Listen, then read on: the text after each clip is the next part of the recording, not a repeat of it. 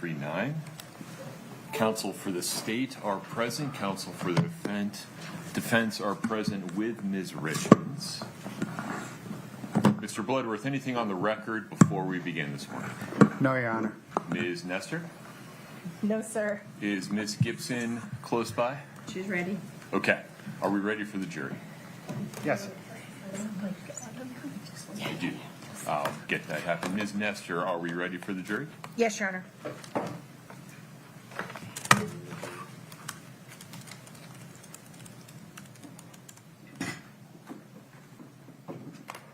Brittany.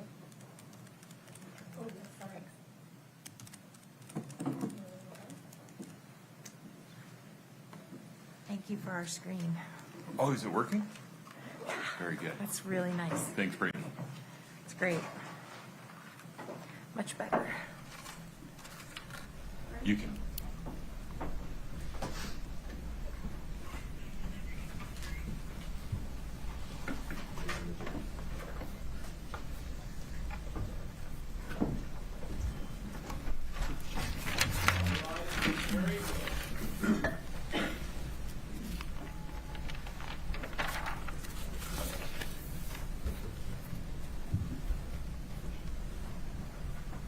Feel free to have a seat. Thank you.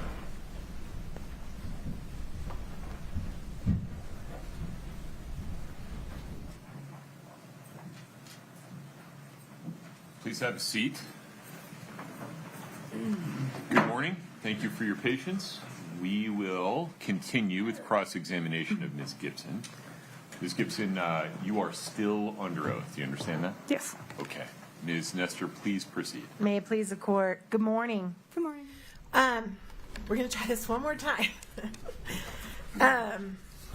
So when we were last speaking yesterday morning, we were talking about an individual from the United States Postal Service named Agent Travis Smoot that was present on the search on the 12th. Do you remember that? Yes. Okay, and you mentioned that one of the reasons he was there was to just look for any evidence that might have come through the Postal Service, right? Yes. Well, was there another reason he was there? I believe he was also there to test any drugs for narcotics. Right. And the reason that you all asked him to do that, or, well, I'm not going to say y'all anymore. The reason that he was asked to do that was that there was a thought there may be fentanyl in the home. Is that correct? Correct. And the reason that you all thought there might be fentanyl in the home, that you personally thought there might not be fentanyl in the home, or there might be fentanyl in the home, was because you all had been informed at that point from the medical examiner's office that there was a positive result for fentanyl in Mr. RIchins' body. Is that correct? Correct. So on the 12th, when you and your team... I'm sorry to interrupt, Ms. Nestor, but it's April 13th. I'm sorry, what did I say? I don't want to confuse the dates. I apologize. I meant to say April 13th. Did I say March? You said April 12th. Oh, April 12th. Okay. I don't want the dates to get confused. Thank Understood. you. Thank you very much. April 13th. When you and your entire team were in the home on April 13th, all of you were aware that there had been a preliminary finding that fentanyl was at least partially responsible for Mr. RIchins' death, correct? Correct.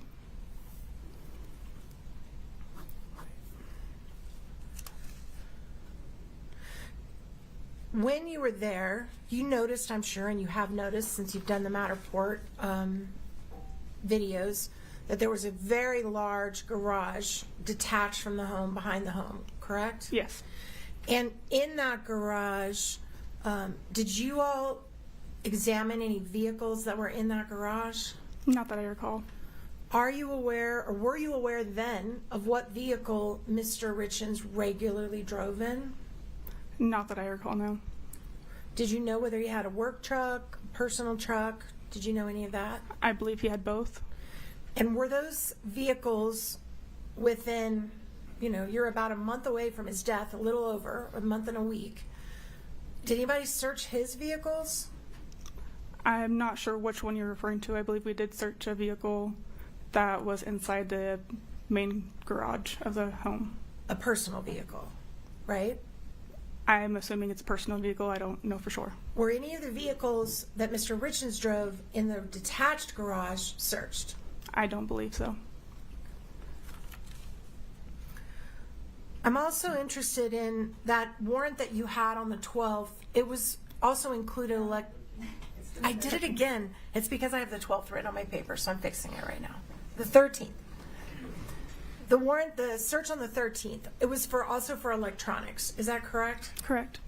And you were looking for electronics that could have belonged to either Mrs. Richins or Mr. Richins, correct? Correct. And did you find in the home Mr. Richins' computers? I don't believe so in the home. At some point, you did take Mr. Richins' computer into custody or into your custody, correct?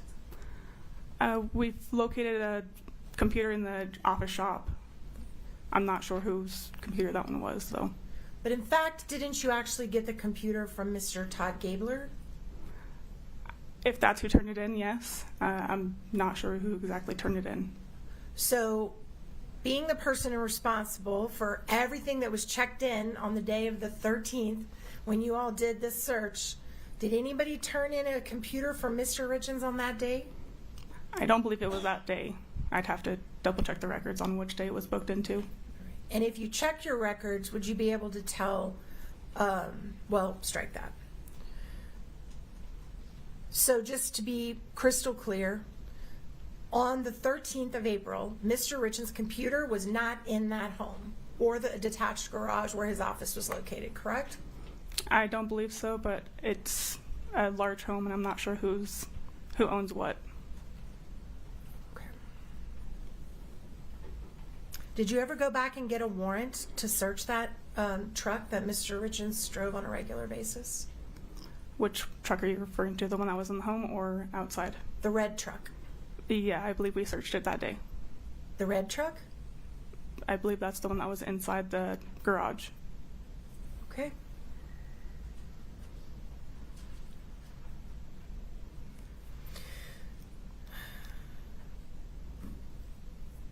There was a picture in the, well, strike that. We're not going to talk about that right now. Did you ever go retrieve any of Eric Richins' personal items, either vehicles, computers, anything, from his business partner, Kouri, right? I did not personally know. Do you know if anybody did and brought them to you? I believe so, yes. And what items were taken from Kouri Wright and brought to you? I believe it was a computer or a hard drive from a computer. And before, were you present when that hard drive was obtained from Kouri Wright? No, I was not.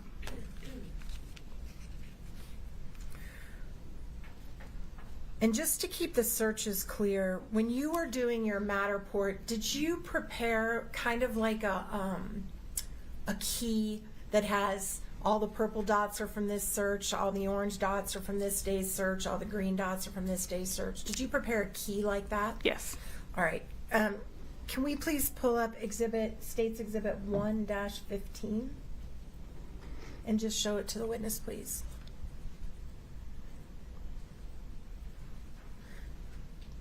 Can you see that? I can. Is that the key that you prepared? It is. And it has a link on it where if you click on the link, it'll take you to those Matterport walkthroughs, right? Correct. Okay. And has this been altered in any way since you prepared it? No. Your Honor, at this point, I would move to admit State's Exhibit Can we, 1. sorry, before we do that, can we have a side note? Yes? Hold on. Let's make sure we know what we're asking for. Oh, you mean with the judge? Or what are we asking? Pause for just 1 second. Okay. Ms. Shervinack is answering.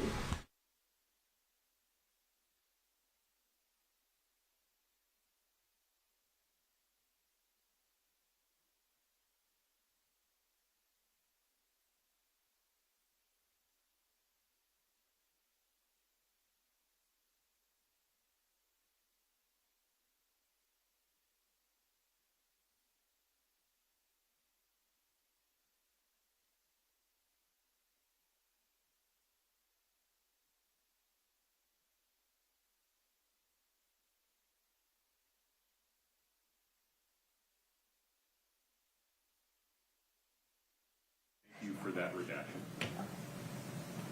Now, Ms. Sherbanak, with that redaction, any objection to states 1-50? I can't show it to the jury. Hold on, not yet. No, I need to clarify. I want to make sure this box is going to travel when we publish it. So just one moment. It won't? Okay. Sorry. May we approach? Of course.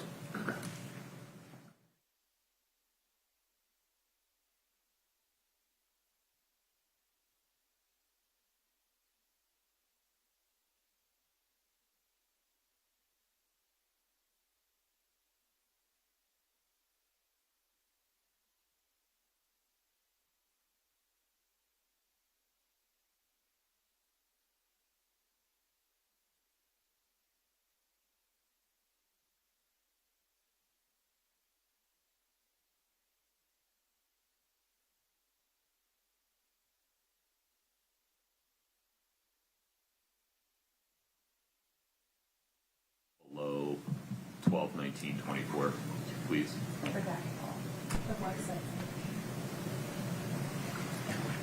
Perfect. Ms. Sherbanak, I need a yes or a no here. Just a moment. Yeah. Redactions need to be in black, so that we know something. Yeah, if they could just be in black, so we know that they're not just removed, so that it looks like a redacted version. Sure. That would be helpful.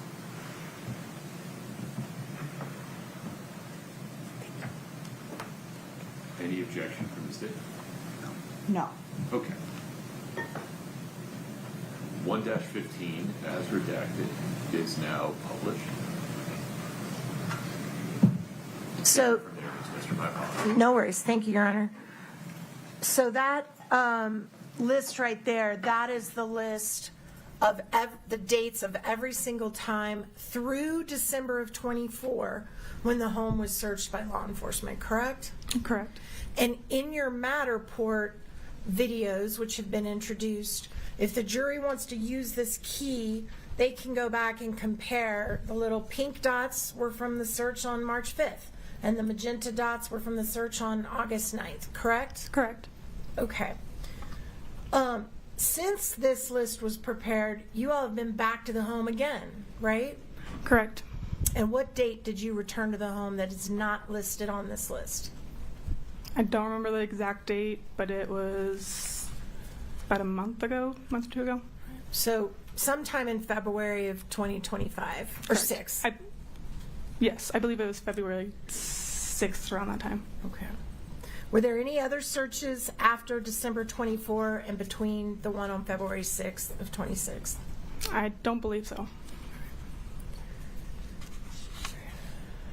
And every single one of the times that you guys went in this home, you're trying to find evidence about what happened in the 6 hours before Mr.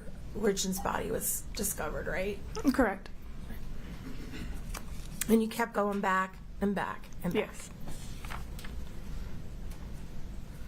All right, I do want to talk a little bit. You can take it down. Thank you.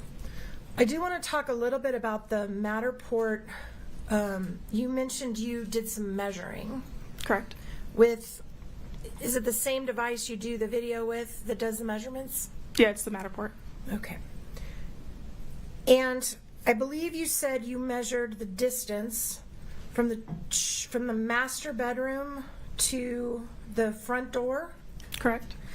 And then from the, what is the second one you did? There's one from the master bedroom to the kitchen, master bedroom to each boy's room. Okay. And what's the purpose? Why did you make those measurements? I was asked to try to figure out how far they were to correlate with data that was retrieved off of a cell phone. Perfect. Did you also take any measurements from the master bedroom to the back porch door? I have not, no. Did you notice the day that you were there when Mr. RIchins died? Did they have a dog? I believe so, yes.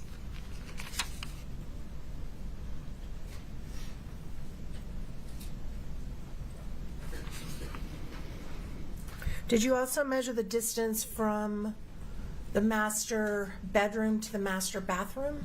I did not. Or to the hallway bathroom? No.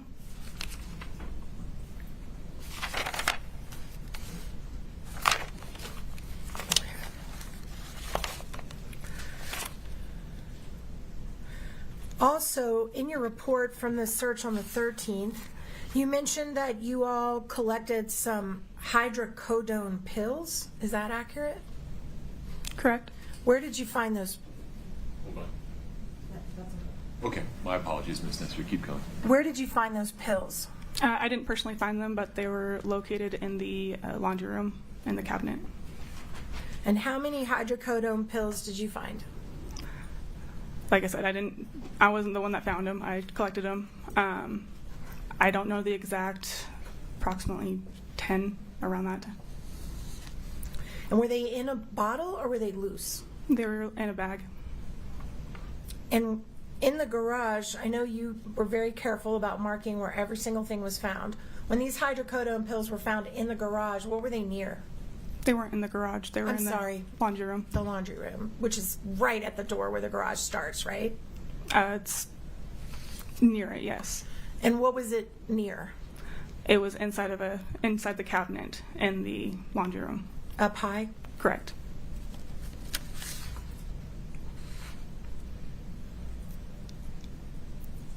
Is there any way to tell if a hydrocodone pill was purchased, if you find it loose like that, not in a bottle?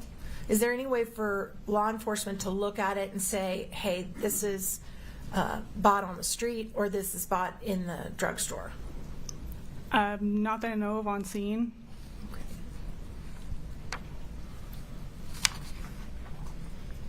You also had a picture that you referred to when Ms. Shervanack was questioning you that had the picture of all the gummies on it. I believe it is exhibit number.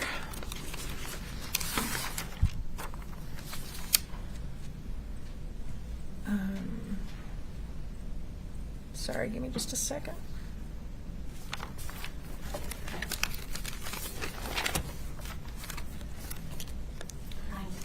Thank you. 9-12. Can we put that up, Your Honor? It's been admitted. Let's make sure it's the one you want before I show it to the jury. Yes, sir. No worries.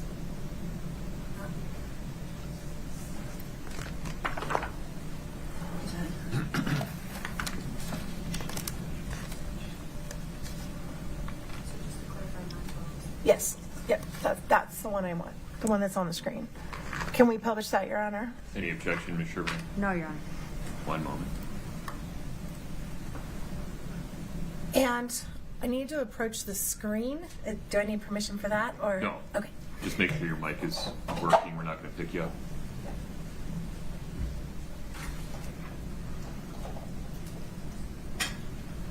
So this picture that you have in front of you, you told Ms. Shervanack that all of these gummies were seized together. Is that right? Correct. Okay, but I'm seeing these two little plastic baggies of gummies up at the top that are not labeled, that don't have any commercial labeling. Are you saying these two were all in the same place with all the rest of these? Correct. That's what I was told. So if there's a picture of these in the top of the kitchen where you actually have a dot above the fridge, then you would be incorrect that they were all found together. That's a different package that was found above the fridge. Oh, so there was at least 3 clear packages that had no commercial marking on them? Correct. With gummies in them? Okay.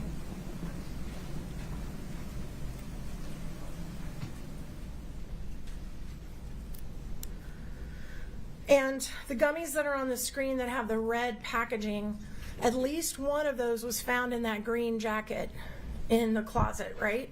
Not these specific ones. That's an additional one that was located. So there was another red bag of gummies. Correct. Did anybody take that green jacket into custody? No. Do you recall where in the closet it was as compared to near men's clothing or women's clothing? I was in the the southeast corner of the closet. Is that where the men's clothing was located? I'm not sure if it was men's or women's, to be honest. Okay.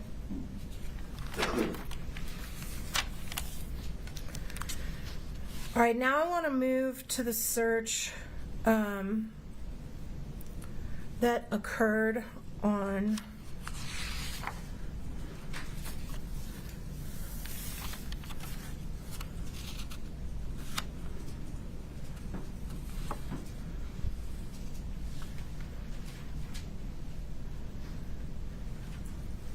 Can we put the key back up that we just had on, the key? Make sure I have the right date. I don't want to say the wrong date and get corrected. Oh, there it is. March 14th of 2022, right? Is that the next one that was on your key? Yeah, that's the second one, correct. All right. What was the purpose of the search on March 14th, which was just about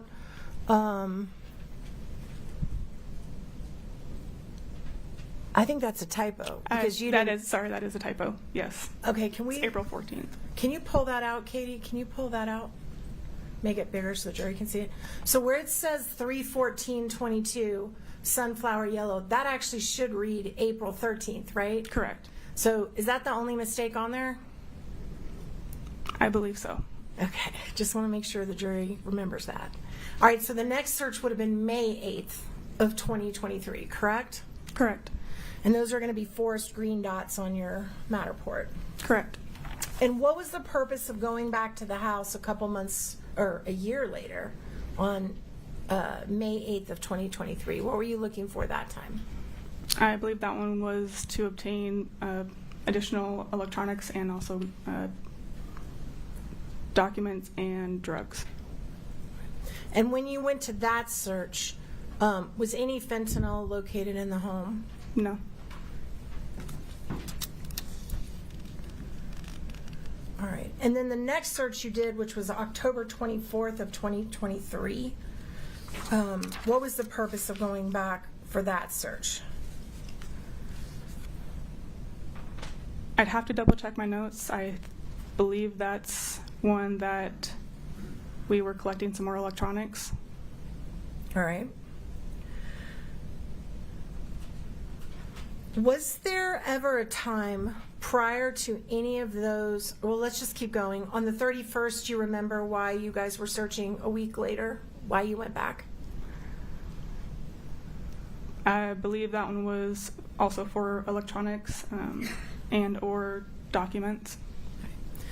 Prior to all of these searches and the ones that are listed below it, Or I'm sorry, I believe those two in December were actually for some copper cups and drugs. okay. And the copper cups, you actually found them, right? We found several, correct. And where were they when you found them? I believe on the first one, some were located upstairs in the kitchen. And they were tested, I'm sure. Yes. All right. And so if Ms. RIchins, in any of her interviews, stated that they had a gift of copper cups and had a drink that night, you found something that corroborated that part of her story, correct? We found copper cups, correct. All right. And if Ms. RIchins gave interviews that said that her husband may have taken a gummy that night, you found gummies that could have corroborated that part of her story, right? We found gummies, yes. And if she said that she pulled him on a sheet off onto the ground to try to start CPR, you found a sheet that corroborated that part of her story. Correct. And you measured the distances between the bedroom, between the children's rooms, not the whole house, but a good part of the house. And so there were steps that were recorded on her phone that were consistent with her moving around the house prior to calling 911, correct? Correct. So that corroborated her story that she had been somewhere other than the bedroom. Your Honor. She's introducing her client's statements as hearsay through this witness. Well, I think they've already all been brought up. Okay. Overruled. And then, Your Honor, may we approach?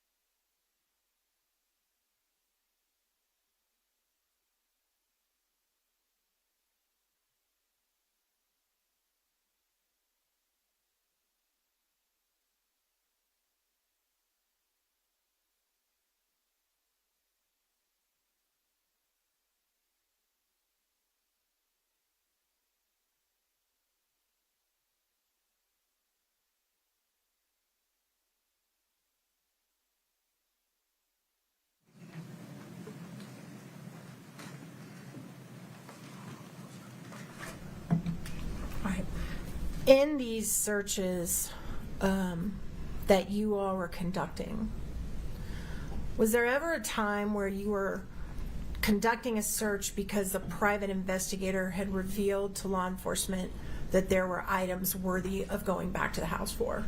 Yes. How many times did that happen? At least one that I recall.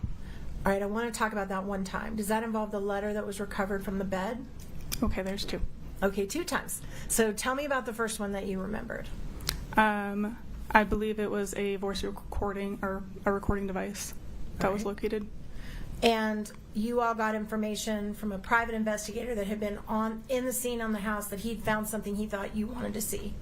Correct. And so you issued a warrant and went and picked it up. I did not issue the warrant, but somebody else did. Of course. I'm sorry, that's inaccurate. A warrant was issued and Correct. you guys went in. All right, and the second time, what did that involve? A letter that was located. And the letter that was located in this search, and do you remember the date of the search? You want me to refresh your memory? If you could, yes, please. Sure, no worries.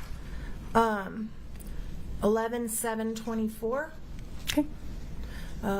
Your purple day. It's your purple dot day. My understanding is a letter was recovered on the foot of the bed, of Eric's side of the bed. Correct. Now, the jury has seen multiple photos from that night where there's clearly no letter on that bed.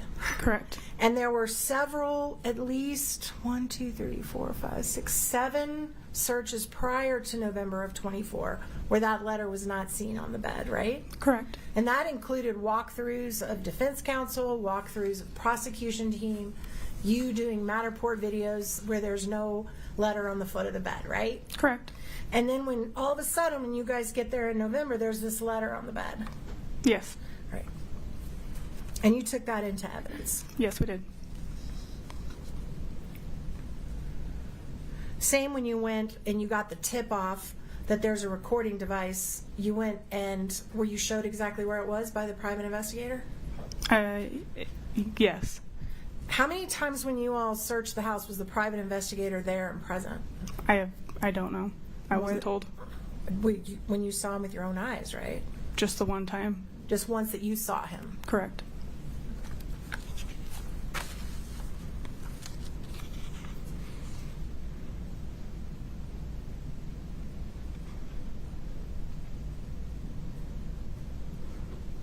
Okay.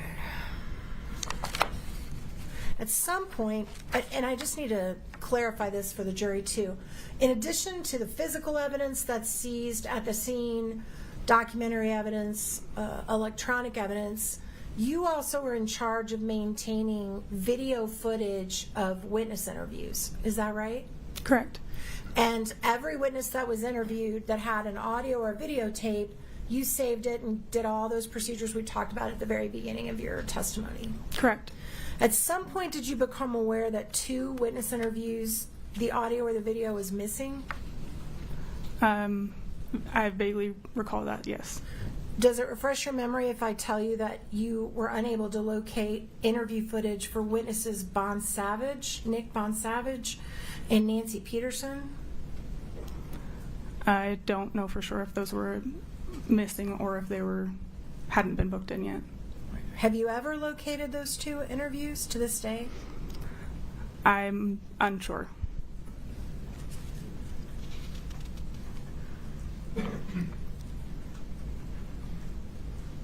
Also, one of the items you recovered on a search on September, well, I'm not sure of the date, so I'm just going to say one of the searches you seized or took custody of an Apple Watch that belonged to RIchins. Is that right? Correct. And when you took custody of that Apple Watch, it had a massive amount of data on it, correct? I wouldn't say a mass amount of data. It had a gigabytes worth of data. So it wasn't deleted. No. So if someone testified that the Apple Watch had been deleted, that might not be true. Wasn't true because you got it.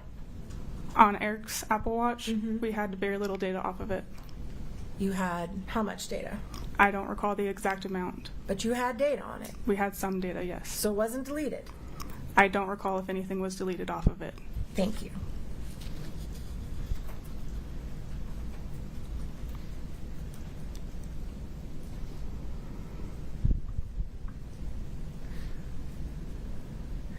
In addition to the computer that Todd Gabler turned over to law enforcement that had originally belonged to Eric, did Todd Gabler take physical possession of any evidence first before giving it to the law enforcement? Do you know besides the computer? Not that I'm aware of. Thank you.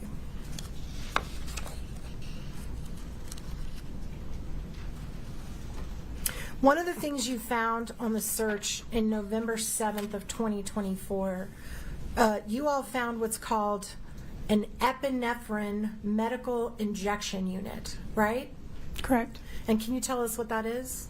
I believe that one was just a EpiPen that's used to administer insulin. Or maybe not insulin, maybe something for an allergic reaction. Yes. And that's something that you normally find on a scene if someone's severely allergic? Correct. And where did you find that epinephrine medical injection? I believe it was in the kitchen. I believe it was inside the refrigerator. Wasn't there also one located in the master bathroom? At one point, I believe so. All right. And you did not take that into evidence? No. You just noted it? Correct. You also found syringes in the master bedroom? Yes. In the master bedroom. I'm sorry, master bathroom? There was some in the master closet. And where in the closet were the syringes located? At the very top shelf in the northwest corner. Up high. Correct. And did you all take those into evidence? Yes. Did you test them No. They were unused. and destroyed them? They were not destroyed, no. You still have them? Correct. And there was one syringe that you found in the master bathroom, I believe, that did have residue of substance in it, right? There was a syringe located in the kitchen. Okay. And was that tested? That one was, yes. And what was the substance that was determined to be inside that syringe? I don't recall what was the positive.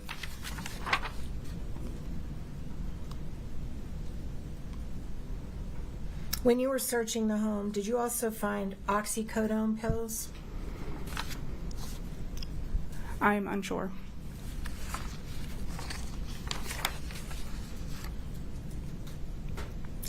And the quetiapine pills that we talked about yesterday that was in the bag that we had you open and untape? The quetiapine? The quetiapine pills that were in the bag that we opened, actually I think it was yesterday or the day before, I can't remember.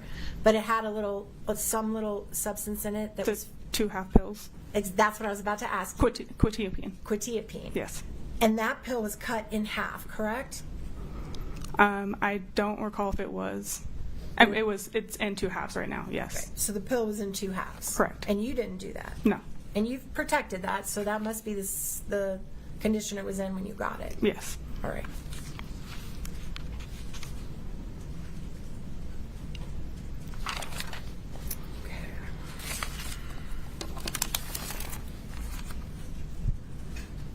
Court's indulgence for just 1 minute. I think I'm wrapping up. Okay.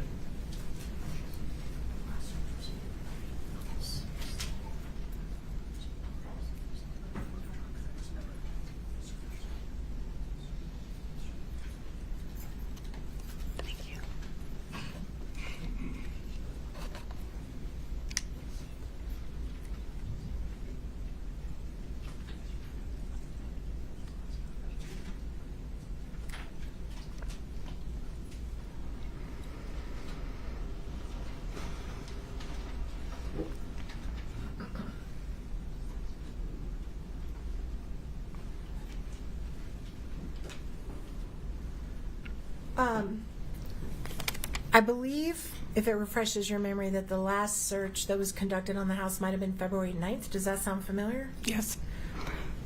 And when you went and searched the house on February 9th, what did you take away from the house on the 9th? A black Under Armour jacket Where did you find that jacket? in one of the downstairs bedroom closets. And how many jackets would you say were in that house 3 years after the death? There was 4 years? a lot of jackets. Right. And that's the jacket you picked and you took it with you out of the house. Correct. And I want to be really specific about the search of the truck. So there were 2 trucks. One was a brown work truck and one was a red truck. Which is the truck that you believe was searched when you were present and logging in all the search materials? I believe it was red. It was the truck that was inside the garage. So you have no notice or no note anywhere that the brown truck that Eric spent all day, every day in was ever searched on the day of his death or in the month after? I didn't personally know. And you didn't note it down because that would be your job, right? If I didn't search it, then it wouldn't be my job to note it down. Well, if someone inventoried anything out of the truck, it would be, right? If they took anything out of the truck, yes. Okay. One moment, Your Honor.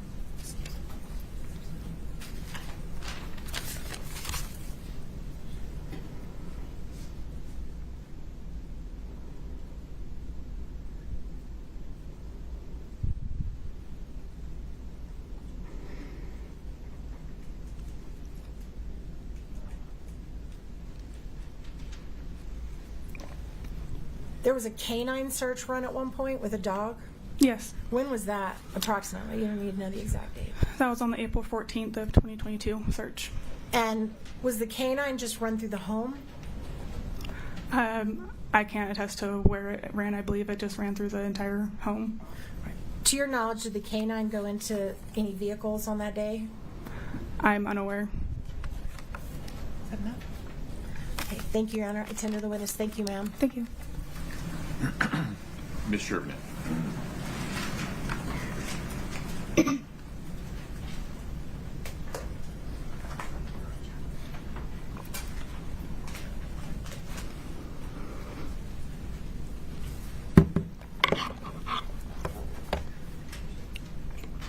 see how many things I can stack on this podium. Ms. Gibson, let's talk about March 4th. That's the day that of 2022. That's the day Eric Richins died. Did you have a search warrant that day? No, we did not. Were you legally permitted to search the house for anything you wanted? No, not at that time. Were you looking for prescriptions of Eric Richins? Yes. And you weren't looking for prescriptions of Kouri Richins? No. Why not? A little closer, yeah. How's that? Are we better? Yeah, thank you very much. And you weren't looking for prescriptions of Kouri Richins? Correct. Why not?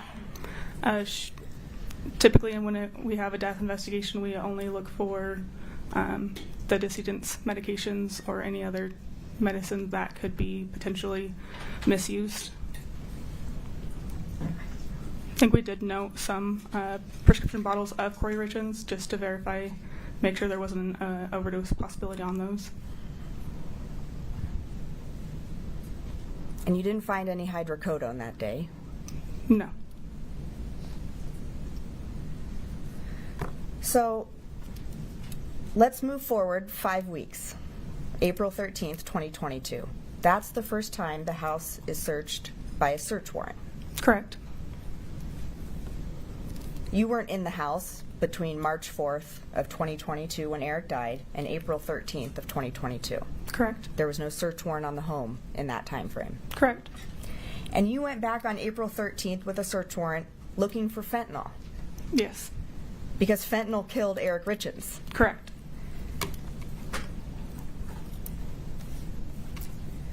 Now, Ms. Nestor asked you about a truck being searched on April 13th. Yes. And the truck that was searched was a red truck. I believe so. When you were at the home during any of those searches, but in particular on April 13th, was there a brown truck at the home? I don't recall.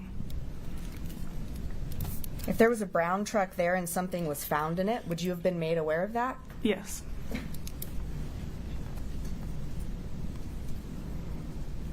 If we could, Scott, put up Exhibit 1-16 and 1-18 side by side.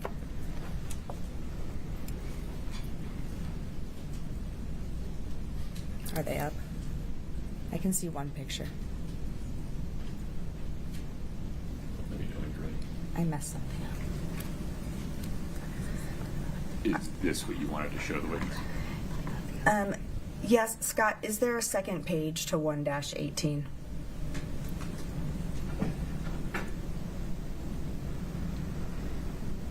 Okay, go.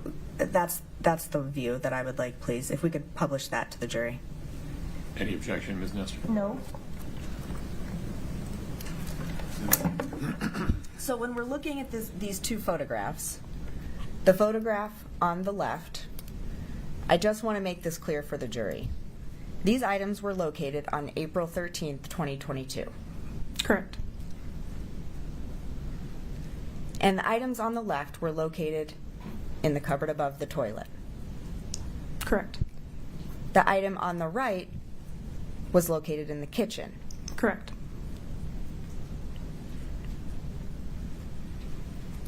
Now, you also testified with Ms. Nestor there was hydrocodone found in a baggie, Yes. and that was located kind of like a mudroom area. Yeah. Were those items sent to be tested at the lab? I believe so, but I'm not positive. Scott, if we could show the witness exhibit 1-17, please.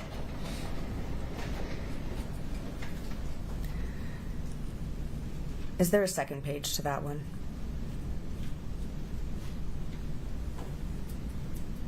Okay, that view is fine. If we could show that to the jury, please. Ms. Nestor? No objection. Is this a photograph that you took? Yes. Did you look at that jacket? I didn't look inside the jacket. Not inside the jacket, but did you look at the jacket? Not really, no. Could you tell if it was a men's jacket or a women's jacket? I can't tell, no. You can take it down. Now, I want to talk about the black jacket, the Under Armour jacket. You went back and retrieved that jacket from the home Correct. with a search warrant. Yes. Why did you retrieve that jacket out of all the jackets in the home? It was the jacket that a pair of tweezers and a small piece of plastic was located in.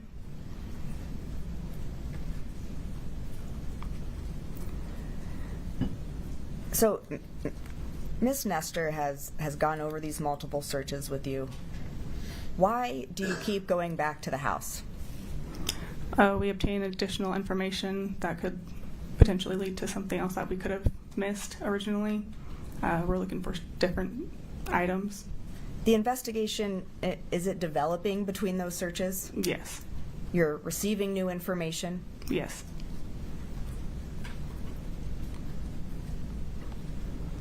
And we talked about some phone calls that you had retrieved and booked into evidence.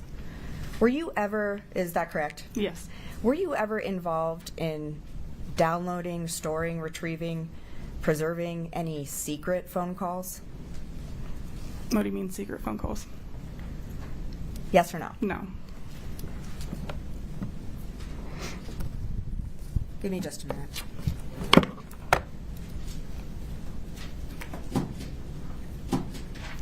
Those are all my questions for you. Thank you. Thanks. Within the scope of redirect, I will, please. absolutely.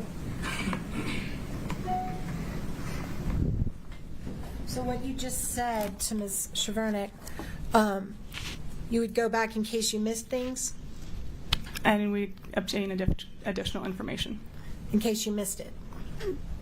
with additional information. And you had to do that, looks like a minimum of 10 times. Yes, we kept obtaining additional information. So each time you went back, you found things you'd missed before? It's things that weren't being looked for before. Okay. At the very beginning of Ms. Chevernick's questions, she mentioned that you were not legally authorized to search the home on the day of the death pursuant to a warrant, correct? Correct. However, you can certainly legally search a home if someone consents and says, hey, search my home, right? Correct. Okay, and Ms. RIchins didn't stop anyone from searching anything in that house, did she? I At didn't any have, point? I didn't have any interaction with her, so I'm unaware. I mean, she didn't stop you? Correct. And you knew when you arrived, because you were there to help Detective Woody, you knew from the minute you got there that somebody was making allegations that she was involved in the death. From the minute you got there, right? Not the minute I got there, no. How soon after you got there? I don't recall how long it had been. I was just there to assist Detective Woody, and there were some suspicious circumstances. And you knew that day, right? I know there was some allegations, yes, that day. Did you ever go to Ms. Richins and say, may I please photograph your bathroom? May I please photograph your kitchen sink? May I please have those drink cups that are in the sink? Did you ever do any of that? No. Okay.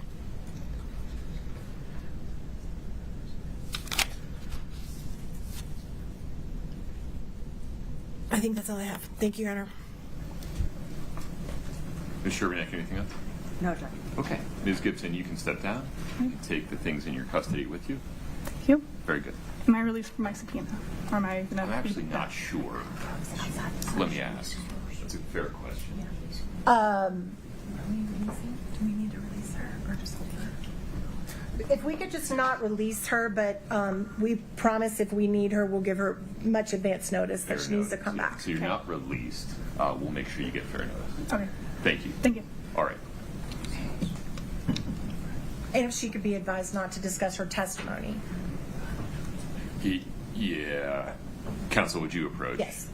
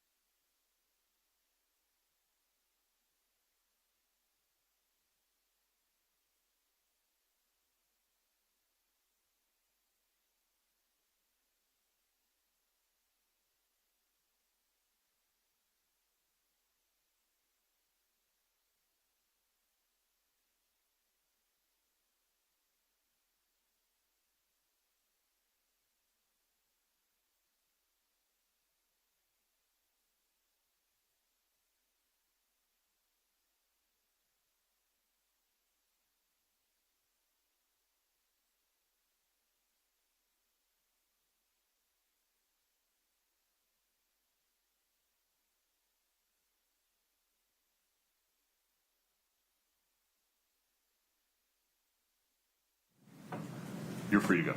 Okay. Thank you. Thank you.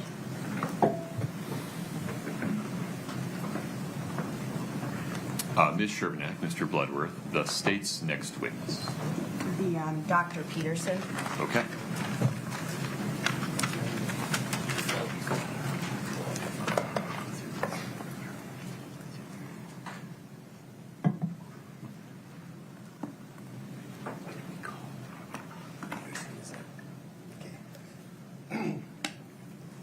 Your Honor, I need to go look at one piece of evidence and bring it up for this examination, so could I just have a minute or two to Yeah, talk? you know what, folks? We'll just let you stretch your legs for 5 minutes. All rise for the jury, please.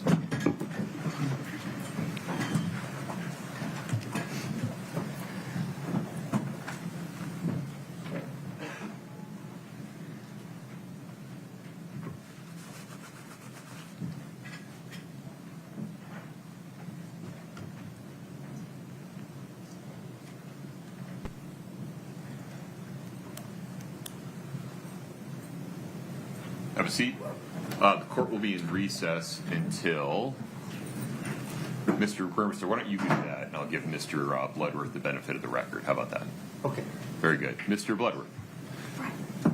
Your Honor, I appreciate that. I've actually asked Ms. Payer for a quick dirty of the transcript. I think that would help the argument. I don't have it yet. No problem. We'll do it later. Thank you. Okay. We'll be in recess until 9:30.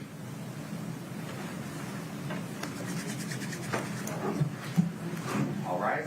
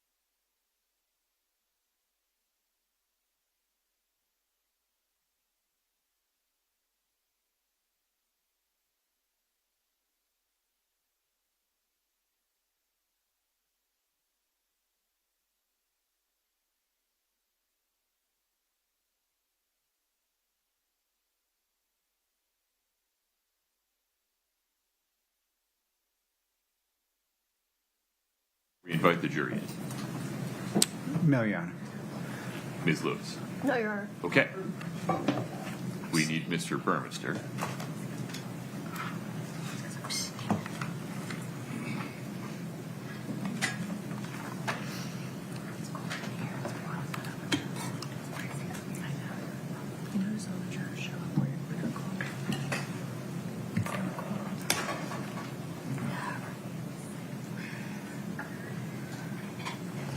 Peggy.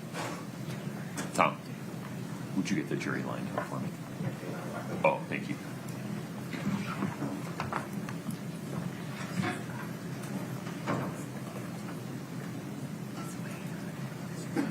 Sir, if you just wait in the gallery for just a second. Yep. Yeah, I'm sorry. Yeah, right there is fine.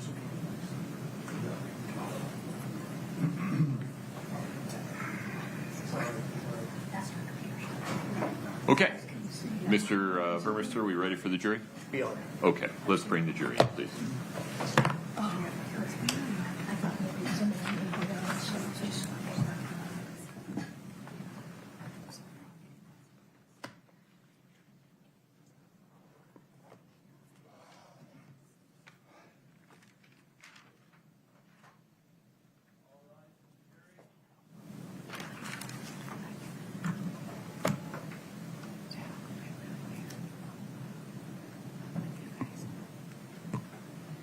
Have a seat, folks. Thank you.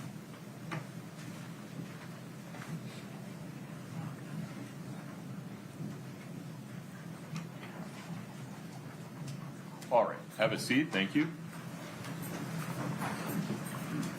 Mr. Burmester, the state's next witness, please. The state calls Brianna Peterson. Okay. Dr. Peterson, if you'd step in front of Brittany, we'll get you sworn in. Do you solemnly swear the testimony you're about to give in the matter before the court to be the truth, the whole truth, and nothing but the truth, subject to the pains and penalties of perjury? Yes. Thank you. Please have a seat.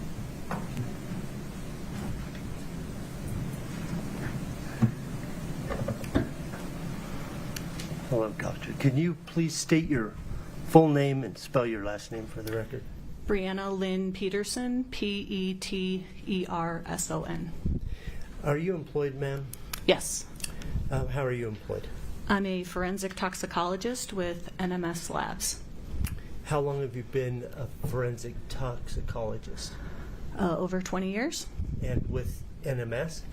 I've been with NMS since June of 2021. Okay. So you were working there in March of 2022? Correct. Okay. What is a forensic toxicologist? Forensic toxicology, you analyze biological samples for the presence or absence of drugs and alcohol. And what is your education, briefly? I received my bachelor's degree in chemistry from the University of Wisconsin-La Crosse in 1997, a master's degree in forensic science from the University of Illinois at Chicago in 1999, and a PhD in toxicology from the University of Georgia in 2007. Since becoming a forensic toxicologist 20 years ago, have you had training, continuous training? Yes. So throughout my career, I've received training specific to the chemical extractions that are to be performed on the biological samples, the instrumentation that's used for the analysis, and then also pharmacology for the interpretation of the drug and ethanol results and how they might apply to either impairment or a medical legal death investigation. So, have you had a chance to, this is kind of a funny question, have you had a chance to check the data from biological samples? Yes. About how many times have you done that? So my primary job duty is case review. So on average, I probably review 12,000 cases a year with NMS Labs. And have you ever testified before as an expert in a criminal case? Yes, I have. About how many times? Approximately 160. How does the toxicology process work? I mean, how do you get it? at whose request, and what happens to it? So NMS receives samples from various clients like medical examiners, coroners, law enforcement, hospitals.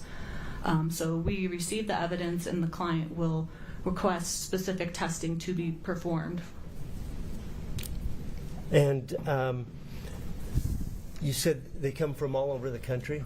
Correct. And so how do they get there? So typically? they can be shipped via FedEx, UPS, hand delivery, U.S. mail. Then, once they arrive at NMS, what happens to the sample? We have a specimen processing department that will open up the packaging, compare the evidence against the information that was provided by the client on a request form to make sure that the information matches. And then we create our own unique case. We have an electronic laboratory information management system where we'll input all the information provided to us, what testing was requested, and then we give each case a unique 8-digit number that we barcode. So all of the evidence is barcoded so it can be tracked throughout the time in the laboratory. Once they receive it and process it as you've just described, then is it secured someplace? Yes, so it's a secure facility in general, and then so the building is secure, and then the laboratory also has limited access to the people that need to use the laboratory, and then where the evidence is stored in like walk-in freezers or fridges, that also requires like a prox card access. So it's secure and then limited to staff that need access to those areas. So when it comes to testing, what happens? We heard about some gray vials and stuff, for example. What happens to the? I mean, how does it get into the laboratory? So for this case, we received 2 blood samples. They were both in gray top vials. So each vial is going to get its own unique barcode number. And then when testing is going to be performed, we will take out a small volume of blood that's needed for the test. So we have the original container that was received, and we just remove out or aliquot the amount of volume that's needed for the test. And then, that's placed into a clean new test tube that also is barcoded and tracked. Then this aliquot is forwarded to the lab for the scientists to run through the instruments? Yes, so the aliquot is given to a staff member who will perform the specific test following a standardized operating procedure. Okay. Is it run by itself or in batches of cases? So we run batches, so there's going to be many other unknown case samples, and then also every batch will have a set of standards and controls that is also run concurrently with the unknown cases. So when the instrument runs its test on any particular sample, how is the data entered? So everything is being tracked by that unique case number that we gave it. Once an extraction is performed, the sample is run on an instrument. The instrument has inputted, like they scan the barcode to tell the instrument this is, this vial is this case number. After the data is reviewed, it's sent electronically from the instrument to our electronic laboratory information management system that stores the results. So it's always just following our unique case number. Is there someone near in time who then reviews that data to make sure that it was processed properly? Yes, so after the person in the laboratory performs their procedure, it runs on an instrument. When the instrument is done running the entire batch, someone's going to review all of the data for the knowns to make sure that the positive controls were positive, the negatives were negative, and then that all of the unknown cases, that any results that were found meet the acceptance criteria for reporting. So they'll look at the batch in its entirety to make sure that it's acceptable based on those standards and controls. And then when they're done, a second person is going to do the exact same thing. So it's like a double check of their work before that batch is released and those results sent to the computer system. And that's the same process for each test that you run on all the various substances? Correct. Okay. When do you come into the picture? So after all testing has been completed for a case, then in my role as a toxicologist, I'm going to review the data from all of the testing that was performed for this specific case. I also have access to the administrative information provided by the client on that request form, so I'm making sure that the correct testing was performed that was requested. So I review everything, and then I will issue a final toxicology report with the findings from all of the testing. So in this particular case, you received some samples from the Utah Medical Examiner on March 8th? Correct. Okay. And it was assigned the unique number at that point? Correct. And what did you receive? We received 2 tubes of blood, vitreous fluid, urine, liver tissue, and gastric fluid. Okay. And initially, what were you asked to do? Initially, it was just requested that we perform a test that screens for alcohol and drugs in one of the blood samples. And did you do that? Yes. Okay. In the screening, were any of those? Did any of those come up positive for substances that you subsequently tested a confirmatory test? Yes. Okay. And tell the jury about that. So we first perform a broad drug screen that looks for hundreds of different drugs. And then based on those results, if there's any positive findings, then we will perform a second confirmation test that's more specific and sensitive for that drug or drug class. And so that's, we're taking a separate aliquot, performing a separate test, running on another instrument to confirm those original screening results. And in this case, what did you find in the confirmatory test? Fentanyl and norfentanyl. Okay, and did the confirmatory test identify levels? Yes, so fentanyl was reported at 15 nanograms per milliliter and norfentanyl at 3.3 nanograms per milliliter. What is norfentanyl? Norfentanyl is a metabolite of fentanyl. So when your body is trying to eliminate drugs, they'll break them down into a different form called metabolites sometime that are easier for the body to excrete. So it's inactive, it doesn't cause any effects, but it just shows that some fentanyl has been metabolized to norfentanyl. Did you screen for hydrocodone? Yes. And did the screen identify anything for further testing? No. Okay. Any other opioids tested in the screening? Yes. And any others besides fentanyl positive for further testing? No. Do you know how long hydrocodone stays in the body that you're able to find it in the subsequent toxicology test? So hydrocodone has a half-life of maybe 4 to 6 hours. So a half-life refers to how long does it take for the concentration to go in half. And usually drugs will be completely eliminated from your body in 5 half-lives. So if someone took a dose of hydrocodone, we would expect it all to be eliminated within 20 to 30 hours based on that 4 to 6 hour half-life times 5. Okay. When a person dies,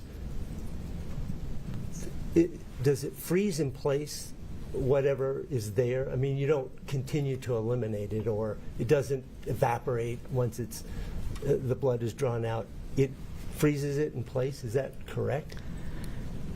In general, it's going to be a snapshot of what was going on. There are some drugs that might have limited stability, like cocaine can be broken down after death just due to enzymes that are present that can break it down into its metabolite. So there are a few drugs that we know have limited stability in the biological samples after death, but for the most part, yes, it's, your body has stopped working, like it's no longer going to be metabolizing, etc. Is that true for opioids then? That it should be a snapshot of them, yes. Yeah. Okay. Have you ever heard of a principle or a theory or something called post-mortem redistribution? Yes. Can you give a brief explanation of what that is? So post-mortem redistribution, so after someone dies, the pH of your blood starts to change and the permeability of the tissues isn't maintained the same. So it means if there was like drugs stored in like major organs like your heart or your lungs, they might start to seep out of those organs and go into the neighboring blood. And so this means like they're being redistributed. So maybe there was a concentration of drugs in your heart, and now after death, due to the changes the body might be undergoing, they might go into the blood and increase the concentration. So the blood might not be, and the concentration that's there might not be an exact representation of the concentration at the time right before death, right? So it might have increased due to the tissues releasing some of their drug stores into that blood sample.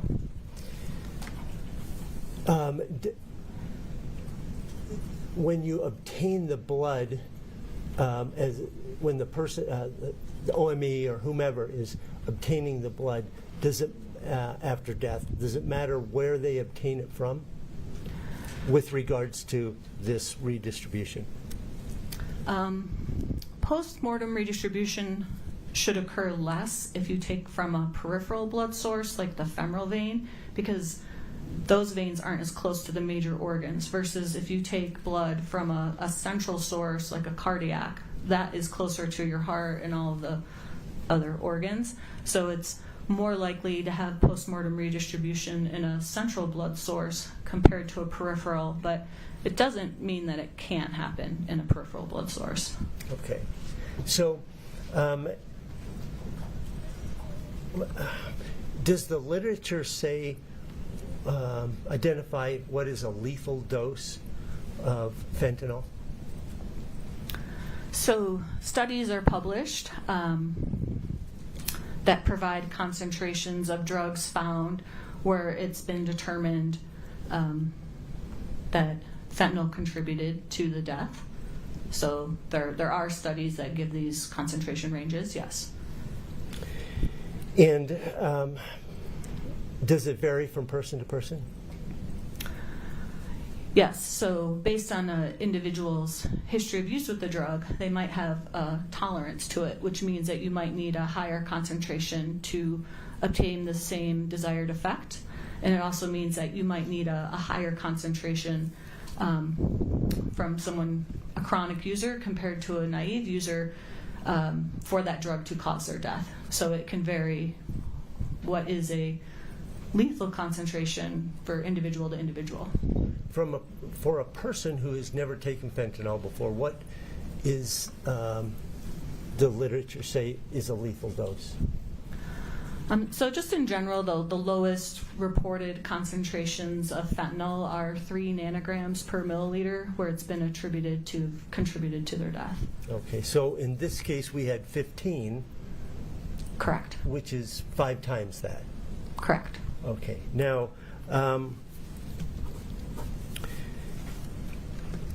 even assuming this redistribution, post-mortem redistribution, is that significantly still above this 3 nanograms per milliliter? Yes, 15 is greater than 3. Thank you. I am just a lawyer, so pardon my math.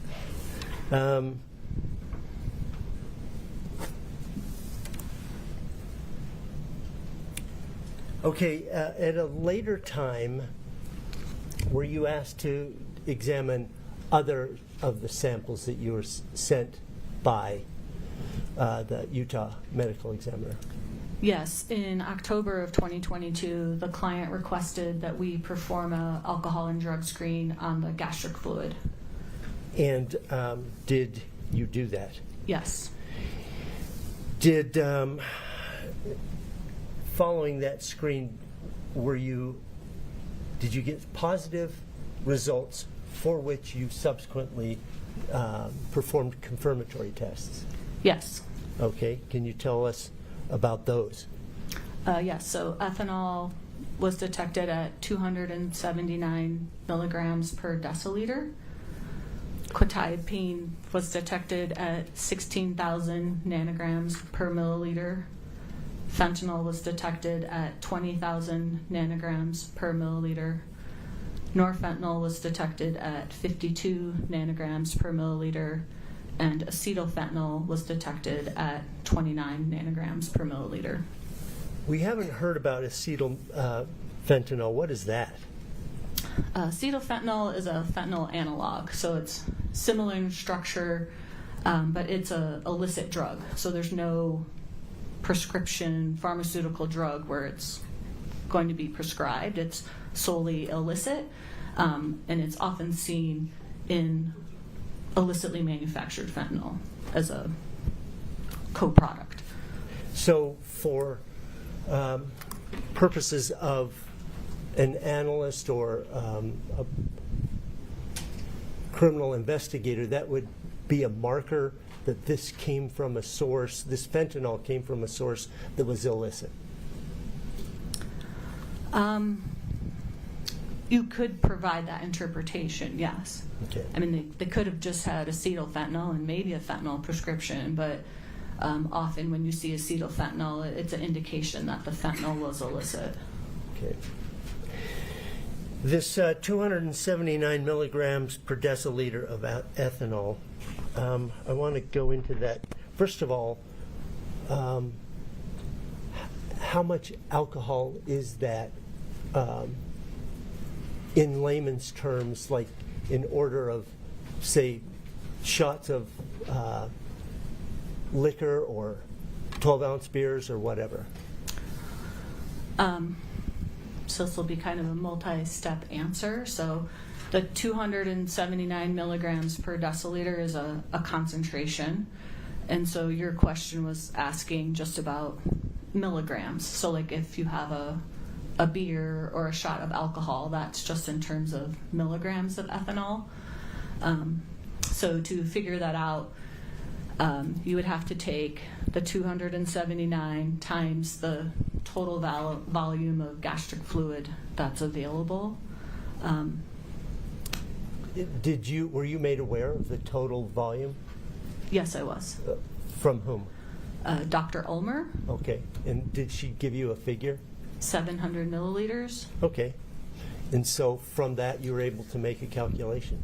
Yeah, so you would multiply the 279 times the 700 milliliters and doing the conversions for deciliters to milliliters, but you end up with around 1,900 milligrams of ethanol versus a standard drink of ethanol is 14,000 milligrams. So it's well below the amount that you would find just in one standard drink of ethanol.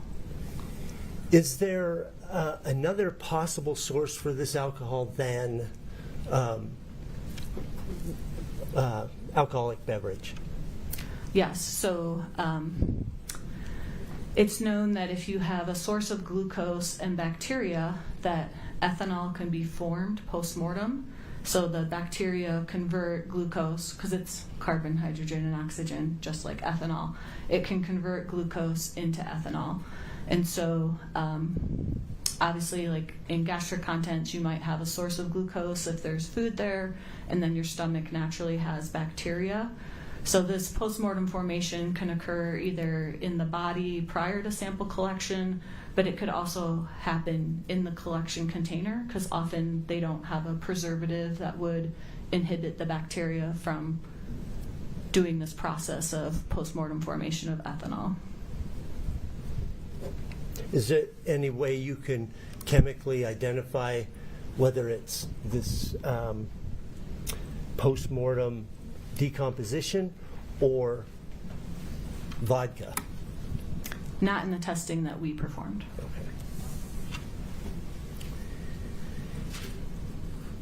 Can you tell us, based on your knowledge of the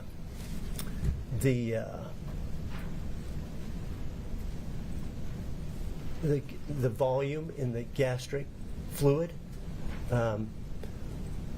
anything about this quetiapine, and how much of a pill, if you will, would be there, or a dosage? Right. So again, you would take the concentration, the 16,000 nanograms per milliliter, multiply it times the total 700 milliliters, and you get a very large number. But drugs are given typically in milligram doses, and there's 1 million nanograms in 1 milligram, right? So after you do that math, it ends up being 11 milligrams of quetiapine. I just want to state, like, the assumption is that 700 milliliters of gastric was homogeneous, so that the concentration was consistent throughout the entire volume, and that the sample that was sent to us represents that 700 milliliters as a whole. Like, that assumption has to be made for the calculations that I'm providing. And so is it that 16,000 come to equal a standard dosage, prescription dosage? I would say it's less than a standard dosage. I mean, it depends on a person's prescription, but typically like 75, 100, 250 milligrams of quetiapine might be prescribed versus our calculation was 11 milligrams. Okay.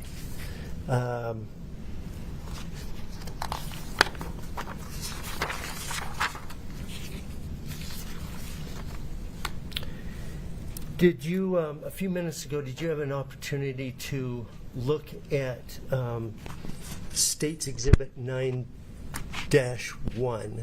a quetiapine bottle with its label on it? Yes, I did. Okay. You also have the results that you obtained through screening and your confirmation test. With the knowns that you have available to you, are you able to say that the quetiapine and fentanyl had to have been taken sequentially, either one before the other one, or at the same time, or anything like that? I cannot make any of those conclusions. Okay.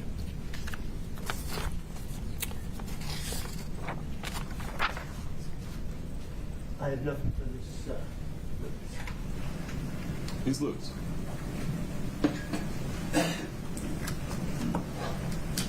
Glass of water is for you.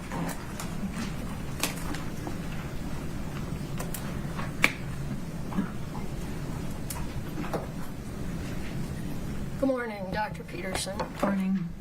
I'm Wendy Lewis. I'm one of Ms. RIchins' attorneys. Nice to meet you. So you've been working at NMS Labs, you said, for how long?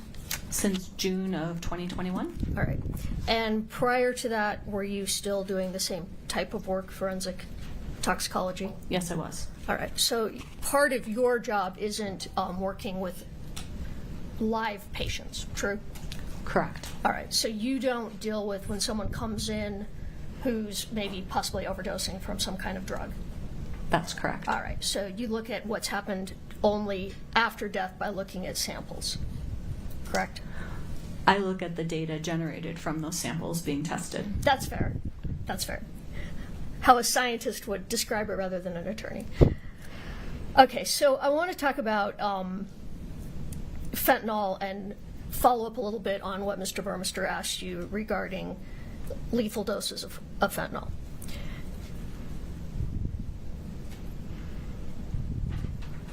So here you said we had 15 nanograms per milliliter of fentanyl in the bloodstream. Did I get that right? Correct. All right. And fatalities for fentanyl, there's a fairly large range of what could be a fatal dose of fentanyl. Is that fair? Correct. All right. So a much lower dose could cause the death of someone. True? Lower than 15? Yes. Yes. And in some people who have some tolerance, it could be a higher dose than that before it would be fatal. Fair? That's correct. All right. So when someone takes fentanyl, is it fair to say that it would take about 30 minutes from the time the fentanyl is ingested before it starts to show up in the bloodstream? Yeah, some of it's going to depend on if the stomach is empty and if it's in liquid form or solid, but I would say usually 15 to 60 minutes it might take for absorption for it to be at a measurable amount in the blood. All right. And is there any way to tell? Let me rephrase that. There was also fentanyl found in Mr. Richins' stomach. We spoke about that. Correct. So we know that he for sure ingested fentanyl. It wasn't given to him or he didn't take it any other way. Like he didn't use it, he didn't inject it. True? I mean, you could do both, but the presence of it in the gastric contents does provide the interpretation that one route of administration was ingestion. All right, that makes sense.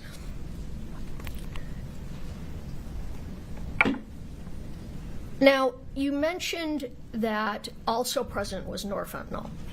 Correct. And norfentanyl is a metabolite, did I say that properly, of fentanyl? Yes, that's correct. So when the body starts to metabolite the fentanyl, you'll see norfentanyl also in the system, or in the samples. Well, correct. Okay, well, let me ask another question, maybe we can clarify. It's possible that someone could die of a fentanyl overdose so quickly you wouldn't see norfentanyl in the system, true? That's correct. All right. So in someone who's never taken fentanyl, hypothetically, it's possible that first exposure, they take it, they die so quickly, norfentanyl is not observed. Yes, that can happen. All right. So when someone has a high dose of fentanyl and we see norfentanyl on the report, the body has started to metabolize the fentanyl. Correct. And wouldn't it be more... Well, strike that. Let me ask one question before I get to that one. So that would mean that after the fentanyl was ingested, Mr. Richins was alive long enough that his liver began to metabolize the norfentanyl, or the fentanyl resulting in norfentanyl. Correct. All right. And that would be more likely for the body to start to metabolize it before death in someone who it was not their first time taking fentanyl, correct? I don't think you can draw that conclusion. And, well, let me back up. So it's possible someone has no exposure to fentanyl, they take it, they die very, very quickly. That's a possibility, yes. And someone who has had exposure, I'm not saying that 100% wouldn't, they may show norfentanyl, but it's more likely that someone who's had some exposure to fentanyl would start, especially at a higher dose, would start to metabolize it, having the norfentanyl appear, as opposed to someone who had never taken it. True? I don't agree with that. All right.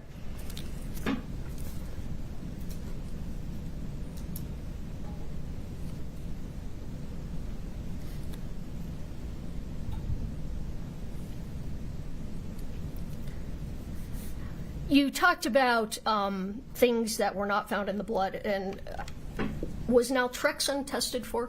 Yes, it was. Okay, and there was no naltrexone in Mr. Richins' blood? The screening result did not meet the threshold to go to that second confirmation test. All right. I want to move to post-mortem production of alcohol that you talked about with Mr. Burmester. So post-mortem production of alcohol is more likely to occur in some scenarios than other scenarios. Fair? Yes. I mean, not every body is going to have post-mortem production of alcohol. We don't see that just because someone dies, that's not there. True? That's correct. All right. So some of the circumstances that might result in postmortem are things such as a long delay between the death and autopsy. True? I mean, the two variables that are needed are glucose and the bacteria. All right. But is it also true that there are certain scenarios where it's more likely to happen, such as a long delay between the autopsy and the death? You're more likely to see it than an autopsy that happened fairly quickly. Fair? Are you talking about in any matrix or gastric in particular or just general? Well, Sorry. no, now you're getting scientific on me. I'll just answer your question that yes, a longer postmortem interval is a pre-analytical factor that could lead to postmortem formation of ethanol. Okay. Yes. All right. And I'm not saying every time, but these are Correct. circumstances that make it more likely. It can be, yes. Okay. And we didn't have a long delay here between death and autopsy. No idea. Well, is assuming he died somewhere between 10:30 p.m. and 3 a.m., autopsy's done at 7:30 a.m., that's not considered a long delay in terms of an autopsy, true? That's just not something I do, so I don't have So an that would be a opinion. question. I'm sorry, I didn't mean to talk over you. Question for an ME. Yes. All right, fair. Does trauma to the body increase the chances of postmortem production of alcohol? It can, because if you have trauma where the gastric tract gets broken open, then that bacteria is released and can be in the blood, and you need the bacteria to do the postmortem formation. Right. And that didn't happen here. No idea. So a body being warm for a long period of time, that also increases the chances It of could. postmortem. It could, yes. And are you aware if when a body arrives at a ME's office, typically it's refrigerated, fair? Yes. All right. Was there testing done for yeast in his system that could produce alcohol? No, there was not. Because yeast in the system is something that would result in postmortem. Well, I might be phrasing that wrong, but yeast in the system could result in the production of alcohol that would be seen, such as it was here. Yes. All right, but that wasn't tested for. No. All right. So it's possible that there was postmortem decomposition, but it's equally possible that he took a drink before bed, correct? Correct.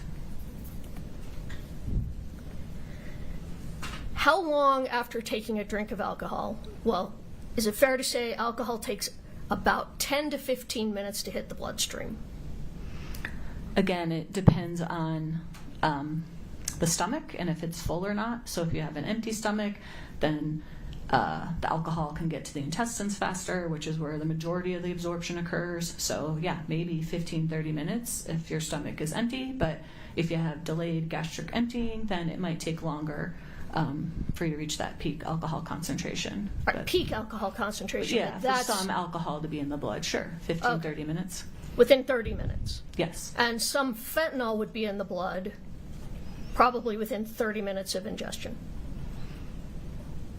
Again, yeah, within 15 to 60 minutes in general, yes. So, if Mr. RIchins had fentanyl in the blood, but not alcohol,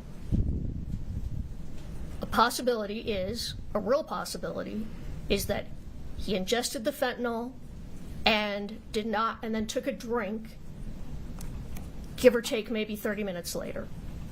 Maybe less, 15 to 30 minutes after he took the fentanyl. Fair assumption, correct? I can't provide a timeline of when things were ingested. Some of it is, you say take a drink, did you take a sip? That might not even become measurable in the blood. Or how long did he live after the alcohol was consumed, and the body could have just metabolized it below our threshold for reporting. So I can speak generally about both. Yes, can be absorbed and be present in the blood within the 15, 30 minutes.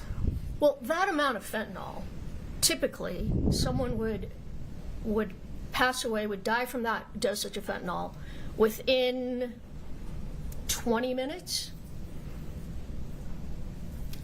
I can't provide an exact time frame. Sometimes there's delayed deaths with respiratory depression, so I can't pinpoint.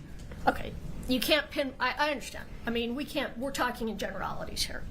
So if someone takes that dosage of fentanyl that you found, what would you expect? Would someone live for hours after that? They wouldn't. Again, I don't even know what dosage was taken, and I don't know this individual's history of use with this drug, so I can just say what was detected in the blood, what was detected in the gastric, and I can provide general information about absorption of alcohol and drugs and time frames. All right, so he might have lived longer this was not the first time he took fentanyl. He may have lived longer after he took the fentanyl. Again, I don't know what dose was taken. All right, I'm basing it on what was in the blood. You know how much was in the blood, which can give you an idea, approximately, of a dose that was taken. Fair?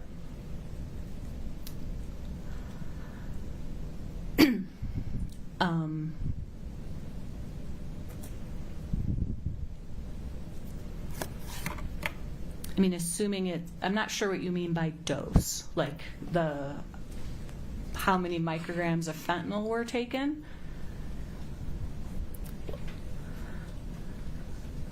All right. You've testified that 15 nanograms per milliliter is 5 times more than a lethal dose of fentanyl. Correct. All right. So, and I understand, we don't know if that meant he ingested 1 pill of fentanyl or 5 pills of fentanyl. We don't know that. True? Correct. All right. However, he clearly took more than, and you're going to have to help me with the numbers, because I don't know how it converts from milligrams taken to what's in the blood. But you said a lethal dose could be as low as 3 nanograms per milliliter. A lethal concentration. Concentration. So in your experience as a toxicologist, wouldn't that give you some idea of the amount of fentanyl that was ingested to result in that in the blood? Maybe not exactly, but you would have an idea.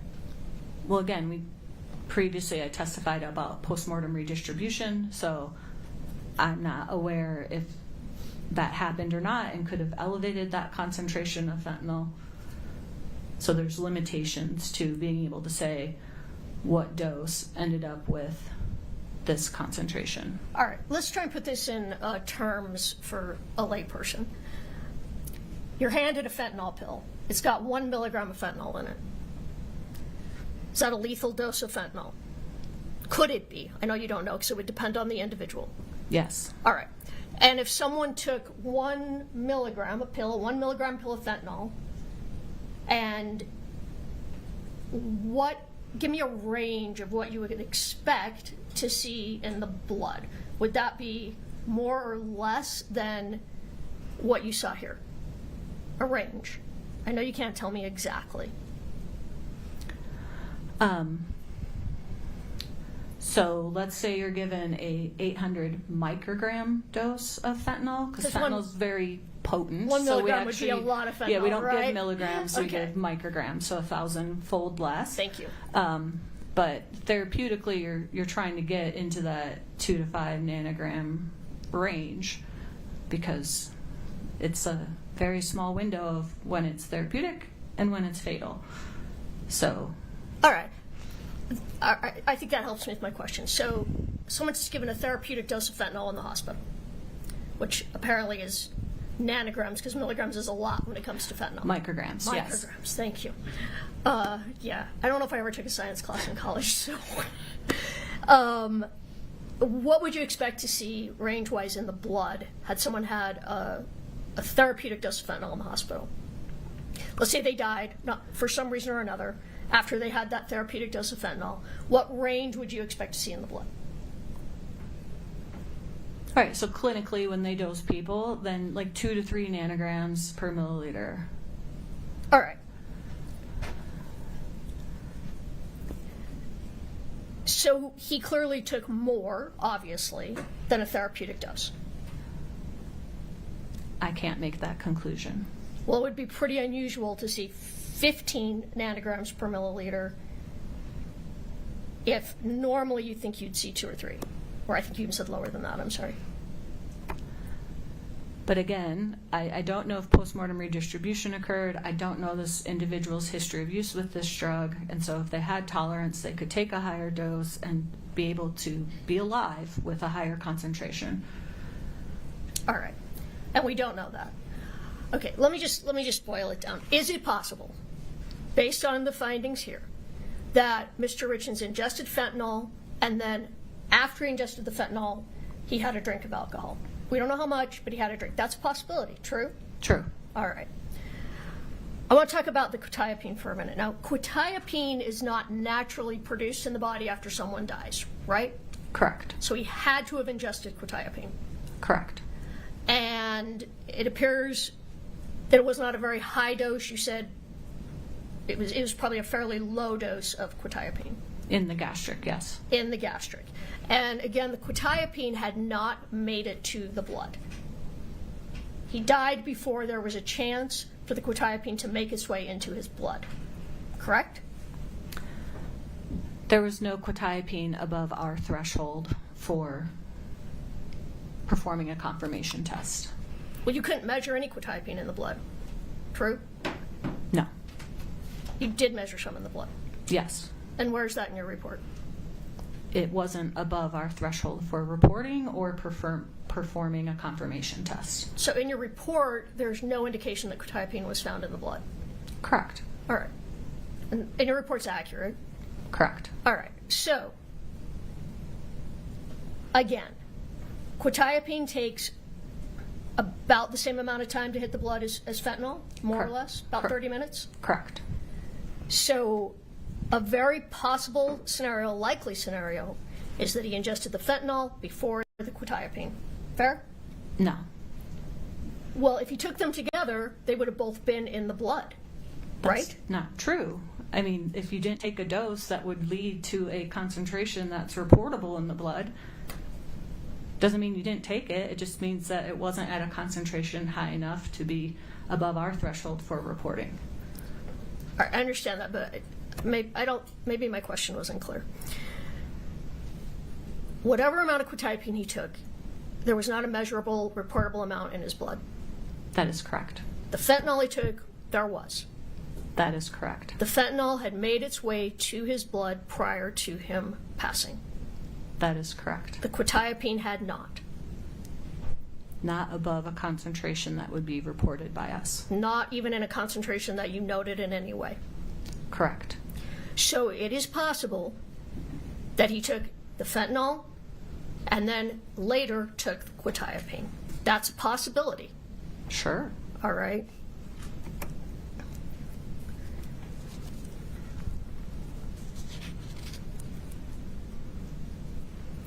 So one possibility here is that Mr. RIchins ingested fentanyl, and then within the next 15, 20, 30 minutes, he had a drink and took a quetiapine. That's a possibility. Correct? Sure. All right. Just give me a moment, please.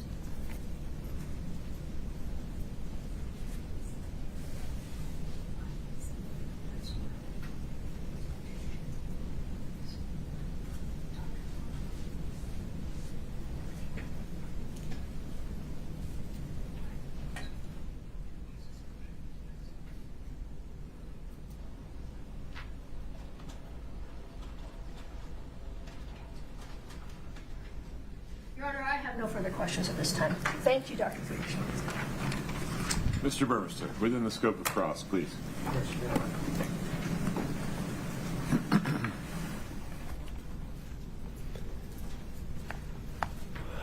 Taking up where we last were, aren't there other equally possible hypotheticals, such as a drink of alcohol with quetiapine and fentanyl taken at the same time?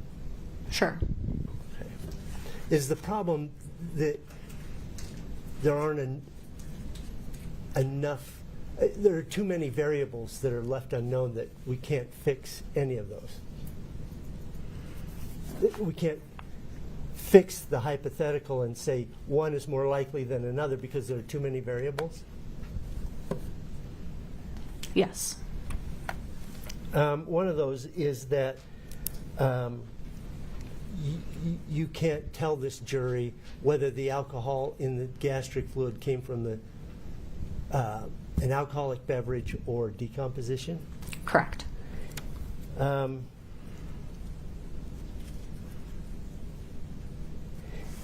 When you look at the 15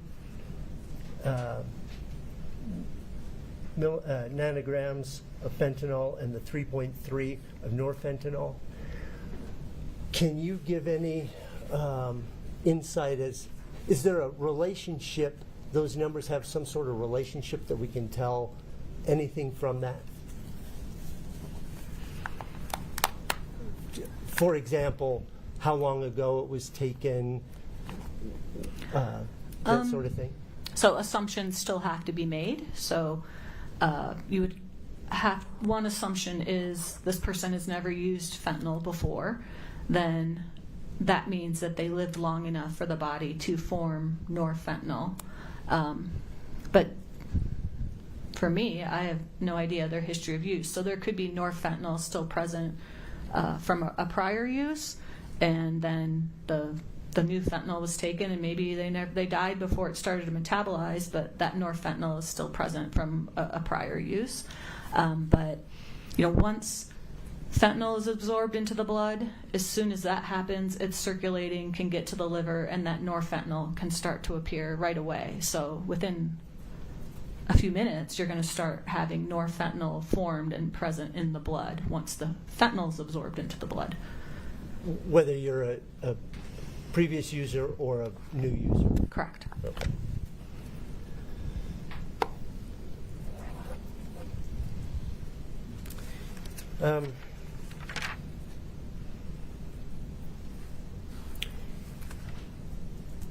We have the marker, possible marker of the acetyl fentanyl. And if we make an assumption that that came from the same source as the fentanyl.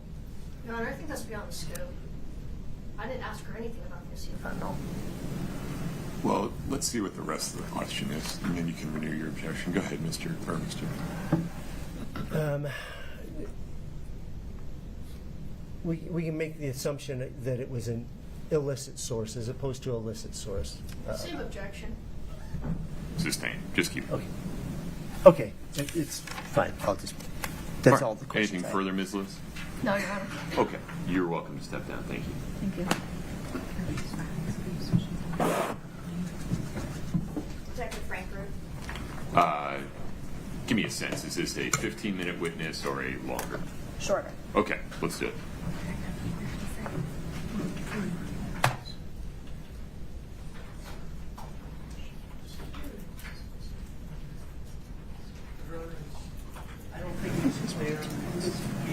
I need you next to a mic, Mr. Riverster. My apologies. He wants to know if the witness can be released from her subpoena. Ms. Lewis, any objection to releasing Dr. Peterson? No, Your Honor. Doctor, you are released. Thank you for your time.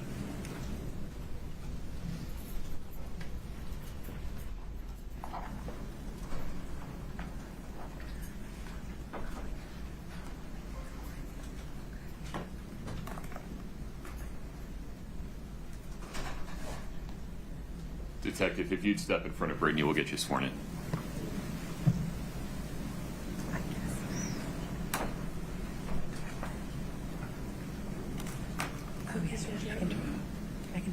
solemnly swear the testimony you're about to give in the matter before the court to be the truth, the whole truth, and nothing but the truth, subject to the pains and penalties of perjury. Thank you. Have a seat.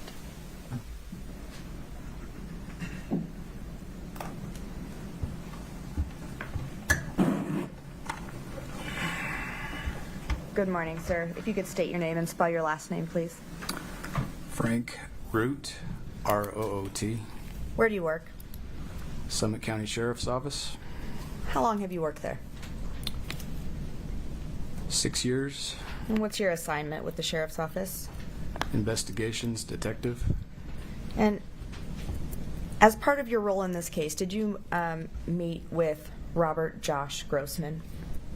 Yes, And during one of those times that you've met with him, did you collect a cell phone from him? yes, Was that an iPhone 7? yes, I believe so. When did you collect that phone from him? May 26, 2023. Once you collected that phone, was it booked into evidence? Yes, Was it later transferred to be downloaded, the contents? yes. Okay. Those are all my questions for you. Thank you. Ms. Nestor, any questions? Oh, Mr. Ramos, my apologies. It's me. Can we approach for just a minute? Sure.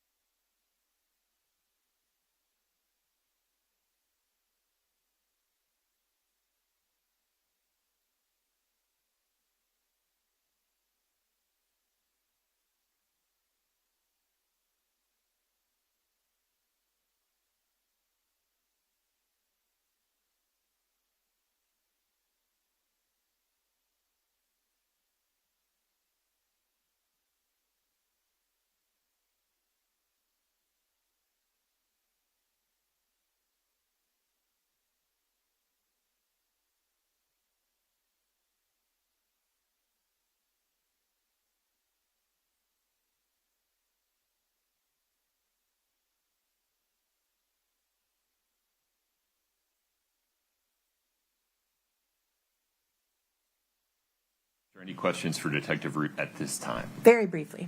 Go ahead. Good morning, Detective Root. How are you? Good morning, counsel. Good, thank you. I want to just make sure I understand. The phone you recovered from Mr. Grossman, was it one phone? No, there were 2 phones. Okay. And what color were the phones? One was black, one was white. Did you recover both of them at the same time, or did you do 2 trips to get phones from him No, I recovered 2 phones at that time. together? Yes, ma'am. Was that the first time you'd ever met Mr. Grossman? No, it was not. All right, so you knew it to be Mr. Grossman because you had met him before. Yes, ma'am. And the way you had met him before is interviewing him? Correct. I can't go into the interview? Okay. Not right now. We're going to talk about that at another time. Yes, ma'am. At some point, were you ever asked to return the phones to Mr. Grossman? I was. Right. And then were you ever asked to go back and get them again? I was. So how many times total did you pick up phones, deliver them for review, take them back, pick them up, take them back? How many times did you do that? I transported phones multiple times. More than 2? Yes, ma'am. And did you give Mr. Grossman a reason why you had to keep coming back and getting his phones over and over and over again? Yeah, I think we're beyond the scope at this point. No, why don't you just ask him? if he had a reason. Did you have a reason for why you kept going back to get his phones, take them, bring them back, take them, bring them back? I was instructed to retrieve them by my chain of command. So you don't know the reason? No, ma'am. Right. And in those periods of time, in between when you'd pick up the phone, take it to the station, bring it back, pick it up, bring it back, in those in-between times, you don't know what he did with that phone, do you? Can you be specific about the he? Mr. Grossman, sorry. I'll try not to use a pronoun. In one specific instance, Mr. Grossman had the phones. During that time, no, I do not know what he did with them. Okay. Did he ever show you things on his phone when you were with him before you took them into your custody? On those phones, no, they were not operable. They were not operable. Correct. So you took inoperable phones from him? Correct. Did you ever take operable phones from him? When I was instructed to get them back from Mr. Grossman, they were operable at that time. And when you went to go visit him and look at his phone, did he show you anything on the phone? On those phones, I don't recall. Did he show you anything on any phone? He has shown things on his current cell phone to me, but the phones in question, I don't recall him. Did you compare his current phone to the... Excuse me, I'm sorry, Your Honor. Oh, my apologies. I interrupted you. Let me hear the question first, and then Ms. Shervinack may have an objection. Did you compare the current phone that he had to what was on that phone to the inoperable phones that ultimately became operable? Pause for 1 second. Your Honor, I do think we're beyond the scope now. I agree. Sustained. Anything else about the two phones that Detective Root collected? Did Mr. Grossman give you any reason why he believed the phones were inoperable? Yes, What was the reason he gave you? he had broken them on accident. Okay. Your Honor, we'll reserve the rest of our questioning for a later time, and we would ask that this witness not be released from his trial subpoena. Understood. Detective, you're free to step down today. You may be called back in the future. We'll give you some notice. Thank you, Your Honor. Very good, sir. Ooh, yeah, watch out. Appropriate time to take a break, Ms. Shervinack? Sure. Okay, let's take a restroom break, folks. Thank you. Please rise for the jury.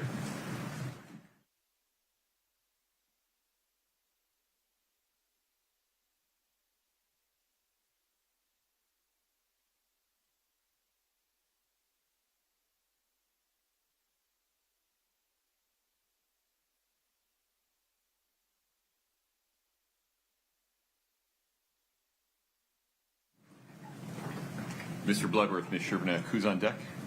Cheney Engtao? Okay, that person present.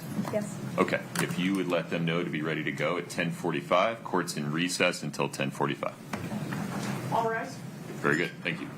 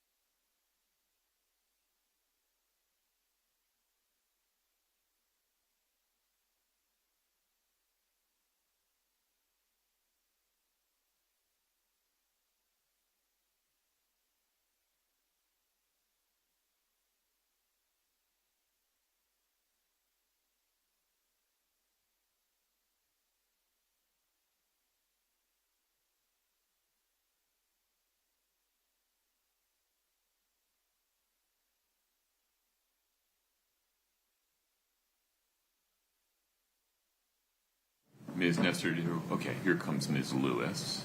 Are we ready for the jury, Ms. Nestor? Yes, sir. Ms. Shervinack, are we ready for the jury? Yes, Your Honor. Okay, we invite them in, please.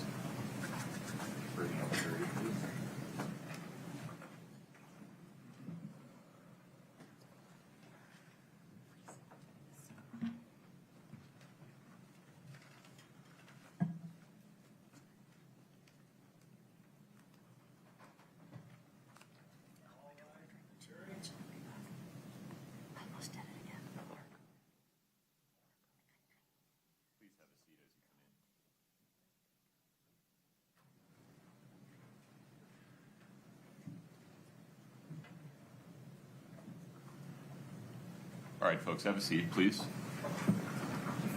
Ms. Shervinack, the state's next witness. Yes, Your Honor. We'll call Mr. Cheney Engtow. Before he takes the stand, I do need to move to admit the state's Exhibit 9-6 that Detective Root testified to. Is it just one bottle? 9-6 was 2 phones. Are we admitting both or just the iPhone 7 that he testified to? The iPhone 7 is the one we need, Judge. And forgive me, I didn't catch the color.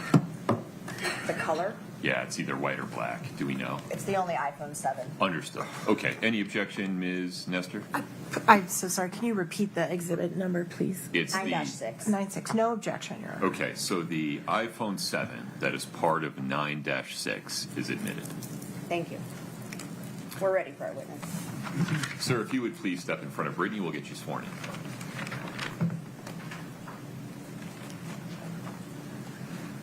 Can you please raise your right hand? Do you solemnly swear the testimony you're about to give in the matter before the court to be the truth, the whole truth, and nothing but the truth, subject to the pains and penalties of perjury? I do. Thank you. Please have a seat.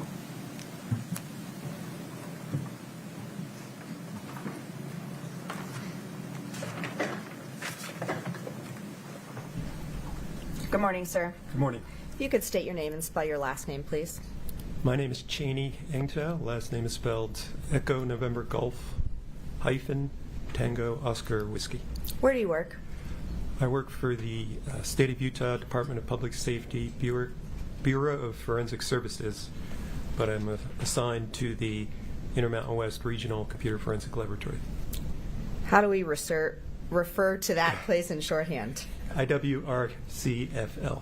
IWRCFL. IWR, yep. And what do you do? Is it okay if I refer to it as the RCFL? Absolutely. Thank you. What do you do at the RCFL? I'm a digital evidence laboratory technician there, and my primary role is to access data from Apple mobile devices. Are you trained to perform cell phone downloads? Yes. What kind of programs do you use to do that work? For Apple devices, we typically use a device known as GrayKey. Are you certified to, well, I guess, do you need to be certified to use that program? No. Are you also familiar with Celebrate? Yes. Are you certified to use that program? Yes, certain aspects of it, yes. And what are your certifications in Celebrate? Cellbrite Certified Operator and Cellbrite Certified Physical Analyst. What is Celebrite? Cellbrite's just software that can be used to download phones, and it can also be used to parse out extractions which are obtained from phones. So it puts the data in a readable format for people. Did you receive a request from the Summit County Sheriff's Office to do extractions or downloads from cell phones? Yes, they submitted 2 phones to the IWRCFL. And were you able to complete downloads of those 2 phones? Yes. I want to talk first about the white iPhone 12 with the phone number ending 1987. Were you able to perform a download of this phone? Yes. And did you get a full file system acquisition from that phone? Yes. What does that mean? It's just the type of there are different levels of information you can get from a cell phone when you extract them. In this case, we were given the passcode to the phone by Summit County when they submitted it. If you know the passcode or are able to break the passcode of a phone, you will get what's known as a full file system, which is essentially all the data from the cell phone. And so you were able to obtain the raw data from that phone, Yes. and it was put into a readable format. Yes. And was that information from that phone ending in 1987 given back to the Summit County Sheriff's Office? Yes. Okay. I'm going to ask you the same questions for the second phone. You said there were 2 phones. Did you able to complete a download from a green iPhone 11, phone number ending 9317? Yes, I believe it was a 11 Pro Max, though. 11 Pro Max. And same question, you're able to perform a download for that phone? Yes, we were given the passcode to that phone as well. And did you similarly get a full file system acquisition? Yes. And was that raw data then put into a readable format? Yes. And was that information given back to the Summit County Sheriff's Office? Yes. Okay. Those are all my questions for you. Thank you. Mr. Ramos. Very briefly. Good morning. Morning. Could we geek out for just a little bit? Sure. All right. Could you just walk the jury through the process of how you use GreatKey, what that gives you, in what format, what you then do with Cellebrite, what you then get from Cellebrite, what the format is, and then ultimately how it gets back to the Summit County Sheriff's Office. So basically everything you've just talked to, but break it down if that's Sure. okay. Sure. Perfect. Go ahead. So essentially, we take the phone. Now, in this case, as I mentioned, we knew the passcode. So we would verify that the passcode worked. I would unlock the phone, and then you connect it to GreatKey, which looks like a little computer. It looks kind of like an Apple Mac Mini is what it kind of looks like. Through a combination of the hardware proprietary, which is what GreatKey is, hardware and software, it then accesses the data on the phone, and it gets an extraction, which in this case, as we mentioned, was a full file system extraction. That data is saved by GreatKey in the form of a zip file. Now, that zip file is not readable. You couldn't just connect it to any other computer and just open it up and look at it. So that data has to be parsed out, essentially. Sorry to interrupt. Could you explain how the data would look if we were to open it up before putting it into the Cellebrite system? You couldn't really even open it. Okay. Yeah, so it would not be accessible. You need forensic software to access it. Perfect. Thank you. Yeah. So then we use a program which was previously mentioned called Cellebrite. Now, in this case, we're using Cellebrite Physical Analyzer, which is just a Cellebrite software that takes this extraction. So you load the extraction in, and then it parses that data from the extraction into the various types of data that everybody would see on your cell phone today. So you would see it parses it out to the SMS, text messages, MMS, messages, emails, Word documents, pictures, videos. All the data is just put into a format that when you go into Physical Analyzer, you could say, I want to see all the texts that came from this particular phone number, and then you could read the texts that were sent. Once that information is parsed out, you then create a report. So it generates a report of all that data, and it creates something we call using a UFED reader, which is just part of Cellebrite. It's like a standalone reader that allows us to give all the data from this report, along with the reader, back to the agency that submitted to us. And they take it typically is put onto like a Blu-ray disc. It depends how big the phone is. It may be saved to a Blu-ray disc. It may be saved to a thumb drive or hard drive. But in any case, that detective would then take what we've given them, they would load it into their computer, open up this reader program. The reader then is populated by the data from the extraction, and then they can go through and look for text or pictures or videos or whatever information that they're looking for. And that's when the analysis will come in. Is that Yes. correct? Or the the review of that information. Right. Okay. Right. You did mention that you had two, would it be called certifications for Cellebrite, I believe? Yes. Could you explain what those are and if they have any acronyms? One is the Cellebrite Certified Operator, CCO. It's a certification that gives you familiarity and experience with using Cellebrite as a whole. And then CCPA, which is the Cellebrite Certified Physical Analyst, is using that physical analyzer program, which is what we use to parse that data out from those zip extractions. And do you have any other certifications in Cellebrite? I have a certification with Cellebrite Premium. And what is that? Cellebrite Premium is kind of a competitor to GrayKey. It's used to access cell phones, mainly locked cell phones. Perfect. With the CCO and the CCPA, those certifications, do you need to renew them at any point, or are they kind of lifelong? Yeah, I mean, you do it once and you're solid. Yeah. I imagine, because of the constant updates and technology in our phone, I imagine that Cellebrite also updates. Is that fair? Yes. In terms of what they can extract? Yeah, both Cellebrite and GrayKey are updated constantly. So I imagine because of that, you take additional classes or trainings. Would that be fair? When and if I can, yes. Correct, yeah. I imagine you're quite busy. Yes. The last question I had is, you had mentioned, I put it in quotes, certain aspects that while using Cellebrite, that you were certified to use certain aspects. Are there certain things that your two certifications maybe wouldn't cover, or that if anybody was in that analysis process would need something else? Not that I'm aware of. Okay. Those are all the questions I have. Thank you so much for your time. Thank you. Just one question, Judge.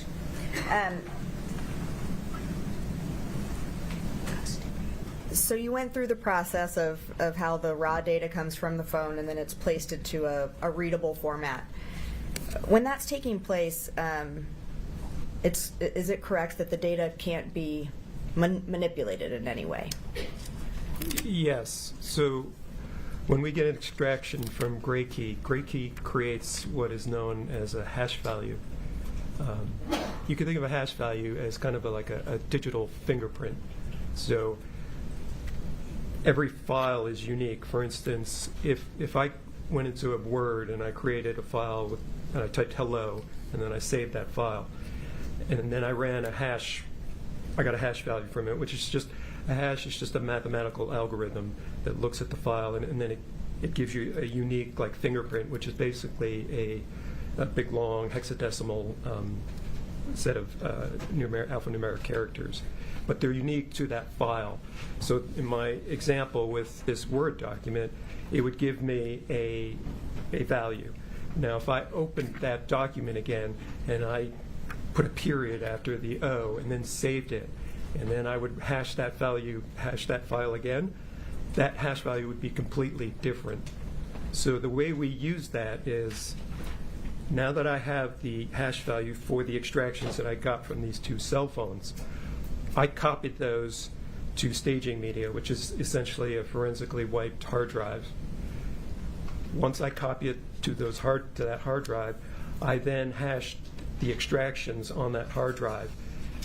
Those values that I got should and did match the values that GrayKey gave me. So now I know my files on that hard drive are identical to what GrayKey pulled off. Mathematically, it's impossible for them to be different. That hard drive was then provided to an examiner in our laboratory who then processed the data. When he was done processing that data, he would then hash the extractions again at the end. If those extractions show the exact same hash value, we can then say we did not change those extraction, which is the data from the phone, at all. And we could say it's identical to what GrayKey got. And that's what happened in this case? Yes. And in this case, the hash values all matched as they should. Okay. Thank you. Mr. Ramos.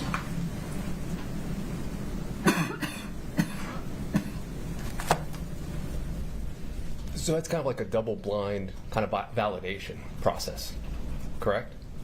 If you want to refer to it that way, Yeah, sure. just to make sure that everything's the same. Yeah. Now, because of that, because it can't be manipulated, or you verify that it can't be manipulated, there's no reason to do another extraction, correct? Correct. Okay. No further questions. Thank you. Ms. Shermack, anything else for this witness? No, Judge. You can step down, sir. May we release this gentleman? Yes, Judge. Thank you. Yes. You're free to go. Thank you, sir. Thank you. Brian Holden is the next witness, Judge.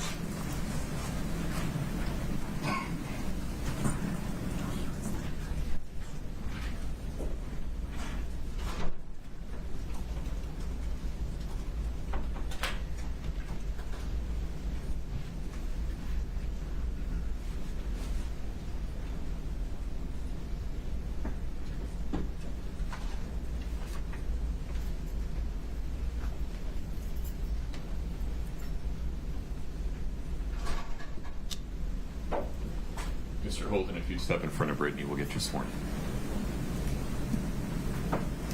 Do you solemnly swear the testimony you're about to give in the matter before the court to be the truth, the whole truth, and nothing but the truth, subject to the pains and penalties of perjury? Thank you. Have a seat.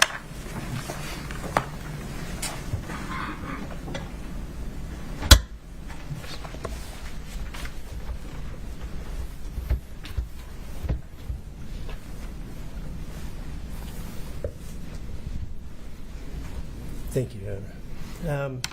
Can you please state your full name and spell your last name for the record? Brian Holden, Holden. Sir, are you employed? Yes, I am. By whom? I'm employed by the Utah Bureau of Forensic Services, also known as the Utah State Crime Lab. How long have you been with this state crime lab? I've been with the State Crime Lab for over 20 years. And what is your current capacity? Currently, I'm a senior forensic scientist. I analyze unknown substances, determine their identification, and determine if that substance is controlled. And were you serving in that same capacity in March of 2022? Yes, I was. I guess continuing through 23, 24 in that same capacity? Yes. Okay. All right. So, in this particular case, were you given a number of items to test? I was, yes. What were you asked to test? I was asked to analyze. Can you clarify? Are you asking what I was asked to look for, or what were you items? No. You were given a large number of items to test. Okay. Were you given specific instructions to look for certain properties or certain substances? Okay, thank you. Yes, I was asked to look for a compound or a controlled substance named fentanyl in all of the items that were submitted to the lab. Okay. And of all those things, let me just back up.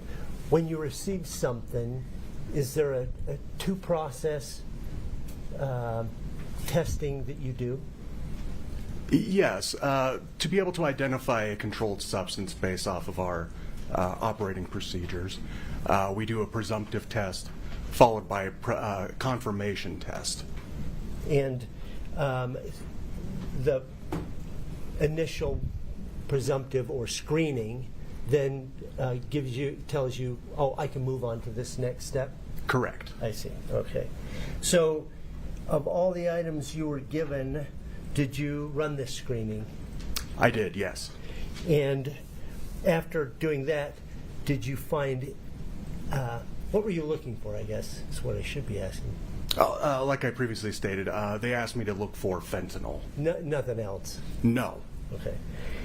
So, were you able to confirm any fentanyl on anything that you tested? No, I was not. Okay.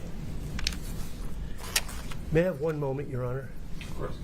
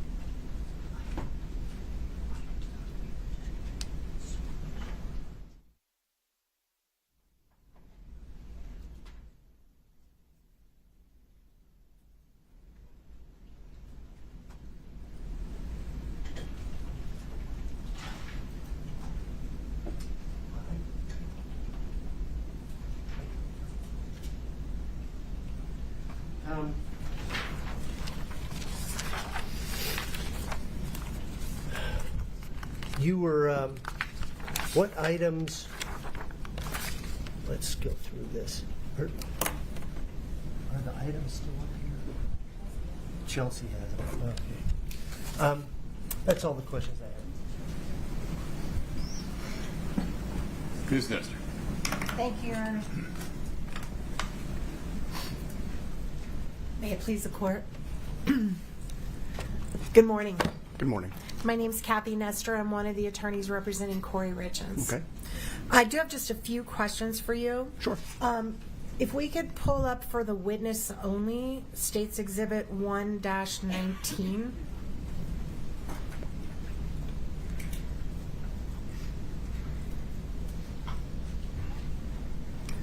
All right. Sir, can you see that document in front of you? Yes, I can. And can you tell me what that document is? It is a report that was issued for this case, I believe. Was it the report you issued to report the results of your testing of these items? I would need to see the second page or Can you the go third to the second page. I think your name Yeah. might be on the There last should be, page. yeah, on the last page. There it is. Yes, it is. That's your signature? Correct. Okay, great. Can we go back to the first page, please, Katie? Just to refresh your memory, sir, do you remember who was the investigating officer responsible for getting these items to you by looking at your The investigating officer is Jamie Woody, I believe All that's how you right. pronounce And it. then who was the individual who delivered these documents, if that refreshes your memory at all? Yeah, that'd be, Chelsea Gibson. Okay. Now, on the documents that you tested, I believe you said you were only asked to test for fentanyl. Is that correct? Correct. Documents, I don't think there's any mention of testing documents, so. May we agree to items? Did I say documents? You did. I meant items. Okay. Yeah, yes. Thank you. Okay. And were you ever asked to run any tests on any of the pills or other items that were seized from the home to see if any of them contained oxycodone? No, I was not asked to do that. And you've never been asked to do that in the last 4 years? No, I was not. And have you ever been asked to test any of the items that were pulled from the home for hydrocodone? No, I was not. And I didn't hear you say, do you have a chemistry background? No, I have a degree in forensic science, which is heavy in chemistry and biology. So do you know the difference between oxycodone and hydrocodone? If I looked at the structure of them, yeah, they have a different molecular structure. But are they both considered pain pills? Correct. They're both opiates. They're both controlled, Schedule II controlled substances. And you were also not asked to search any items for OxyContin? No, OxyContin would be like the brand name, which would contain oxycodone. So Okay. no. Thank you. And I believe you tested, it appears to me, and please refresh your memory if you need to, if we want to go to page 3 of the report, but it looks like you tested a total of 19 items that were brought to you. Is that right? Correct. And of those 19 items, were you asked to test an empty pill bottle, an empty hydrocodone pill bottle with residue on the inside of it? I would have to refer to my notes. Pause for 1 second. What's the objection? Mr. Burmester. It exceeds its scope. Your Honor, may we approach? Sure.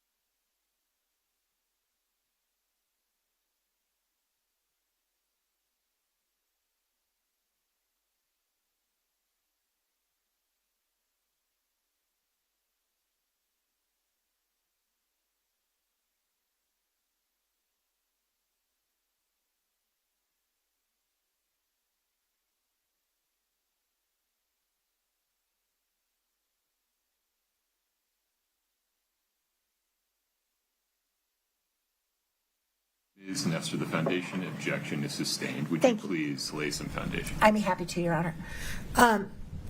So I want to go back to the question I just asked you about the hydrocodone bottle. If you were presented with an item to test that was an empty pill bottle, what would you do to test that item? To test that item, I would rinse it with methanol and then run our screening procedure. Rinse the inside, Correct. and whatever residue would be inside that bottle, you would test it, and if there was none, you would say there's none. Correct. Right.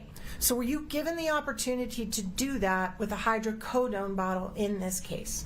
I would have to refer to my notes, but I don't recall. Please take a moment and let's let you go through the 19 items. Katie, can you start with one, and just when you're ready for us to go to the next page, sir, please let us know. Oh, I will need to refer to my notes that I prepared that has descriptions of what I tested and what was inside of the packaging. Have you provided those notes to anybody? No, I don't. That's done through grandma requests. Did you bring those notes with you today? I did, yes. Can you take a look at them? Yes. And can I see them for just a moment, please? I can provide you with a copy of them, yes. Yes. Can we do that now? May I approach her? With Mr. Burmester, please.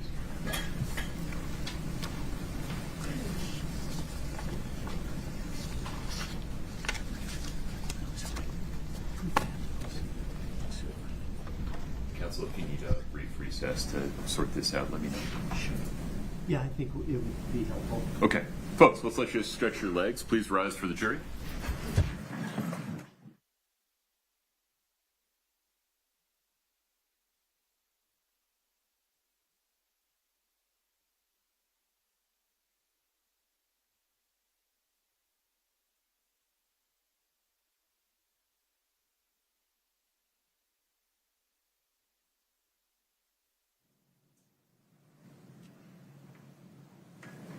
Have a seat.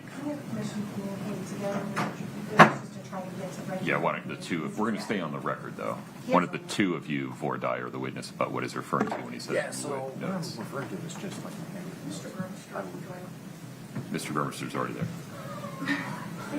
Again, sorry, Chris. Okay, I like Yeah, that's fine. Yeah. What's wrong with me? Yeah, so this just describes all the packaging, inside this. So that's what I'm referring to when I need to see it. Yeah, sure.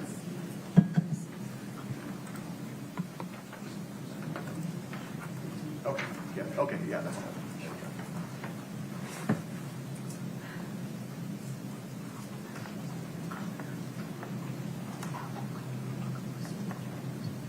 So if you look at, for example, a plastic container containing white powder, you can't say that was codone bottle? Yes, it's a sodium. Yes, it is with this one. Oh, got it. Yes. This is where we get more subsections. Yes. And then there's a plastic container with white powder. Yes. But that one had 11 tablets. So can you just look at your notes and see if you find anything? For what? Are you specifically asking? No. Oh. I'm asking if there's an empty hydrocodone bottle that you were asked to Okay. swirl around and test the contents, if there was. Because I would have stated down here notes that an empty bottle is not analyzed. Notes.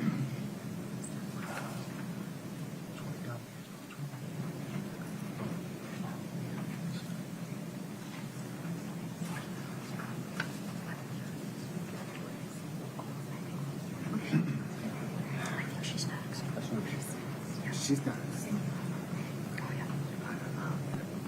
I won't be able to finish.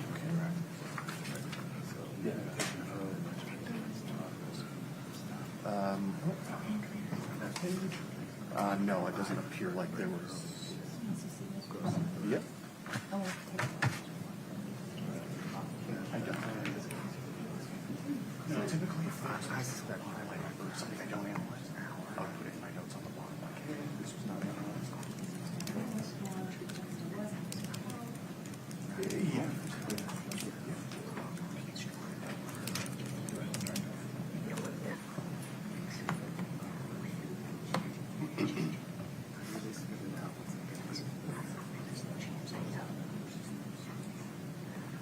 the number of things that were tested.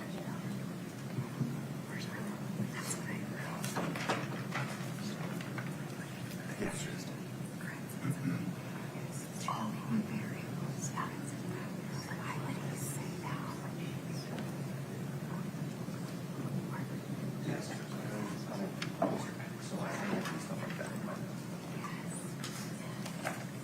Why are you sending this to me again? The hookah. Because there's no IC there. I'm not going to convert and rule, or I got to hear the hearing. Like, they can just cool their jets. I don't need to do anything. Yeah, right. Right?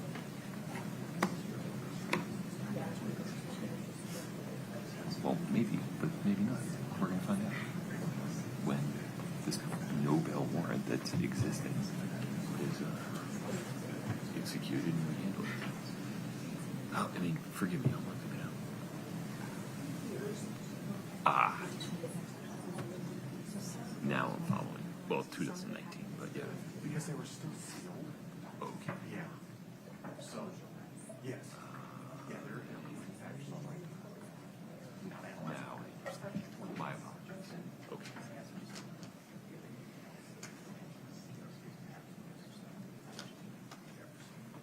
Was that just the chromatography? Yeah, so there's chromatography. This is all the other submissions.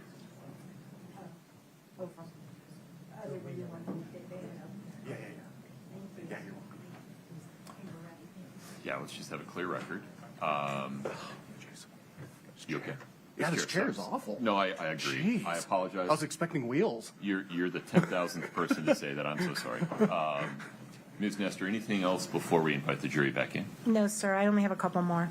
Mr. Burmester, Mr. Bloodworth? Nothing from the state. Okay, let's invite the jury back in, please.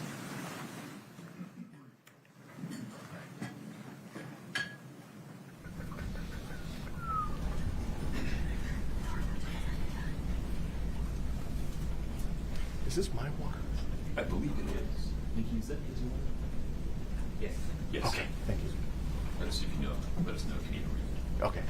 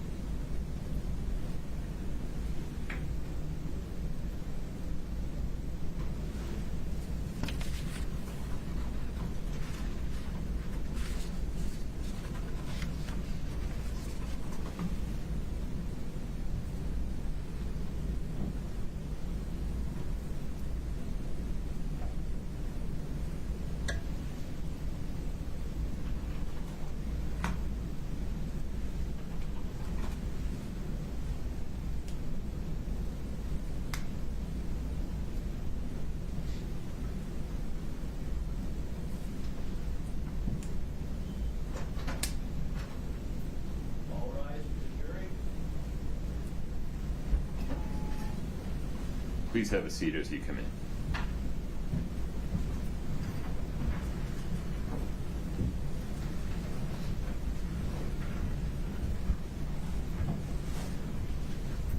All right, please be seated. Mr. Holden, you're still under oath. Please wait for Ms. Nestor's next question. May it please the court.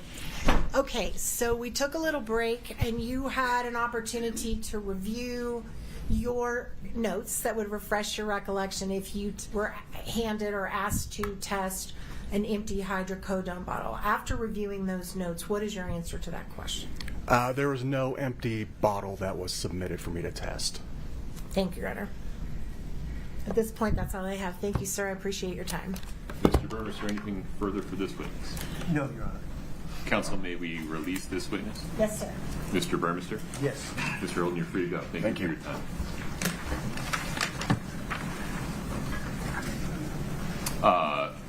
Counsel, the state's next witness. Your Honor, we're prepared to, but that might be splitting up a direct. If you're comfortable doing that, I'm comfortable getting started. If you would prefer to not do that, I can understand why, and we can break for lunch now. Your Honor, I think we also have some other issues to discuss, so maybe if we were to break for lunch now, we could discuss those other issues outside the presence of the jury. That's fine. And then maybe reconvene 12:30. I think that's fair. Does that work, Ms. Nestor? Yes. Yes. All right, folks. Counsel, would you approach for a minute?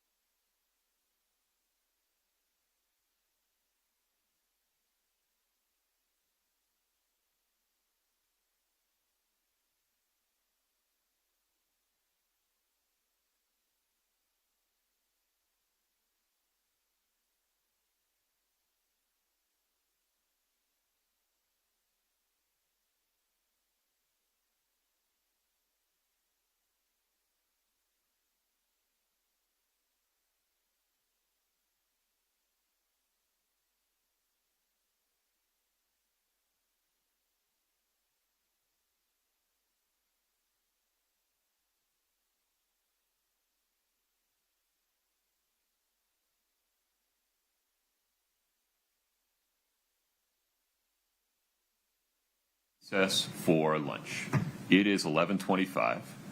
Food will be here by 11:45, but this is a longer recess than we've taken the last few days, and so I'd understand if you want to get some sunshine, go get a cup of coffee, check on a family member, whatever. If you decide to leave the courthouse, which you are allowed to do, please remember the court's instructions. Do not speak about the case. Do not let anyone else speak to you about the case. If anybody in the outside world attempts to speak to you about the case, I need to know when you come back. Please do not listen to any radio or other media reports about the case. Please don't read any headlines about it. Please don't post anything about it. Please be back ready to go at 12:30. We will have lunch for you around 11:45 if that's something you're interested in. Please rise for the jury.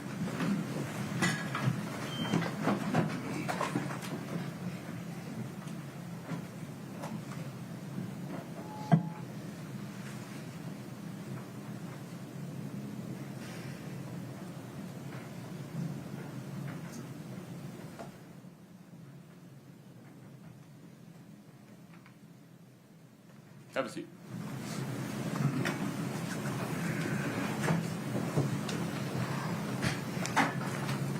Mr. Bloodworth, we're on the record. Your Honor, the state would like to make a record of, and I guess ask for reconsideration at the same time, what we discussed at a bench conference. Can't go back in time, but you can make a record. I appreciate it. It may be more prophylactic than retrospective. If when you're making this record, you would please remember that the court's ruling on any one objection to any one form of question is not necessarily a predictor of how it will rule on the objective form of a future question. Understood and agreed, Your Honor. Yeah. The issue has come up where defense counsel is using hypotheticals with fact witnesses, and hypotheticals kind of are treated differently between expert witnesses and fact witnesses. It is the state's read of Utah law, and let me give the court a cite, please.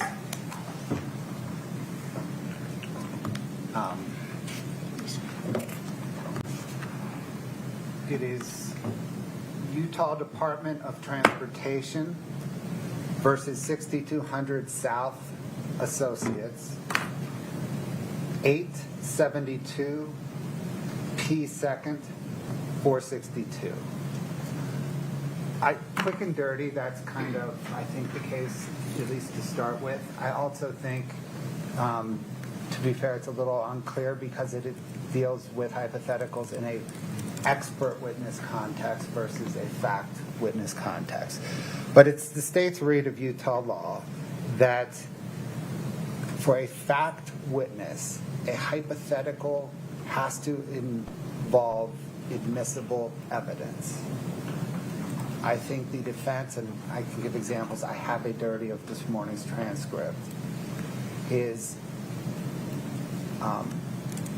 presenting hypotheticals to fact witnesses based on inadmissible evidence. That inadmissible evidence is statements of the defendant that I do not see a hearsay exception to. Now, so I don't think those hypotheticals are, as a matter of law, permissible. Now, I can see a read under Utah Department of Transportation where it is in the discretion, it is in the court's discretion whether to admit those hypotheticals. And if that is the proper read of it, then I don't think it is, but it might be, then the state asserts that in these instances, the court should exercise its discretion and exclude the defendant's,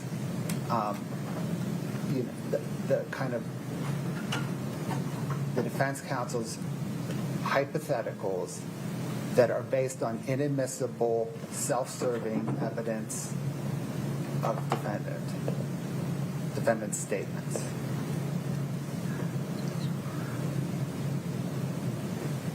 That's the issue, Your Honor. I appreciate the record. Just practically speaking, on a going forward basis, I think it would be helpful to me and opposing counsel if, when the state is objecting on this basis, you just stand up and say objection foundation. Let's see if they rephrase or if they push back, and then I can exercise discretion as appropriate. Will do, Your Honor. Okay. May I also just ask a favor? Can we have a one horse, one rider rule going forward at sidebar? You are, of course, allowed to confer, act as a team, but I just need one speaker from each side of the V at the sidebar. Appreciate that, Your Honor. Certainly. Can I clarify one thing? Sure.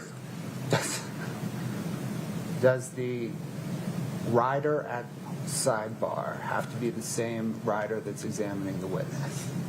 That would typically be the rule, but we I can just understand that. agree that that's not going to be the case. I'm not sure how you feel about your team dynamics if the person behind you is jumping up to object. And I appreciate that. yeah. But I think So Ms. maybe- Guster has often argued regardless, and I have often argued regardless. So what I'm asking for going forward, and if you would please just give it the college try on a going forward basis, that, for example, this is just an example, I'm not picking on anybody. If Mr. Burmester is examining the witness and an objection is made, you're welcome to confer with him right here as he comes up, but I need Mr. Burmester to be the one talking into the mic. Will do, Your Honor. Okay. Any objection, Ms. Nestor? No, sir, we would appreciate that. Okay. Ms. Lewis, you're about to say something. No. Okay. I agree. All right. Anything else on the record before we recess for lunch? Mr. Bloodworth? No, Your Honor. Ms. Lewis, Ms. Nestor, Mr. Ramos? No, Judge. Okay. Ladies and gentlemen, thank you for your patience. We will be back on the record at 12:30. I need to make this crystal clear. If any of you see a juror out in the wild, you need to turn around and walk the other way. I cannot emphasize this more heavily. All right, 12:30. We're in recess. Yep.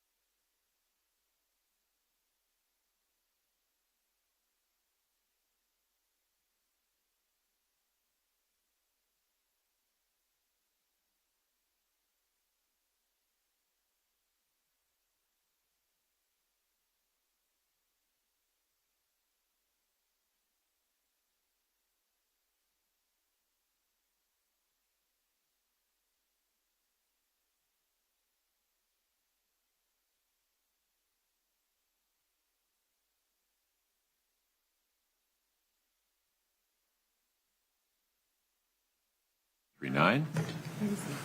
Ms. Shervanack, Mr. Bloodworth, anything before we invite the jury in? No, Your Honor. Ms. Lewis? No, Your Honor. Okay. Is the state's next witness in the wings? Yes, Your Honor. Okay, very good. If you'd please invite the jury back in.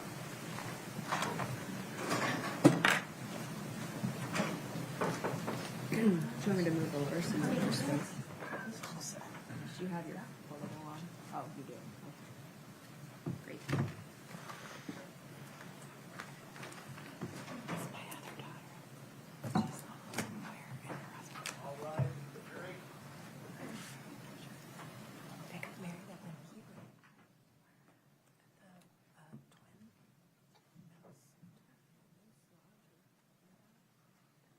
Have a seat. My apologies.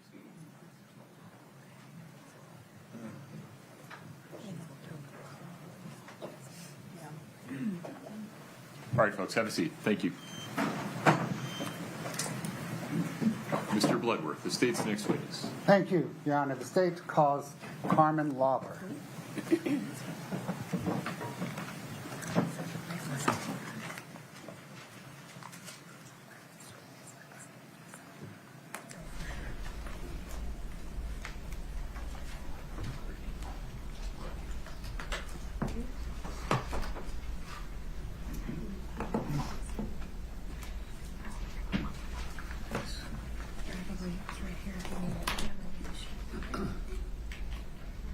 Ms. Lauber, if you would please step in front of Brittany, we'll get you sworn in.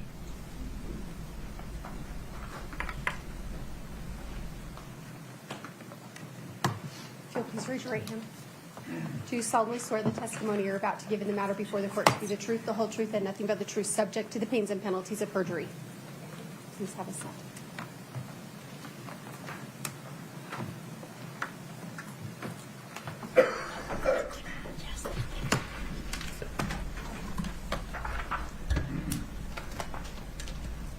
Please proceed. Thank you, sir. Good afternoon, ma'am. Good afternoon. Would you pull, you can sit wherever you're comfortable. If you would just pull the microphone closer to you, it's easier to move that than the chair. Yeah. We'll see if that's close enough. Okay. Go ahead, Mr. Bloodworth. What, ma'am, is your name? Carmen Lauber. Do you spell your last name Lauber? Yes. It's indelicate, but how old are you? 54. What do you do for a living? I'm a direct support intake. I work with people with disability. Okay, ma'am, we're gonna have to get you to, hold on. Just pull it to the edge of the... Get it right up, yeah, it's gonna be annoying to you. Okay. Push it back a little bit. Just, yeah, that's like, Okay. it's like right here. I appreciate it. Thank you. I'm sorry, again, please, what do you do for a living? I'm a direct support intake. I work with people with disability and mental challenges and stuff. Do you have a history of drug use? Yes. When did that history begin? 6th grade, I was smoking pot, and then it just varied up through junior high and high school. How did it vary up? Through cocaine, through pot, through mushrooms, LSD, acid, just drinking stuff through junior high and high school. Did it continue into adulthood? Yes. For how long? For quite most of my adulthood. Have you ever sold drugs? Yes. Do you have a criminal history involving drugs? Yes. Does it involve drug possession? Yes. Does it involve drug distribution? Yes. Do you have felony convictions for drug distribution? Yes. Are you currently on a type of probation for drug distribution? Yes. And are you on a probation for a felony drug distribution? Yes. Is that probation in Wasatch County's drug court? Yes. What is drug court? Drug court is where you go in, they give you the tools to rehabilitate yourself. They give you groups, personal therapy, one-on-one treatment. They give you random UAs. They have you complete an MRT book. Just tools to rehabilitate yourself. When you say UAs, is that urinalysis testing Yes. to see if you're hot for drugs? Yes, we would call in daily, and you would either have a number or a color. And if your color or number was called, you had to go to 5-minute clinic and do a UA. And is the idea behind drug court that it's a rehabilitative program under court supervision? Yes. And that if you complete the rehabilitative part of the court supervision, there's some benefit to your pending charges? Yes, it's a plea in advance. Okay, and a plea in advance means it doesn't go down as a conviction. It doesn't go on your record, yes. Are you also pending charges in Wasatch County for marijuana possession and possession of a gun by a person who's prohibited from possessing a gun? Yes. Are you sober now? Yes. How long, ma'am, have you been sober? A little over 4 years. Is that the longest time in your life since 6th grade that you have been sober? Absolutely. Except for the time I was pregnant. It's the only time I quit, and then I'd go back to being high. But yes, 4 years, a little over 4 years. Ms. Lumber, I apologize for interrupting you. We're going to make a small adjustment. Turn the mic a little bit towards me. We just need to line up with your face a little better there, and then pull it forward maybe 1 inch. Okay, I feel like it's jumping out. Yeah, you just, and you can lower it Okay. a little if that's a little more comfortable. There you go. Please. Are you represented by a lawyer in connection with your testimony here today? Yes, I am. Are you testifying pursuant to several grants of immunity today? Yes. Is one of those grants of immunity in a letter from Summit County? Yes.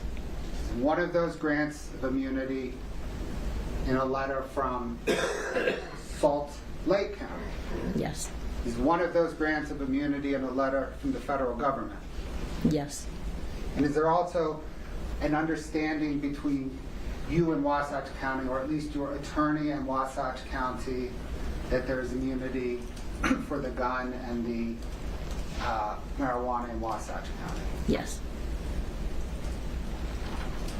And do you have those 4 grants of immunity because you have committed crimes in connection with this case in all 4 of those jurisdictions? Yes. What is your understanding of those immunity agreements? We're proceeding forward with the truth, and there will be no charges filed back on me. Do you understand that they require you, in order to avoid criminal exposure, they require you to testify today truthfully? Yes.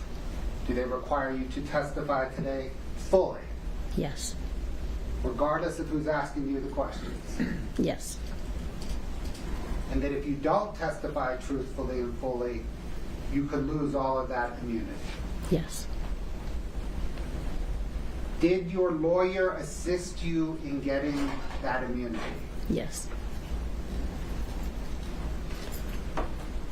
Did he advise you of the potential criminal exposure you face if you lose that immunity?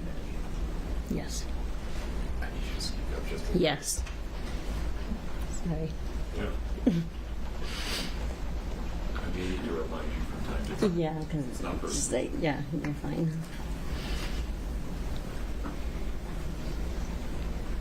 Did you interview with investigators before you got immunity in those cases? Yes. About how many times? Six times? 6 or 7 times. And over the course of those 6 or 7 times before you had immunity, about how many hours total did you speak with investigators? Give or take 10, 15 hours.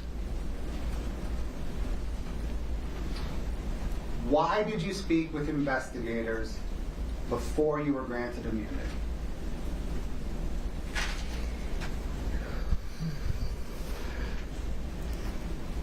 Well, after they told me what I was being held for,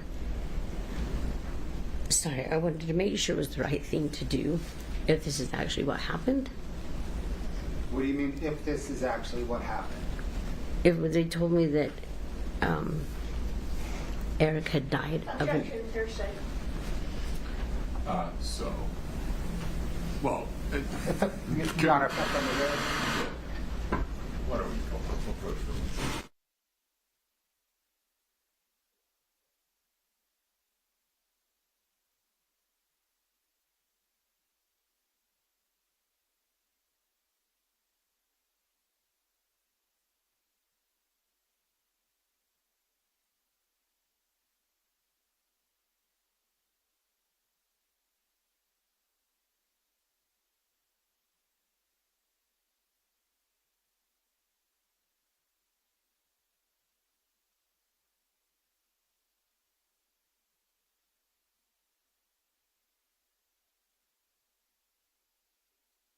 Bloodworth, please continue. Thank you, Your Honor. Ms. Lauber, I just asked you why you testified before you had been granted immunity. You had started to say that the investigators told you that Eric had died. Is that right? Yes. Can you please pick up your testimony from there? When they had first told me that, when they first mentioned that Eric, I already knew Eric had passed away, but when they had mentioned that it was from an overdose, that hit hard.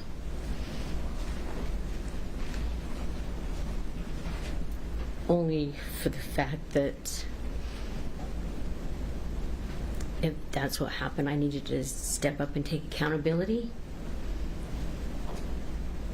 of my part in this that happened, or what I was asked for.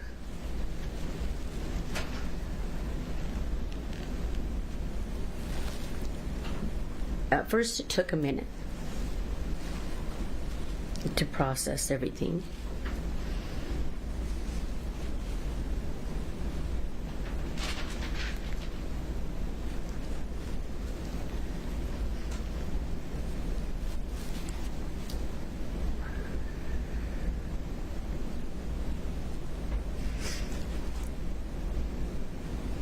Sorry. That's fine. Is it fair to summarize, though, that you interviewed with investigators before you had immunity, in part to take accountability for your part in Eric's death? Yes. Was another part of the reason you spoke with investigators prior to a grant of immunity was that you hoped you would eventually get some benefit, some grant of immunity? Yes.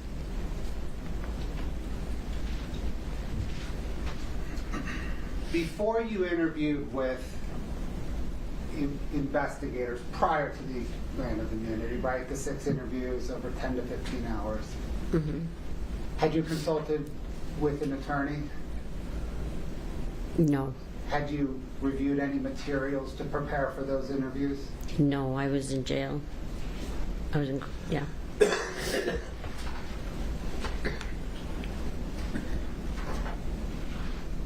Did you meet with your lawyer to prepare for testifying today? No, I didn't meet him. Oh, yeah. Sorry, I'm confused. Sorry, ask the question. I'll ask it again. To get ready for today, did you meet with your lawyer? No. Oh, yes, sorry, in the back room, yes, sorry. Not just today. Let me just ask generally. To prepare, you knew today was going to come, right? Oh, yes. In order to get ready for today, over the course of the several weeks or months, have you met with your lawyer to prepare to testify like you are now? Yes. In the course of that preparation, did you review any materials so that you would be ready? Yes. What did you review? Some of my testimonies when I was in jail, and some pictures and data from cell phones and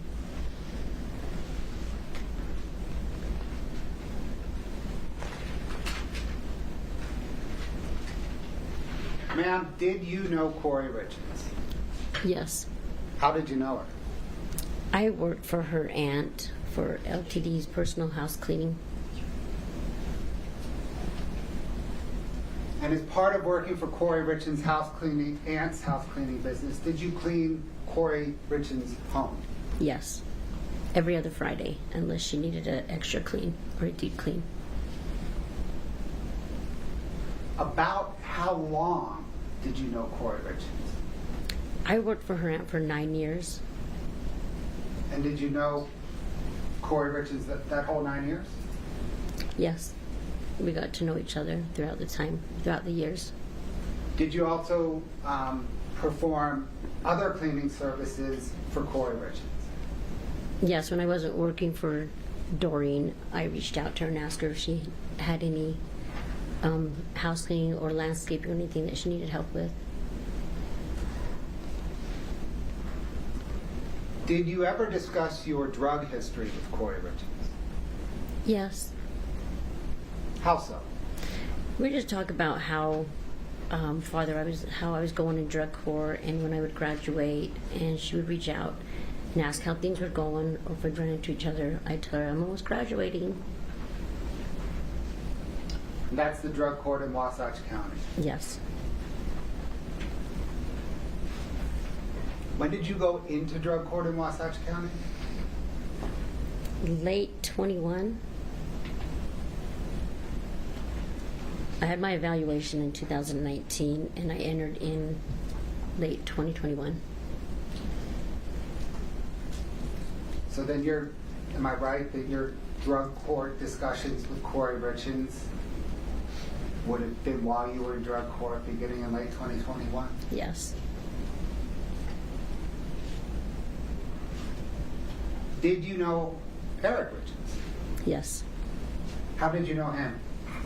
I cleaned his house, and he'd come in and he would joke with us that we were there a little later than what we should have been, and he'd tell us, get out of here, we're working past 5 o'clock, it's time to go home. So I've gone to their house with my grandkids on a barbecue when it was one of their sons' birthdays with her aunt.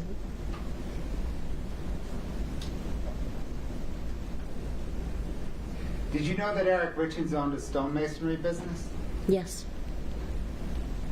Did you know any of the workers that he employed in that business? No.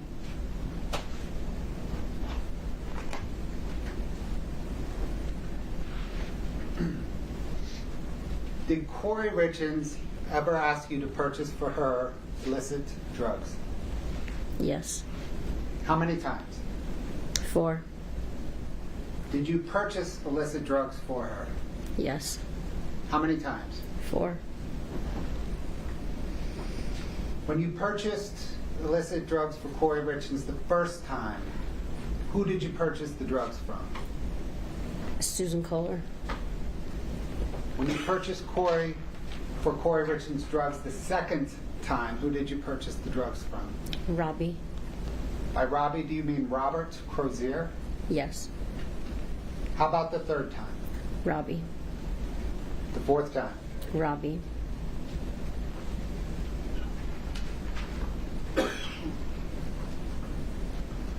Let's please begin with the first purchase of drugs for Kouri Richins from Susan Kohler, okay?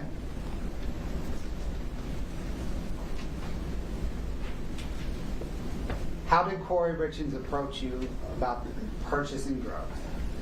She had reached out and asked if I could do her a favor, and I said, yeah, probably, what is it? And then she had called me and asked me if I could reach out to somebody for some pain meds for an investor that she knew. And I told her I could see what I could do. So I knew Susan Kohler was still using at the time, an active user still. And then Susan Kohler reached back and told me she knew somebody that had some pain meds. Ms. Lauber, I need you to speak up. Thank you. Sorry. How did you know Susan Kohler? She used to work. She was working for Doreen at the time. And how did you know Susan Kohler was an active user at that time? That's one of the reasons why I quit working with Doreen, because they were still active users. So you had worked with her at the time? Yes. Knew she was an active user? Over the year, yeah. When did Kouri Richins approach you that first time to get drugs? February 11th, February 10th, right around there. Was it February or was it January?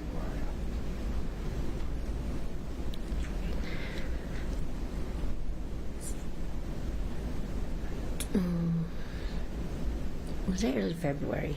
Early February? In January, early February. I'm so sorry, Ms. Lawler. I'm sitting within 3 feet of you and I Sorry. can't hear what you're saying. I just need you to speak louder. Okay. Thank you. Like louder than you just did. Can you hear me now? Yes. Okay, That- sorry. We're going to treat that as the floor. It's that point and louder. Okay. Okay. Thank you so much. Okay, so sorry. It's okay. About what time? Month? Beginning month, end of month? Is it end of January, early February, late February? When was it? Early February.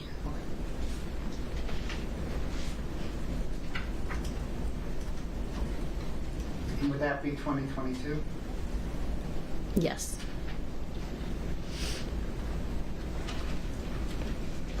How about the money for the drugs? Did Kouri Richins front you money for the drugs? For Susan? For Susan, I'm only talking about Susan Okay. Kohler now. I think that might be confusing. Yeah, no. I'm only talking about Susan Kohler. Okay. No, she did not. I had given Susan the money. Okay, how much money? $600.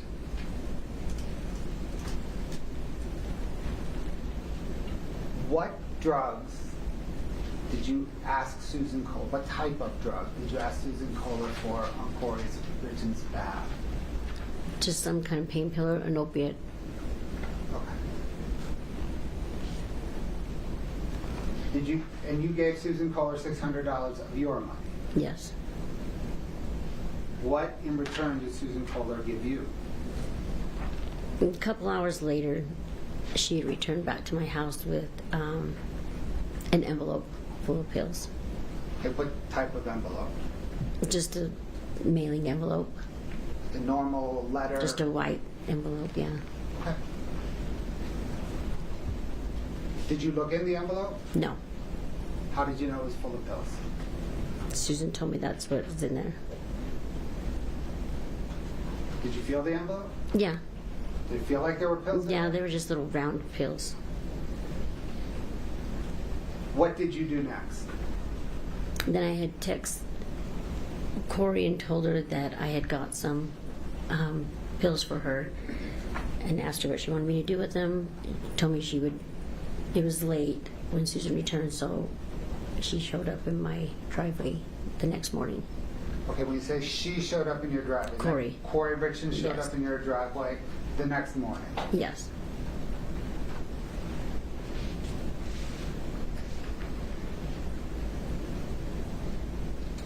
Did you hand Kouri Richins the pills that next morning in your driveway? Yes.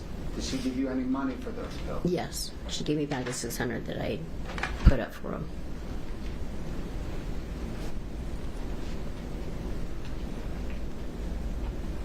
You mentioned you have part of this transaction with Kouri Richins and Susan Kohler involved text messages.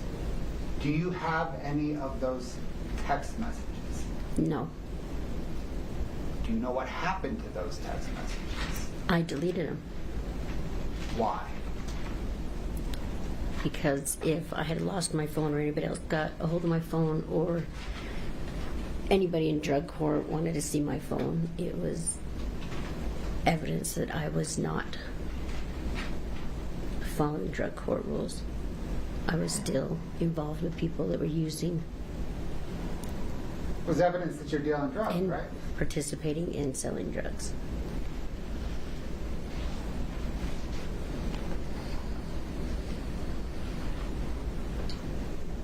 Let's talk about the second time that you purchased drugs for Kouri Richins, which is am I right, the first time you purchased them from Robert Crozier?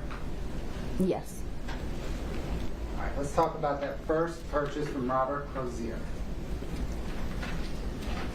How did Kouri Richins approach you on that purchase? She had reached out to me in text message and said that her investor needed or wanted something stronger. And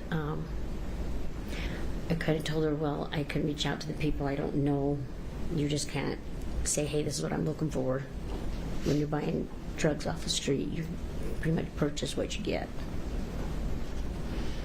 And at the time, I didn't know anybody, so I reached out to another acquaintance that I knew that was still using, which would be Nicole. Okay, you reached out. We're going to have to keep your voice up, please. What's that? Can you keep your voice up, please? Yes. Okay. So you reached out to an acquaintance of yours, Nicole, that you knew was still using, right? Yes, at the time.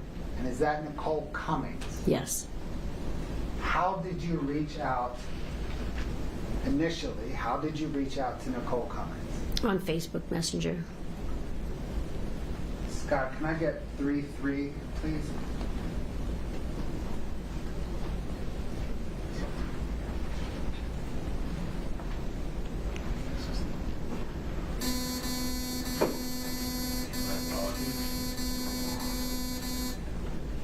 Scott, can we go through our normal dance? Would you disconnect? Yes, Plug Your Honor. back in. I don't know why that happens, but it seems that unplugging and plugging back in fixes it. Fixes everything. There we go. For the witness, correct? Yes, sir. Okay. Just the witness. There you are. I know, I was like, oh, I can't see it. Okay, You now see I it can. there? Yes, now I can. Okay, and you just, when you turn your head, the light has to follow. There you go. Thank you.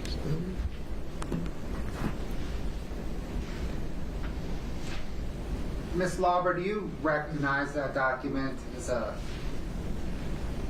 excuse me, as a Facebook exchange that you had with Ms. Cummings? Yes, it's off my Facebook Messenger. And is that an accurate depiction of the exchange you had with Ms. Cummings? Yes. Your Honor, the state moves 3-3 in the evidence. No objection. States 3-3 is admitted. Would you like to publish, Mr. Bledder? Yes, Your Honor.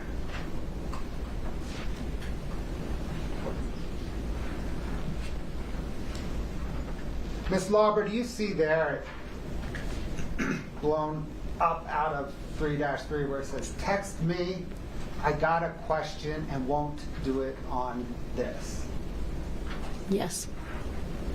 Did you send that message by Facebook to Ms. Cummings? Yes. And it says on February the 5th, 2022. Is that when you sent it? Yes. Why did you send that message? I was going to ask her if she knew anybody that had any pills. And you didn't want to ask her over Facebook? No. Why not? Because once again, that's showing what I'm trying to buy. Illegal activities of buying drugs. We couldn't hear that, I'm sorry. Illegal activity of buying drugs. Thanks, Scott.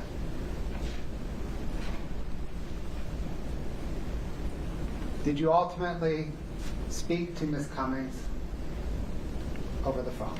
Yes, I did. And what did you ask her? If she knew anybody who had any opiate pills for sale. And how did she respond? She said yes, she had a friend that could help me. And did she identify the friend? Yeah, she gave me his name. She said Robbie. And is that the Robert Crozier you've mentioned before? Yes, it is. Did she put you in contact with Robert Crozier? Yeah, she gave me his number. Did you call Robert Crozier? Yes, I did. What, if anything, did you ask Robert Crozier for? If he knew anybody who had any pain pills for sale. And how did he respond? He said he would reach out to a couple of people.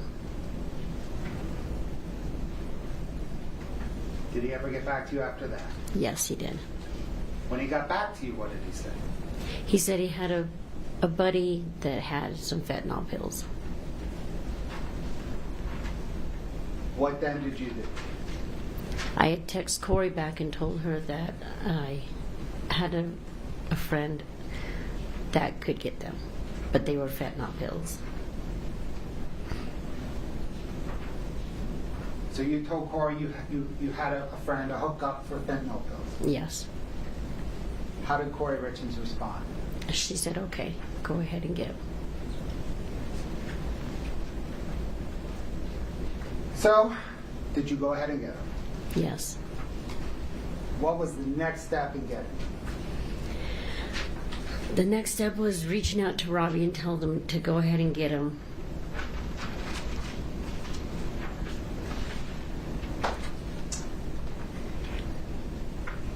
Did you arrange a time and location to purchase the pills from Robbie? Robbie did, actually, Okay. because he was coming up from up north. So he had me go to a Maverick off 126 in Draper. It was closer to his person.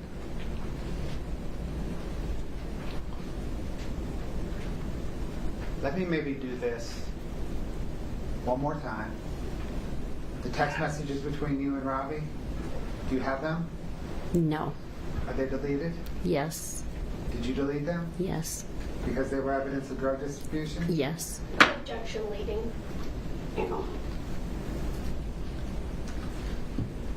I think you're going to testify about a lot of text messages. Did you delete them all Yes. for the same reason? Exactly.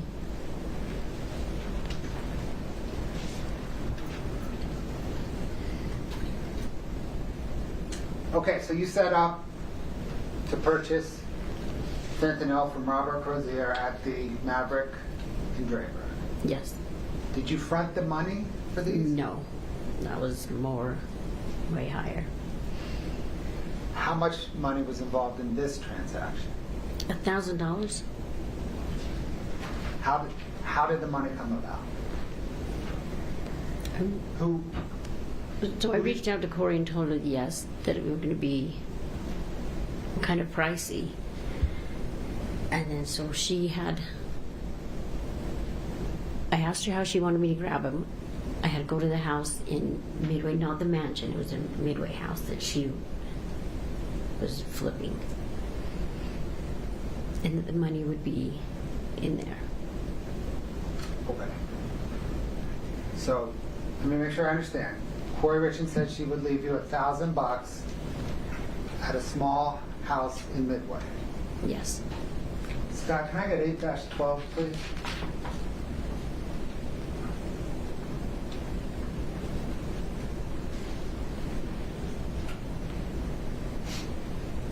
Ms. Lauber, do you recognize this photograph? Yes, I do. Is that the small house in Midway that you're thinking of? Yes. Is that an accurate depiction of the small house? Yes. Your Honor, the state moves to admit 8-12. No objection. 812 is admitted.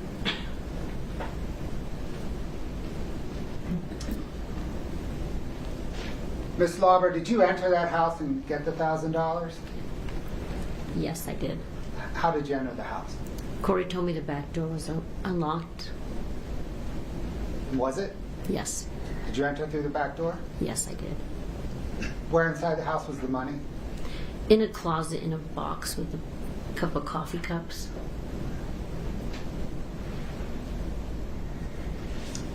Thanks, Scott. So once you got the money, what did you do next? I had called Robbie and told him, okay, I had the money, how long it would take him to get down from where he was coming from.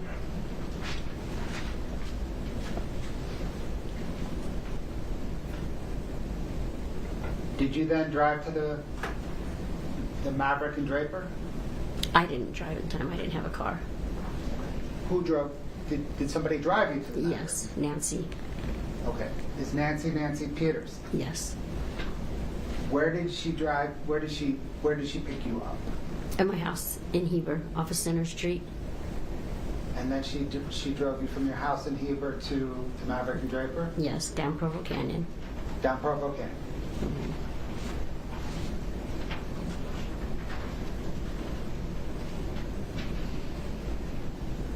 Scott, can I get 3-7, please?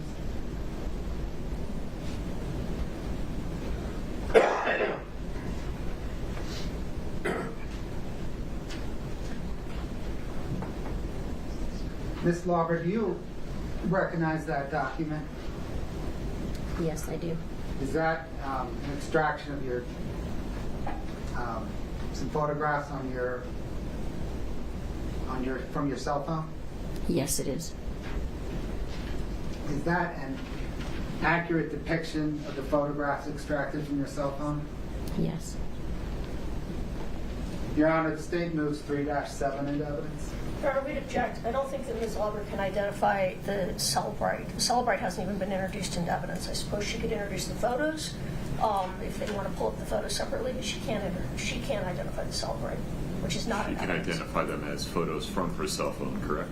I think she can, yes, as photos from her cell phone if they want to show the photos without it being on the Celebrite extraction. Okay.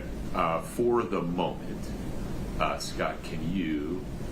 Your Honor, we're going photo by photo as D1, D2, D3. Let's do that. We'll come back to this. Is there... I'm sorry, counsel, my apologies. Will you approach briefly?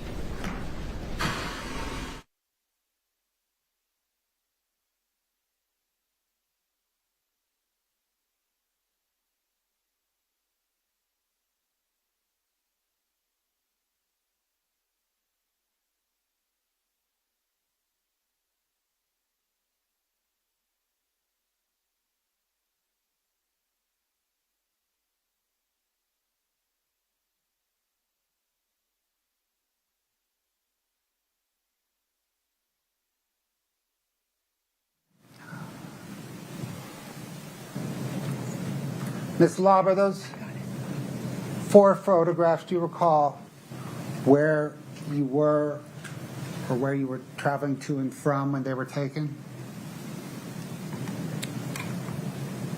I'm sorry, I didn't understand what? Can you see 3-7 on your screen? Yes. There's, if we scroll down, I think is it 3 or 4 photographs? Scott, can you scroll down? No, there's a whole bunch. There's 6 photographs. I see 3 on mine. Scroll up. There's 2 pages with 3 Okay, each. yeah, Is now that there's right? total 6, yes. Okay. And do you know where those photographs were taken? In Nancy's car. As you were driving from Heber to Provo Canyon? Or from Heber down through Provo Canyon to the Maverick and Draper? Yes. And do you see the time? Scott, if you can bring one up. Do you see the time Oh, yes. and day on Yes, I do. February the 11th, 2022, beginning at 5 p.m.? Yes. Is that an accurate date and time for those photographs? Yes. Your Honor, or actually, Scott, can I get 3-7 Delta 1? Is that one of those photographs? Yes, it is.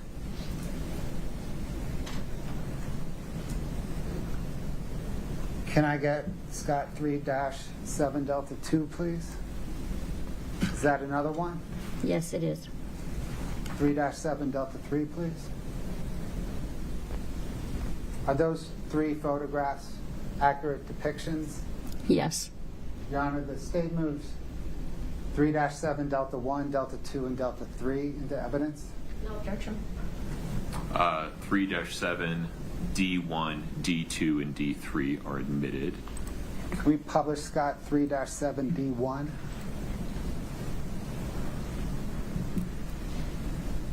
Is that you in the photograph? Yes. Who's the dog? That is my silver lab, Hemi. And whose car are you in? Nancy's. And who's driving that car? Nancy. Hey, D2, please, Scott. Is that you and Nancy Peterson? Yes, it is. Can I get D3, Scott? Another photograph of you and Nancy Peterson? Yes, it is. In Nancy Peterson's car? Yes. Driving to meet up with Robert Crozier at the Draper Maverick on February the 11th, 2022? Yes. Meeting, Your Honor.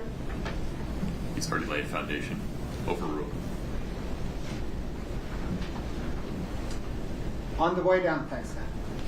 On the way down Provo Canyon to the Draper, did you text with Mr. Crozier? Yes, I did. What was the content of those texts? Just how far out are you? How long is it going to take? On the way down Provo Canyon, were you texting with Kouri RIchins? Yes. What was the context of those texts?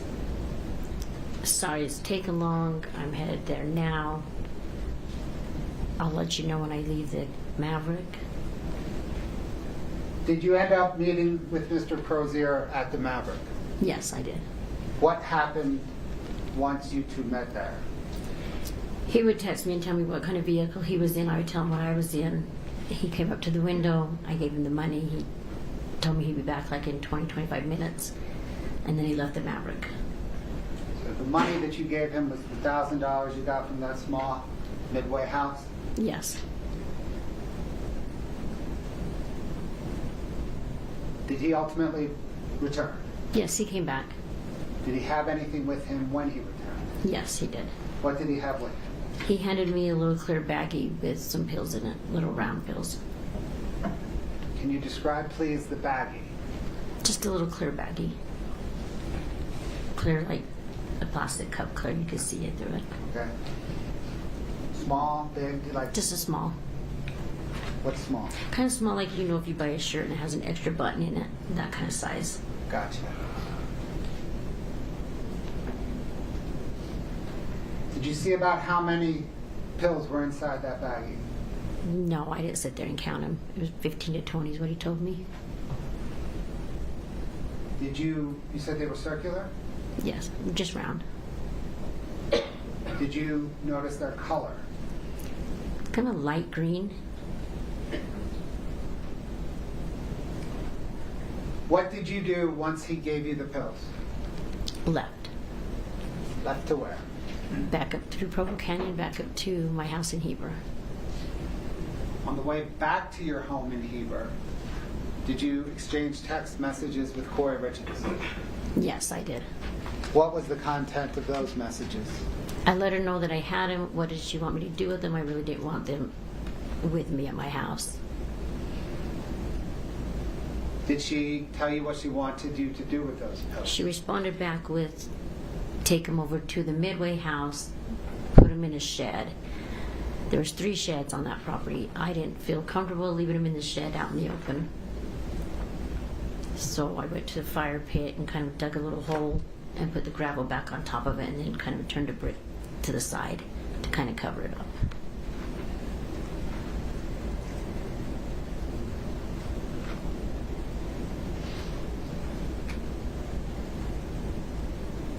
Scott, can you bring up 8-13, please?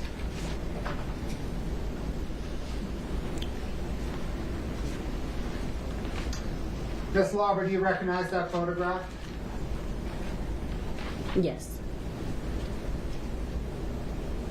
What does it depict? That is the house in Midway. Is it the backyard of the house? Yes. Is that a fair and accurate depiction of that backyard? Yes. Your Honor, the state moves 8-13 into evidence. No objection. 8-13 is admitted. Scott, if you could zoom.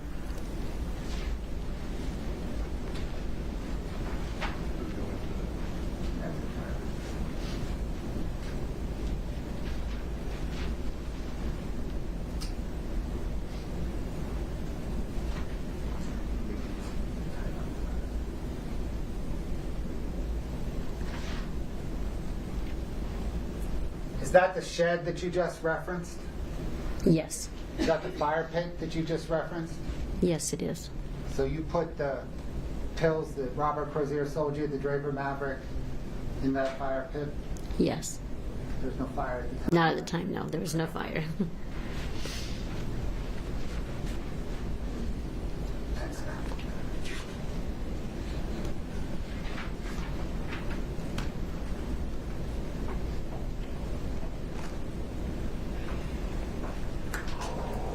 I want to pause on the drug deals for a minute, okay?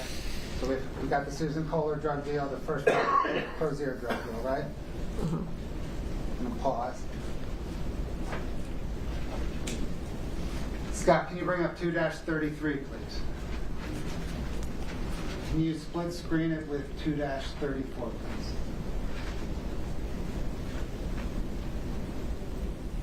Ms. Lauber, do you recognize those two documents? Yes, I do. What are they? Letters from Kouri saying I did some community hours. Did Kouri RIchins give you those letters? Yes, she did.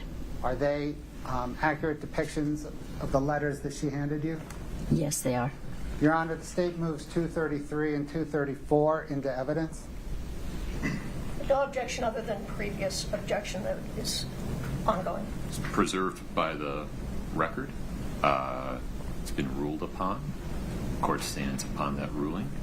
Forgive me, the 2-33 and 2-34 are admitted. Can we publish those, Scott, please, and split the screen?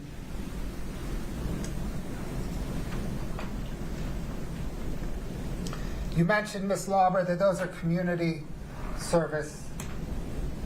Those are letters, I guess, evidencing, perhaps, community service. Yes. What's the genesis? I'm so sorry to interrupt. Sorry. Yeah, we just need you to speak a little louder. What's the genesis of these letters? Why these letters? I was late for a couple of groups, so I got sanctioned from drug court to do 10 hours of community service. Okay. So groups, do you mean group therapy sessions? Yes. And because you were late to court-ordered, they're court-ordered, aren't they? Yes. Because you were late to court-ordered group therapy sessions in drug court, am I right, the judge sanctioned you to community service? Yes.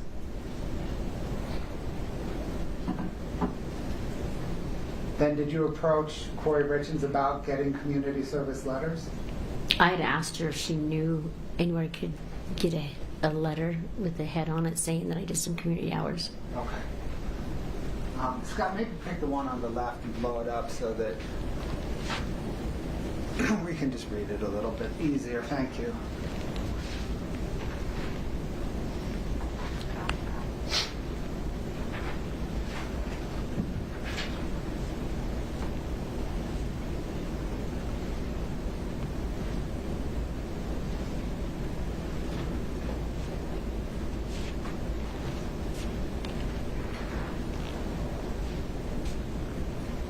Is the other one similar? Maybe you just flip it out. Yep. Ms. Lauber, did Kouri RIchins hand you those letters? Yes. Did you perform that community service? Absolutely not. Have you ever stepped foot on a Circle R ranch? No, I have not.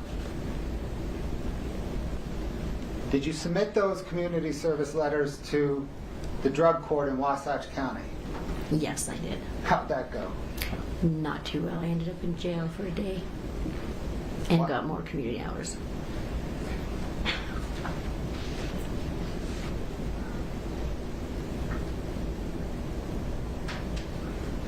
Ms. Lauber, you were in drug court on a felony drug distribution charge, right? Yes. And you just testified that you bought drugs for Kouri RIchins, Yes. which is more drug distribution, right? Yes. And you just submitted a fake letter, 2 fake letters, to the drug court judge, right? Yes. Why on earth would you do that? Well, I obviously didn't have time to do my community hours because I was reaching out to Robbie Kazera and picking up pills. But why would you try to put one over on the court at all? In the early stages of addiction, when you're slowly getting clean, you still test the waters. You're not ready to surrender yet. You're not sure about how much you can get away with and what you can't get away with. So at that point in time, did you think you could get away with more drug distribution and fake letters? No, not get away with it. But you tried. Yes, I did. Have you since surrendered to drug court? Absolutely.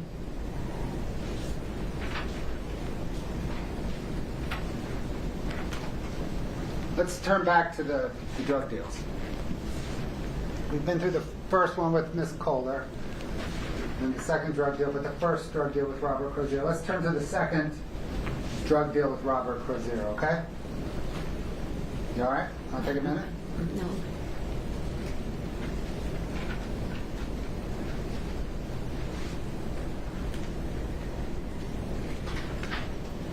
Did there come a time when Kouri RIchins again approached you for illicit drugs? Yes. If you want to take a minute, let me know. No, I'm good. I'm fine. Okay. Do you recall about when that second time with Mr. Crozier was? Still in February. I'm not exactly sure of the date. Okay. I'm so sorry. Would you just say whatever you just said again a little bit louder? I said I'm not quite sure of the date. When Kouri RIchins approached you that second time involving Mr. Crozier, what did she ask for? She said her investor needed something a little bit stronger. And I proceeded to tell her, like, it's not something you can just, when you're buying something off the street that's man-made, you just don't say, hey, this is what I want to order. I just told her you get what you get. Did there come a time when she asked you for the Michael Jackson stuff? Yes. Was that this time? Yes. What did you understand the Michael Jackson stuff to mean? I actually wasn't sure. I had to Google it.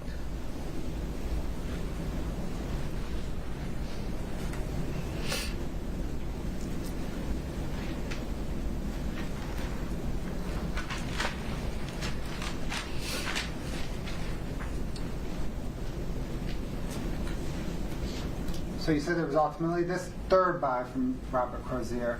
Did Kouri RIchins give you the money up front for the third buy?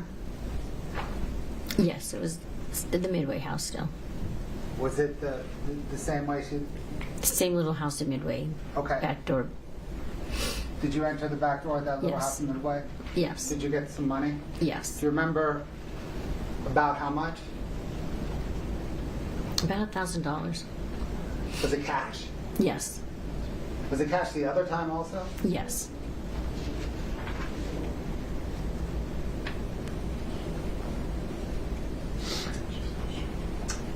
Once you got the $1,000 out of the small Midway house, what did you do? I texted Robbie. What did you say? What did you set up with Robbie over text? Just saying, hey, does your friend still have any of those left? And then of course, it doesn't happen right then and there. I could text him and he'd say, I'll get back to you in a couple of days, I'll see what I can find out. So then when Robbie texted me back, I let Kouri know that I could get him, and then head back down, had Nancy take me once again down Provo Canyon to the Maverick on 126th. Just like the time before? Yes. Like before, were you texting with Robert Crozier on the way down the canyon? Yes. And what was the content of those texts? Same texts. How much longer? How far out are you? Because he always had to find a ride as well. Were you texting on the way down Provo Canyon with Kouri Richins? Yes.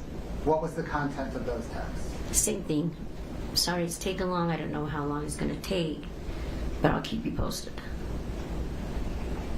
When you arrived at the Maverick, were you still texting with both Robert Crozier and Kouri Richins? Yes, I would text Robbie and tell him I'm here at the Maverick. How much farther out are you? And what would you text? I would text Kouri, sorry he's taken longer than I thought. And you deleted all of those texts? Of course. Did you ultimately meet up with Robert Crozier at the Draper that second time? Yes. What happened when you met up? Same routine. He'd come up to the car, I'd give him the money, he'd leave again for 20, 25 minutes, then he'd come back. And then he'd give me the little clear baggie with pills in it, and then we'd go our separate ways. Can you please describe the baggie? Clear little baggie. Just a small little clear baggie. As if you were putting an extra button in it. Same as last time? Yes. Do you recall about how many pills? 15 to 20. I never stopped and counted them, but that's what he told me was in the baggie. Were they round again? Yes. What color were they? A lighter blue.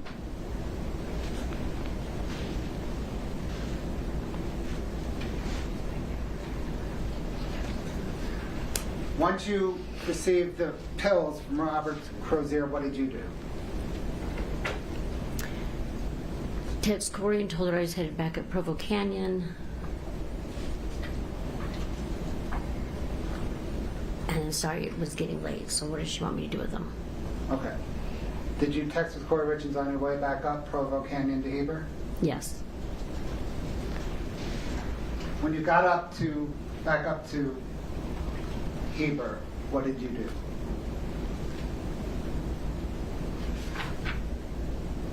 Oh, went to my house in Heber. Did you still have the pills with you? Yes. What ultimately did you do with the pills? Well, it was Nancy that drove me, so I had taken her to my house. Oh, wait, hold on, I'm getting confused. Hold on a sec. Take a minute. This is a lot. Hold on.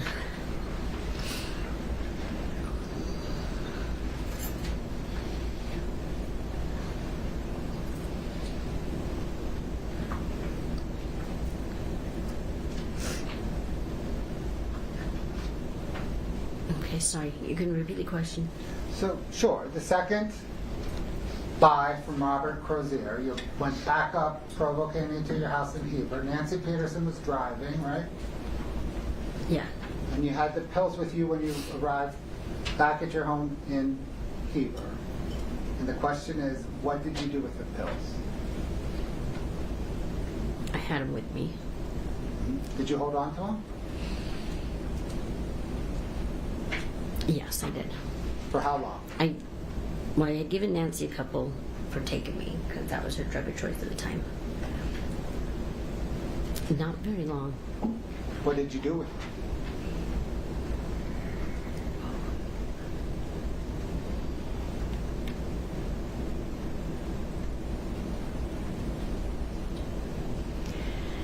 I reached out to Kouri and asked her what she wanted me to do with them, because I didn't like having them on me. What did she respond?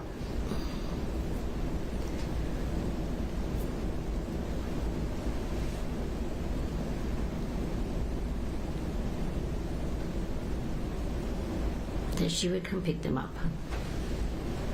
Did she? Yes, she did. Where did she pick them up? In my house, in Heber, in my driveway. Is law right? You should speak up. She picked him up in my house, in my driveway, in Heber.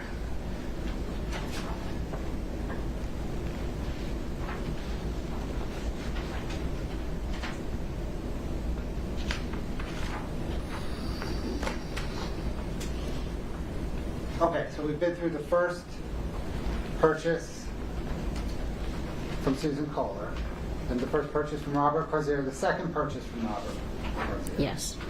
And that second purchase was the end of February? Yes.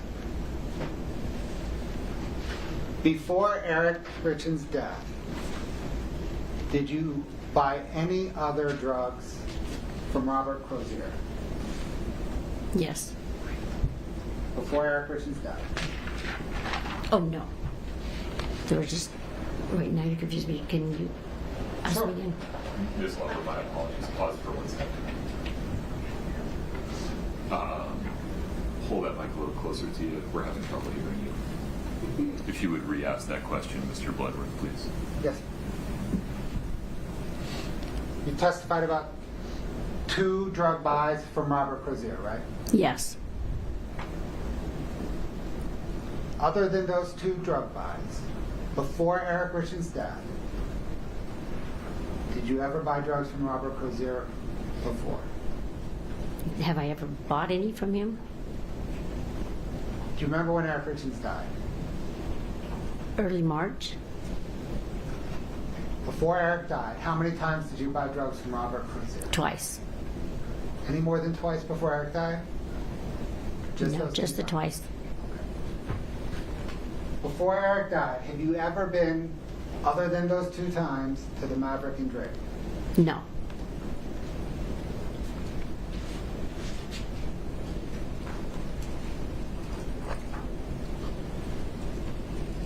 You just said Eric died in early March, right? Yes. Do you recall when you learned that Eric died? It was one of Doreen's employees that had told me that Eric had passed away. And do you recall how soon after Eric's death she told you that? It was a day or 2 after. Did you ever speak with Kouri RIchins about Eric's death? Yes, I did. When? A couple days after. Where were you when you spoke with Kouri RIchins the first time about Eric's death? I was with my friend Nick, and we were on our way to do a UA for drug court. Is Nick Bond Savage? Yes, it is. And the UA again is a urinalysis? Yes, it is. So you and Nick were together. Were you on a way? Were you driving to the UA? Yes. When you had that conversation with Kouri RIchins about Eric's death, were you on speakerphone? Yes. Could Nick hear the conversation? Yes. Did you ask Kouri RIchins about Eric's death? Yes, I did. What did you ask her? I said, please tell me these pills were not for him. Did she respond? She did. How did she respond? She said, no, they were not. Eric passed away from a brain aneurysm.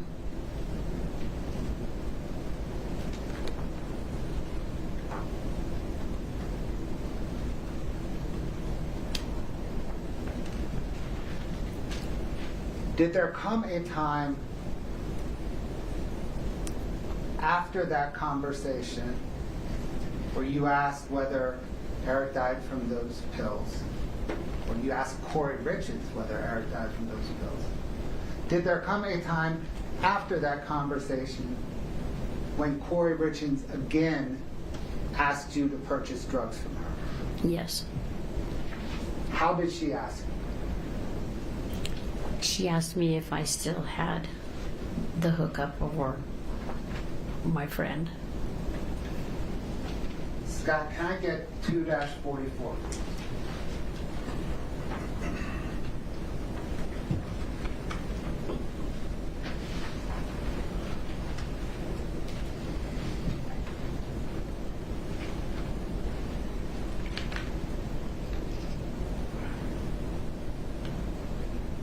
If you look down that column labeled description, Ms. Lauber, do you recognize that as a text exchange between you and Kouri RIchins?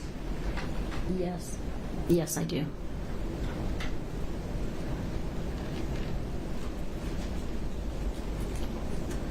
Is this an accurate text exchange?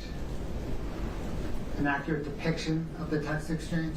Yes, it is. And did it occur on March the 7th, March the 6th and into the 7th, 2022? Yes, it is.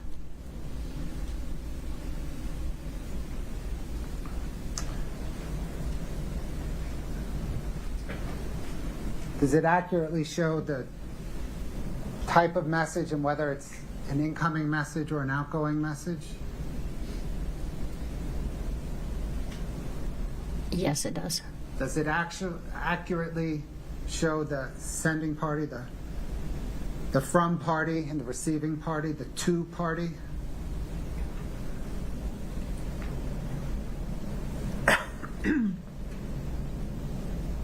Yes. Your Honor, the state moves 2-44 into evidence. Objection, Your Honor. The Celebrate extraction has not been admitted into evidence, and she cannot identify a Celebrate extraction where it came from. Please.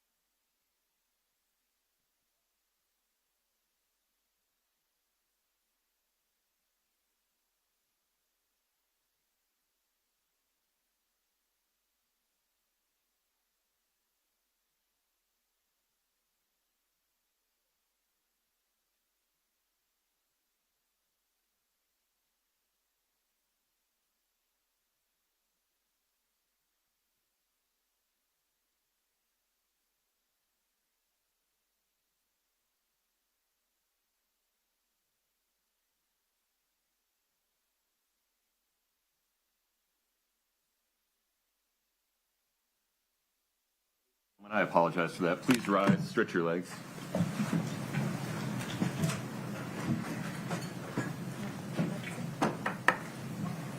You folks are taking a break.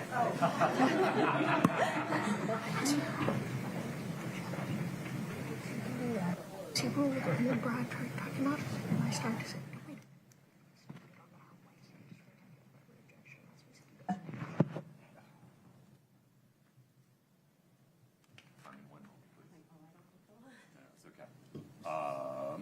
Everybody have a seat. Carmen, I need you to do me a favor. I need you to go wait in the lobby. Okay? Just for a moment. I need to have a conversation about some legal issues. I need to make sure that that conversation does not pollute or affect your memory in any way. Mr. Moffitt, you can't counsel her regarding her testimony during the break. Understood, sir. Thank you.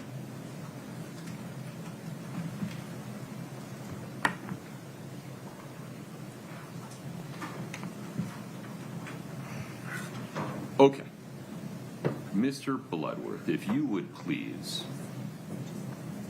however the form of it you wanted to admit to the publish to the jury and admit it as an exhibit, would you put that form on the screen so we're all talking about the same thing at the same time? Your Honor, it is there now. Okay, so it's the zoom in that we're currently looking at, rows 1 through 5. Right, we can back it out so you can see the whole form. Is this the page? Is it one page? It's two pages. So it did say celebrate. I thought it did. Please pause. I'm sorry. Okay. You want to, I'm sorry, I don't have control yet. State's Exhibit 2-44 is a 2-page exhibit that says Cellbrite Extraction Report at the top, correct? Correct. And you'd like to admit this 2-page extraction report through this witness, not just the content of the text messages and the metadata regarding to, from, whatever. Your Honor, the state wants to admit the content. Now, I can see the 244 at the top is labeled with Celebrite's branding. You know, if we were to, for example, redact the labeling, that's fine. But the content... The distinction, I apologize for interrupting you, so I can just provide a little more context for my question. The distinction I'm drawing is the previous photographs. We admitted just the photographs, yes, not the report from which the photographs were derived. Correct. Here, it seems we're doing something, the state is proposing to do something different. That is, admit the report, not just the content. That is the photographs in my analogy. That is correct, but the state proceeded to just admit the thumbnails as photographs simply to keep things moving along, not because the state thinks that the report is inadmissible. The state just didn't want to bog down in this discussion. May we do the same now, understanding that the state's ultimately, as I understand your position at sidebar, going to be, we have another witness that's going to get this report and many others in. Yes, Your Honor. That is why I think the way we can do that is to just redact the heading. And that leaves us with nothing but content without identifying the source of the content. But Ms. Lauber has already authenticated the content itself. Ms. Lewis, if you'd put your position on the record. On the record, Your Honor, this is a Cellbrite report that has not been admitted. We don't have testimony as to how it was extracted. We don't have testimony as to what it is, and it's not authenticated. That can come in through a later witness. I agree. That witness probably should have been called first, but was not. You're right that now we're doing something different than we did on the prior report. And I don't think just extracting celebrate, the word celebrate solves the problem. You ruled from the bench just a minute ago that this could be used as an impeachment document. I did not. I said specifically you cannot use it if it's not admissible because there's no foundation for it. Well, then we discussed it further, and you said go ahead and show it to her and ask her if she remembers it, and then the text. That was not in the context of impeachment. That was in the context of the Mr. Bloodworth and his direct using it to refresh a recollection of a witness who may not specifically recall the content. I misspoke. That's what I meant. To use it to refresh her recollection. And you ruled that that would be appropriate. Well, then Mr. Bloodworth attempted to change your ruling, which happens a lot, which is what Don't do gets that. me. Please stay well, that's focused. what gets me frustrated. Please stay focused. I think your ruling was appropriate, that it can be used to refresh your recollection. We discussed this, you ruled, and I think your ruling should stand. You understand that this will limit your use of this document in impeachment? That's fine. Okay. Blair, with any further record? Yes, Your Honor. To use the photograph analogy, it doesn't matter who took the photograph. If somebody was there to observe the content of the photograph, they can impeach it, or they can authenticate it. That is what we have here. Carmen Lauber was a participant in this text message exchange. She can authenticate it. And that is the only substance in this report. She has authenticated 100% of the substance of this report. Are you comfortable presenting it to her as, this is a document? Does this document match your recollection of text messages you had with this person on this day? Your Honor, not only am I comfortable with it, that is precisely what I did when I had her authenticated. Okay. And how it was extracted doesn't matter. That is when you don't have a witness who was present to authenticate it. I understand. Okay. I hear you saying if you had a screen grab of text of bubbles from a phone and her testimony was the same, like, I remember this, Yes. I remember this exchange on this day at this time, you would seek to admit the bubble as a document that she laid foundation for. Correct. Regardless of who took the screenshot of the bubbles. Right here, Celebrate took the screenshot of the bubbles. Doesn't matter. I understand the state's position. Ms. Lewis, anything further? No, Your Honor. Okay. So, the defense has a thought-provoking argument that including all the stuff in the header gives this document some imprimatur of technical proficiency or additional weight regarding which this witness has not laid foundation. So,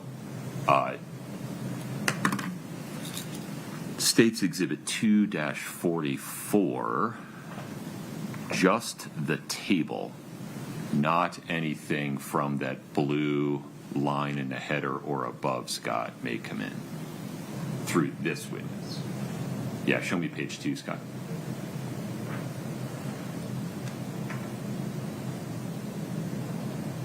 Mr. Bloodworth, any further record regarding the court's ruling? No, Your Honor. Ms. Lewis.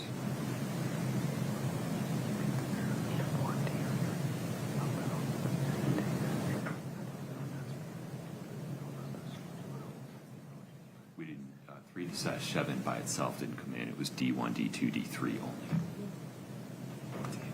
Yeah, but those photographs I don't think had. Nothing further. Did they? No, yeah. Okay. So, we have, I'm really just talking to Scott at the moment. It's going to stay this way, right? That's correct, Your Honor. Okay. And can you, the state, at some point before tomorrow morning, print this version of 2-44, understanding this may be mooted through Mr. Katradimos at some point, but. Does it seem to be as 244R for the redaction? And we might to admit the original 244? Yeah, let's do that, Your Honor. Let's label this 2-44 Romeo R. Okay. To denote it as a redacted version of 244. Got it. Okay, Brittany, do you need anything else for the record? All right, what I would like to do, counsel, is complete the, well, we've taken want to take a restroom break now, and then we'll just go directly from direct into cross. Ms. Lewis, any objection? No, Your Honor. All right, listen, nobody can talk to Ms. Lauber out in the lobby. Please, no appearances of contact with Ms. Lauber. Let's take a break until 2:10. Thank you. Court's in recess.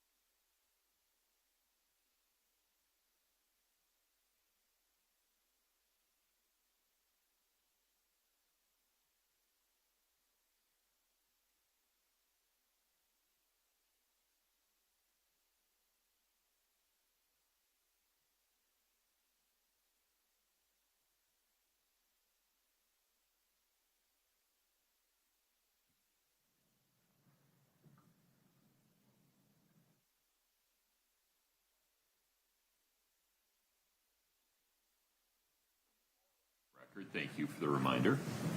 All right, Ms. Lauber, I'll give you the early warning. Just get close to the microphone.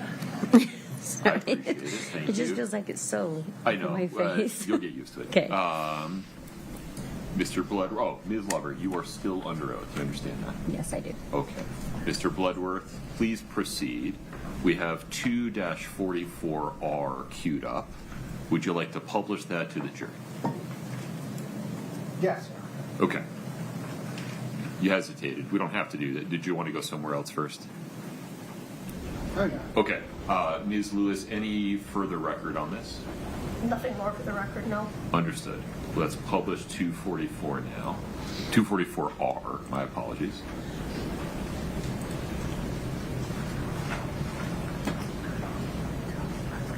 Ms. Lauber, you just testified that you recognized a text exchange between you and Kouri Richins beginning on the 6th of March, continuing on to the 7th of March. Is this that text message exchange? Yes, it is.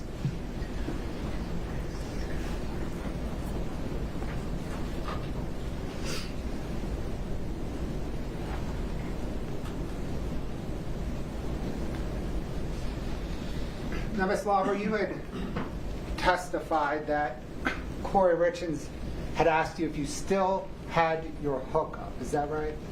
Yes.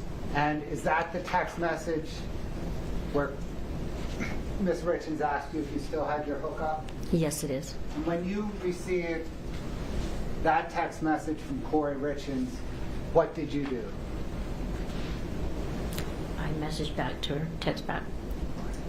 And did you ultimately arrange to buy illicit drugs from Mr. Crozier the third time? Yes. Thanks.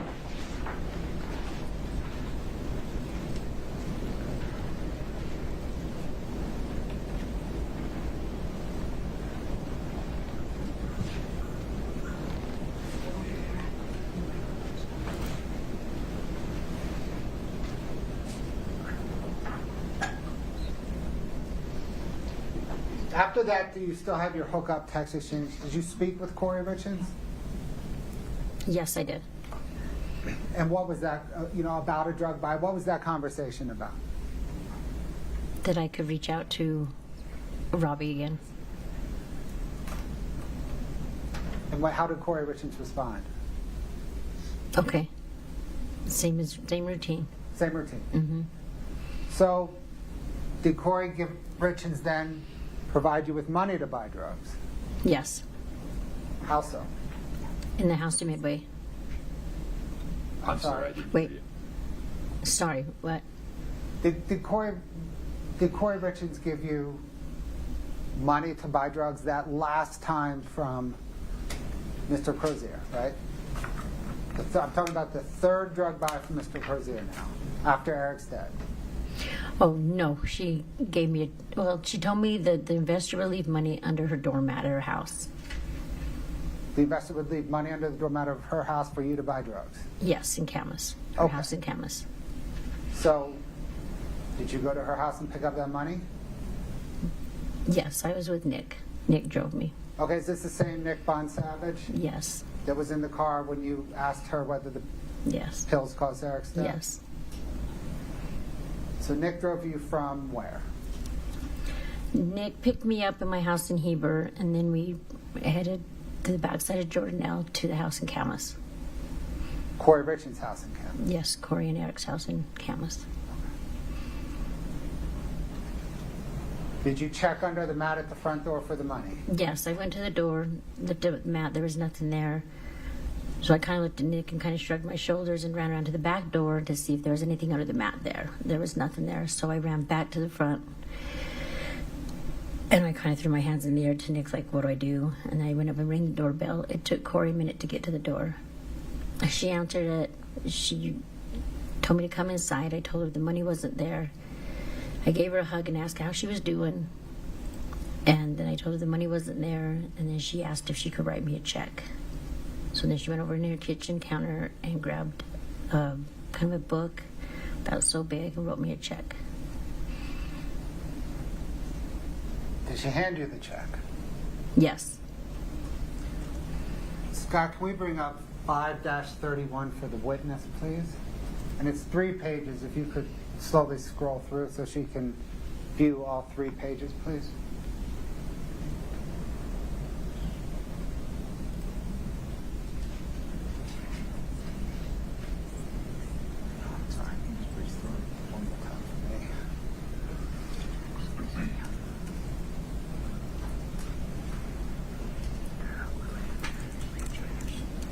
Ms. Lauber, do you recognize those 3 pages? Yes, I do.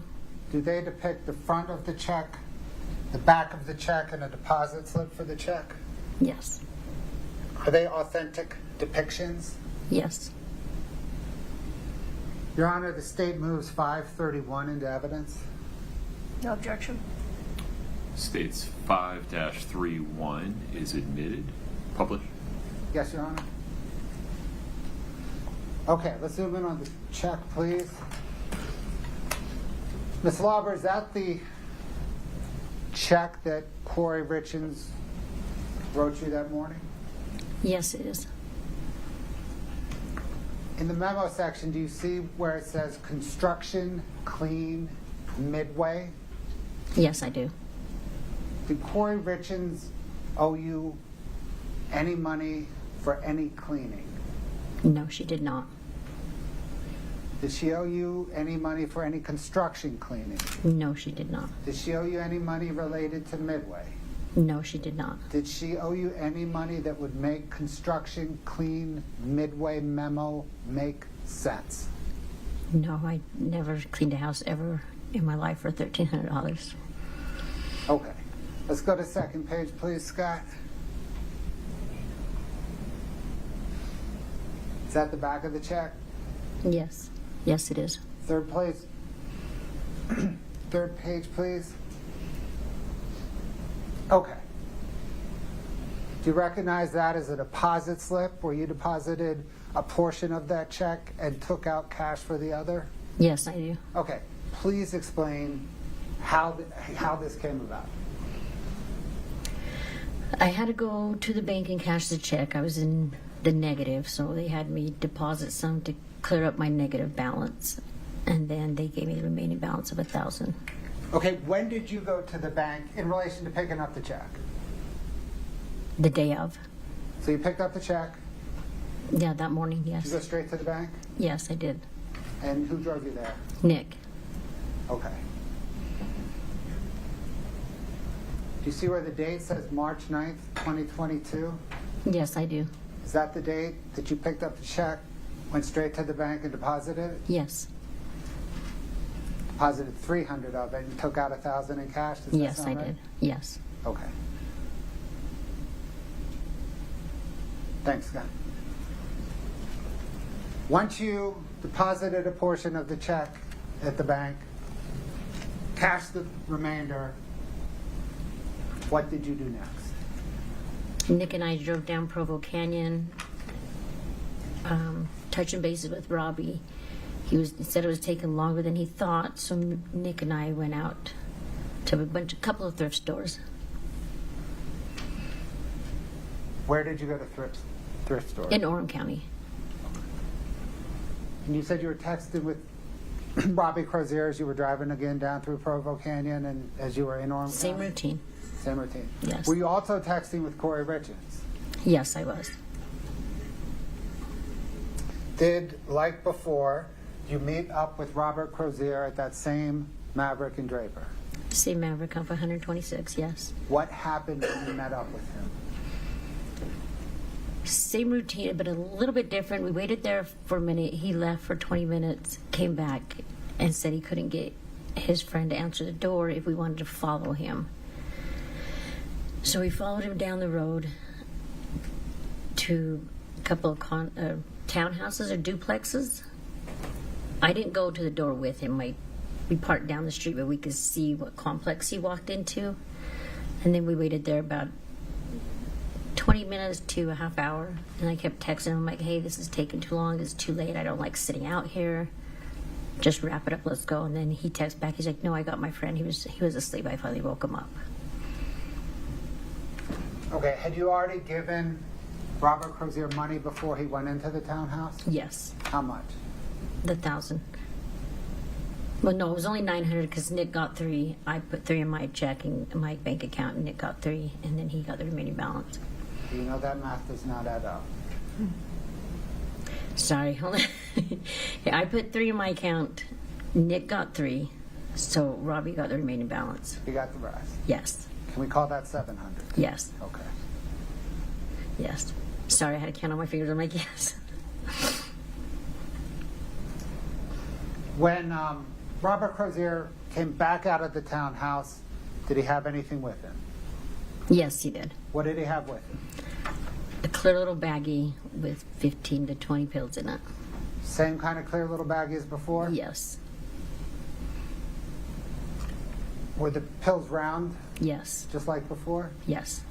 What was the color? A little darker blue. What did you do once you received the pills from Robert Crozier? Left. Where did you go? Back up Provo Canyon with Nick. Nick had dropped me off. It was late. So Nick had dropped me off. Nick went home. I went into my house. Text Kouri. Told her I have him. What does she want me to do with him? And then same routine back to the Midway house. Did you text with Kouri RIchins back up through the Provo Canyon? Yes. Towards Heber? Yes. And then you ultimately left those pills at the Midway house? Yes. In the closet on the right up above. Like you walk in the kitchen and there was a door put on top of the closet. Is that the same closet where you previously gotten money from? Yes.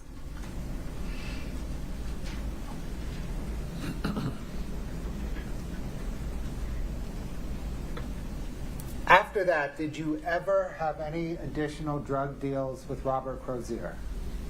No, I did not. Have you ever been back to that Maverick in Draper? No, I have not. So am I right that the only 3 times you dealt drugs with Crozier were the 3 that you just testified? Yes. And the only 3 times you've been at that Draper Maverick were the 3 times to which you just testified? Yes.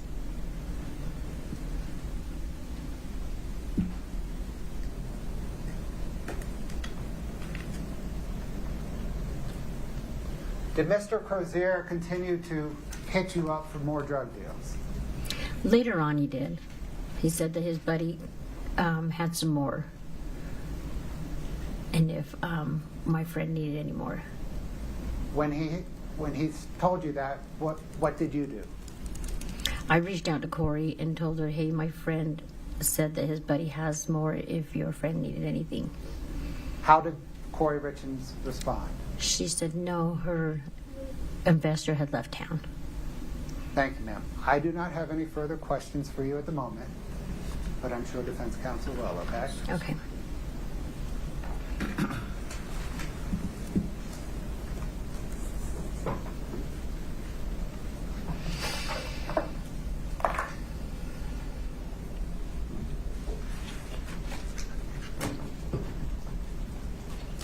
Good afternoon, Ms. Lauber. Let me turn on my mic. You just Does that work? yes. Okay. Good afternoon, Ms. Lauber. Good afternoon. My name is Wendy Lewis. I am one of Ms. RIchins' attorneys. I'm going to hand you some binders. We're going to go old school here. Oh my gosh. These are Yeah, I don't know who's ready. okay. You can put it over here. I'm going to ask you to refer to just don't these want as this we there. talk. These are the transcripts of the interviews that you did in April and May of 2023. All right, and just to help you out here, take a look. Here's the first 2 interviews, and we're tabbed here, interview 1 with the date, interview 2. All right, Okay. this is interview, we've got the dates, March 3rd and 4th. Okay. This is separate. This is the interview from March 10th. Do you want to just set that aside Yeah. so we get to that? And then your last 2 interviews, 13th and 14th, are right here. Okay. Okay? So we're going to be referring to that. Well, that's a lot.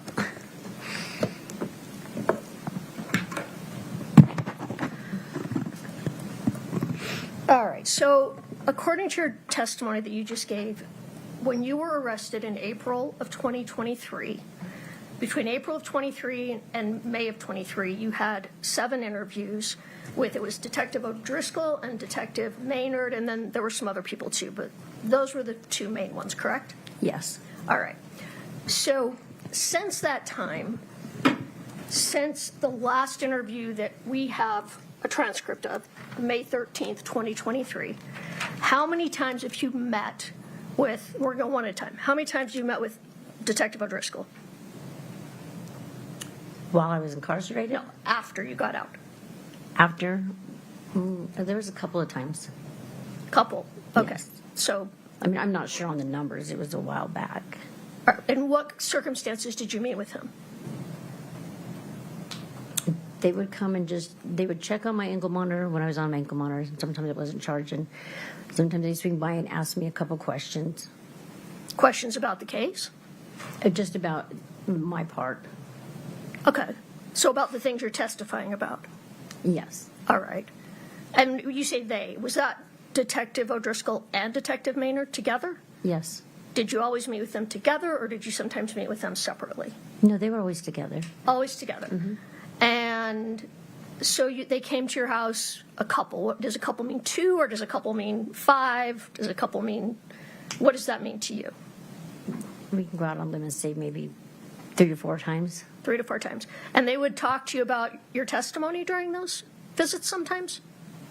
Not really my testimony. They'd ask, if the question came up, like, hey, where was you at this time? Stuff like that. No. Okay. Do you know if they recorded any of those conversations with you? I do believe so. I'm not 100% sure. You think they were recorded? I'm not 100% sure. All right.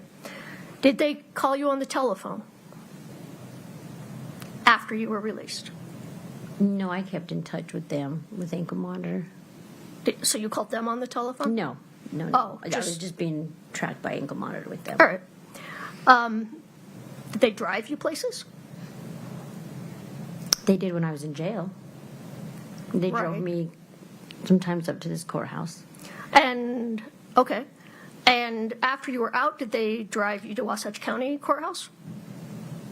They did a couple of times when reporters were there. All right. When you were in the car, did they have conversations with you? No. All right. What other people from Summit County Sheriff's Office, if any, besides Detective Maynard and Detective O'Driscoll, did you talk to? Were there detectives? Yes. Were there any others? No. All right. Have you met with the prosecutors in this case, either Mr. Bloodworth or anyone else? Yes, I have. How many times? There was an initial meeting when this case first came up here with Bloodworth, and then a couple times over the last couple weeks. So when you met with them over the last couple of weeks, was that to go over your testimony? Yes. Did they practice your testimony with you in those meetings? They kind of prepared me for what kind of, I don't know what the word I'm thinking of. They kind of prepared me a little bit of it. Did they review your answers with you? Pause for 1 second, Ms. Lewis. I apologize for the interruption. Hold the mic a little bit to your left. Yeah, you can move the blinders again. Okay. There you go. Now pull the mic more in front of you. Yeah. Let's try that. I'm sorry, if you ask your Sorry, go last ahead. question one more time. Did they review your answers with you? Yes. All right. So they reviewed with you when the drug buys happened, correct? They would ask me the questions and I would answer. Did they correct you if they thought your answer was wrong? Not really, no. All right. Did they practice cross-examination with you? Yes. So they did we call it a mock cross. Someone pretended to cross-examine you, is that fair? Yeah, they kind of just brought up how you were going to bring up my past, how I was going to feel. Okay. That's all? Yes. All right. Did they tell you how to answer the questions that I might be asking you? No. They can give you any advice on how to answer the questions. No. Did they help you put the pieces together so you would remember what to testify to? Actually, I'm the one that's asked, like, if I needed to know Robbie, I put in my phone, obviously it says Kouri, Doreen's niece, Robbie, Nicole's friend, just stuff like that. Wait a minute, I don't know if I understood your answer to my question. So my question was, did they help put the pieces together for you for your testimony, and what was your answer? I said I'm the one that asked for pictures and stuff like that. So you asked them to help put the pieces together for you. I don't know if it was actually helping me put the pieces together. Kind of refresh my memory a little bit. It happened a long time ago. That's true. This happened almost 4 years ago, right? Yeah. Okay. And your original interviews with detectives was almost 3 years ago. Yes. All right, we're going to get back to that. Who else have you spoken to about your testimony in this case? Nobody. Well, now... When I was in jail, when I was incarcerated? Okay. In jail, who did you speak to about that you were going to be cooperating? There was O'Driscoll, Maynard, and I can't remember the lady that came from the feds, but I didn't really talk to her. That would be Miss Whistler. I cannot remember her name. Okay, well, we'll get back to that too. Well, you talked to Nick Von Savage that you were cooperating in this case during the time you were in jail. Yeah, he's one of my best friends. Okay, so you told your best friend that you were cooperating. Yes. And you told your best friend, man, I don't even remember what happened. You got to help me out here, right? Just in the part where, in the car, yes. Okay. Because Nick was with you one of the times you met Robbie Crozier. Yes. And you had Nick help you remember that because you did not remember that. Specifically, you did not remember the dates, right? I don't remember the dates exactly, no. Okay. Today you remember the dates. Well, yeah. Because they were told to you. But no, the more you think about it, the more it pops up. Okay. All right. So the dates you couldn't remember 3 years ago, you thought you remember them now? Yes. All right. We'll get back to that. Ms. Crozier, do you have mental health diagnoses? Do I what? Any mental health diagnoses? No. You're not diagnosed with any mental health problems? No. You're sure? Yes. What about anxiety? Yeah. Do you take medication for that? Not so much anymore, no. Okay. Are you on any medications today? No. Okay. All right. Let's talk about drug court. So in 2021, you were given the opportunity to participate in the Wasatch County Drug Court. Yes. All right. And that is an opportunity, right? Absolutely. Okay. And when you were allowed to go to drug court, you had been arrested for a number of felonies. Yes. It was, let me grab some papers.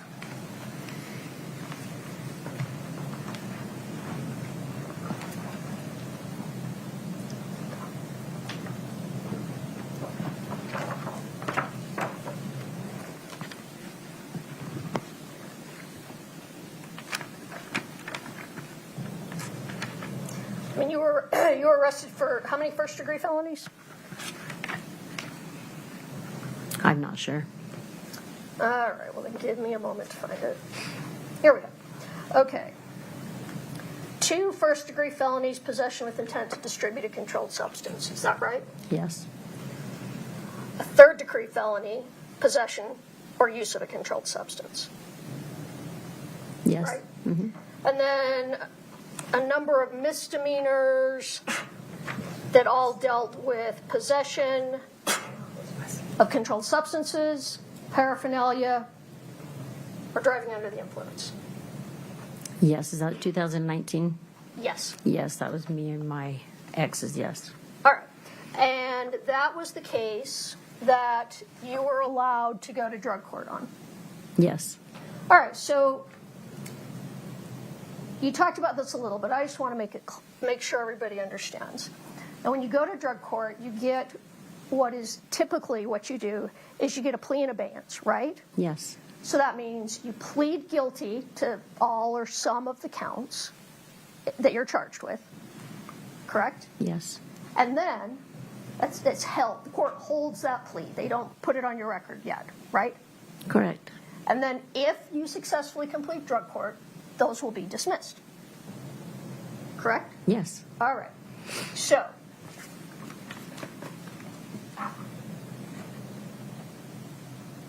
and right now, I mean, you haven't been, we're going to talk more about this, but you haven't successfully finished drug court yet.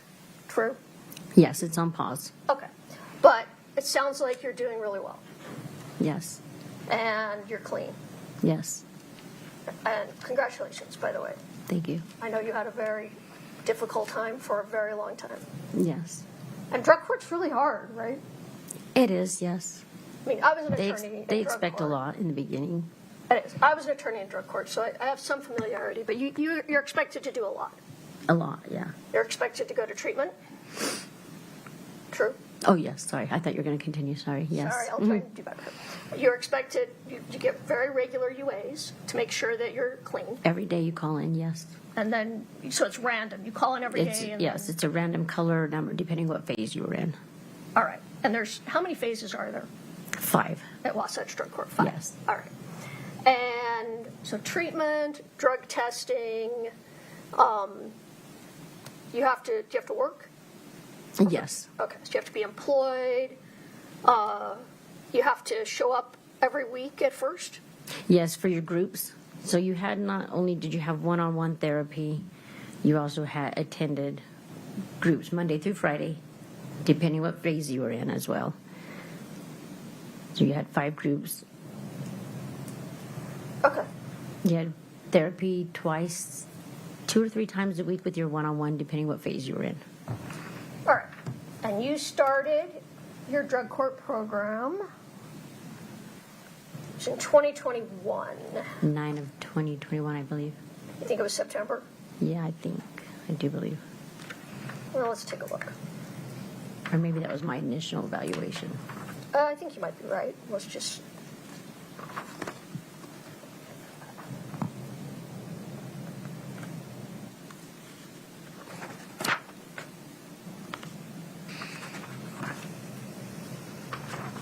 Okay.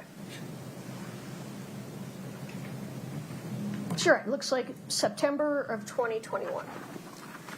Now, is it fair to say that between September of 2021 and when you were arrested, which we're going to talk about, you talked a little bit with Mr. Bloodworth in April of 2026 or 22nd or something like that?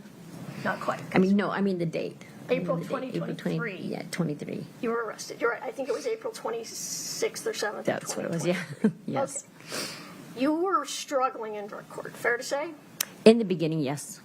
Well, that whole time, until you were from September of 21 until your arrest in April of 23, you were struggling. Not the whole time, no. All right, let's take a look at that. So, do you recall that? Well, let me show you. I'm going to show you a document. It might be easier.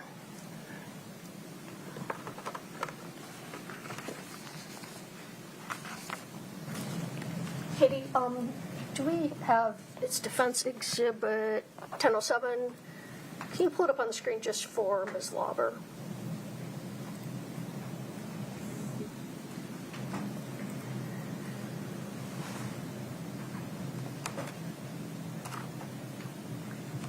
And I don't think it has page numbers, but we can go by dates. So maybe pull it up starting from 9/22/21 for her to look at.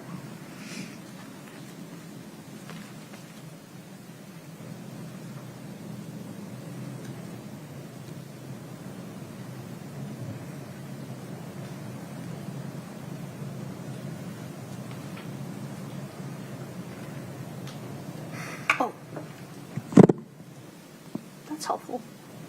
Yeah, I'm like, I All right. see that. So let's look at, so each time you go to drug court, there's a little note entered in what we call the docket of the case, Yeah. right? About what happened in court that day. Yes, it's the Okay. drug court team members' notes. Understood. So you started drug court September 15th. September 22nd, you missed your group therapy and your individual therapy. I mean, that's what came up at drug court. You were missing treatment. Yes. Which is, in drug court, that's a problem, right? You're supposed to go to all your treatments.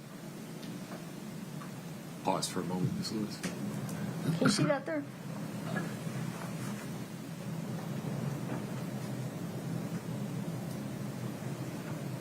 Yes. Okay.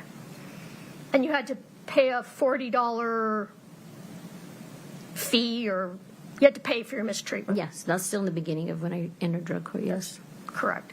So that'd be a sanction that you had to pay for that. No. If you missed it, they considered that a waste of the therapist's time when somebody else could have took that spot. All right, well, that's fair. It was not a sanction, no. Okay, so the next month, October 20th of 2021, a little lower on that page, you failed to appear at drug court.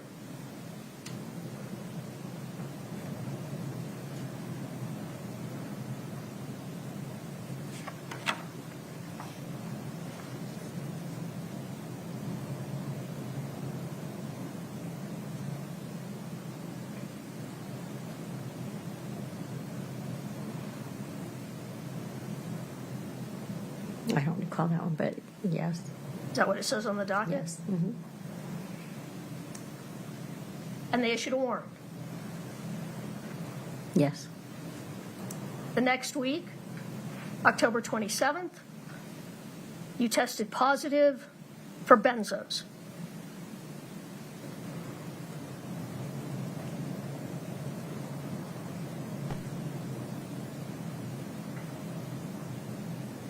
Well, I'm going to rephrase that. You actually tested positive on October 10th, October 6th, October 8th, but it was at the 27th drug court hearing that those problems were addressed.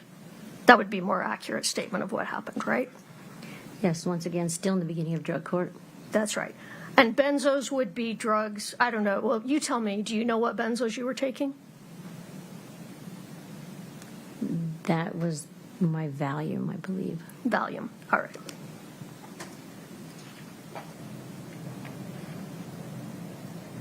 And you were sanctioned, it says.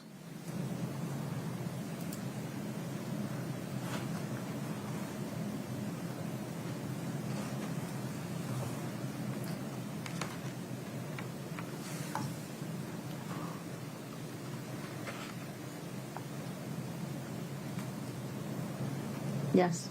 All right. Now, you continued through November to miss therapy, true?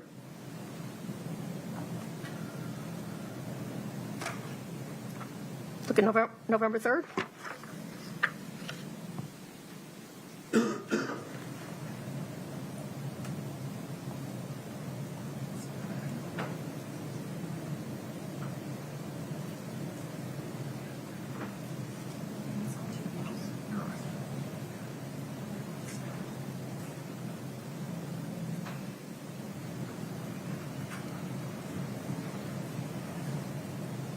It's okay. Take your time. Do you see it?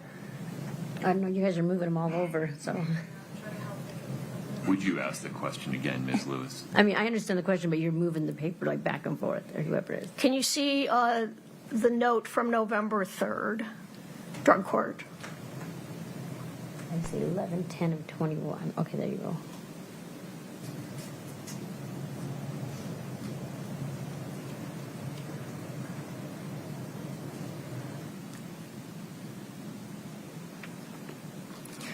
Your Honor, I don't know if it'd be all right, but this might be faster if I could point it out to her. Would it be all right if I stood closer to the witness? Of course. Thank you.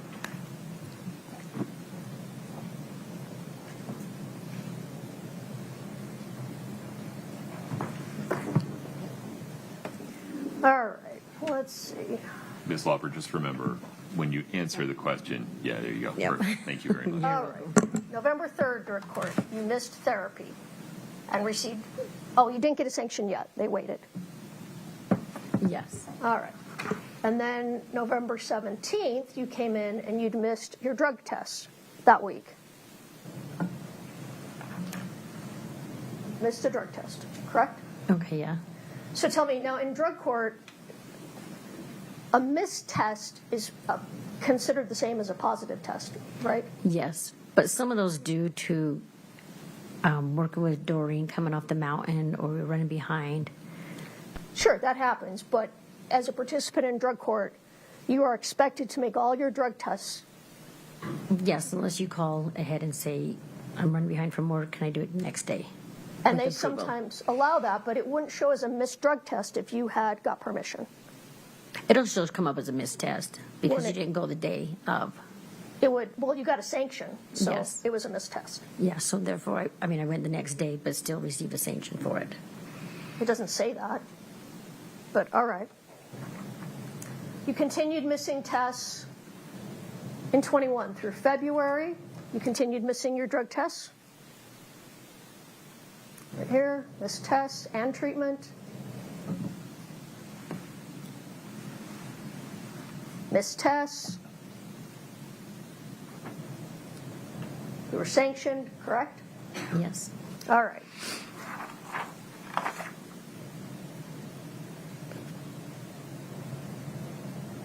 All right. Now let's get, you got a negative drug test, it looks like in, What's the year on that? there, you got a negative drug test. No, what's the year on these ones? 2020, oh, now we're moving into January of 22. Okay, so what were the years on these ones? I misspoke, I said February, it was December of 21. Yes. All right. Still, once again, the beginning of drug court. Okay, well now it's January of 22. Okay. So you're missing drug tests.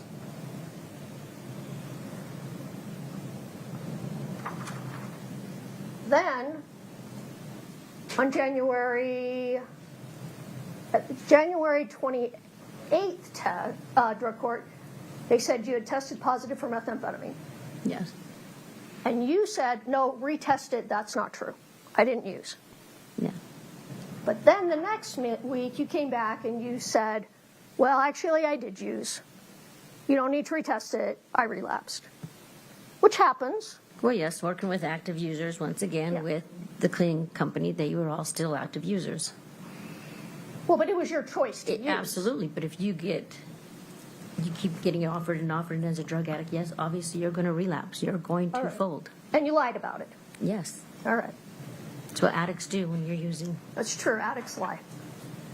All right. Active addicts. And then in February, now we're getting into the time period at issue here. January, February, March of 2022. All right. So at this time, let's get the date here.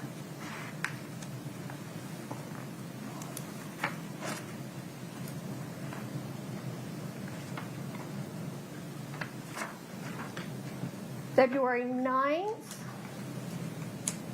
you missed your group. Your treatment, so you were sanctioned then, right?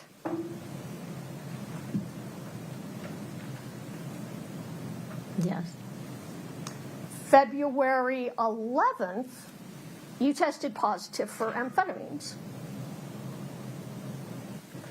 Tested positive on February 11th. Okay, yeah. And again, you denied it. Of course. But that's the same day you said you were out buying drugs from Susan Kohler, right? February 11th, 2022. Yeah, it's just, yes, Okay. I was with Susan that day, yes. So you're using. Yes. Once again, when you're going to relapse when you're around active people, I yes. understand. And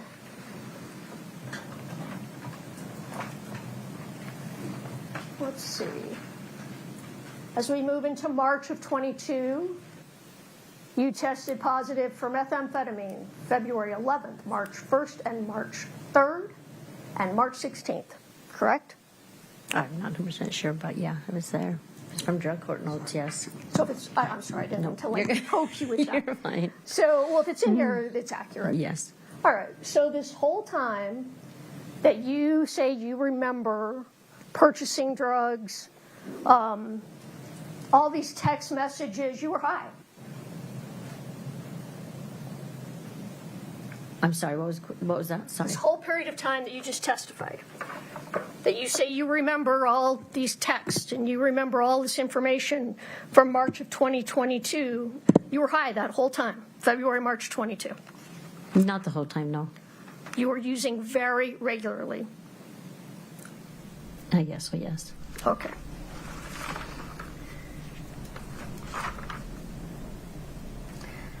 Now,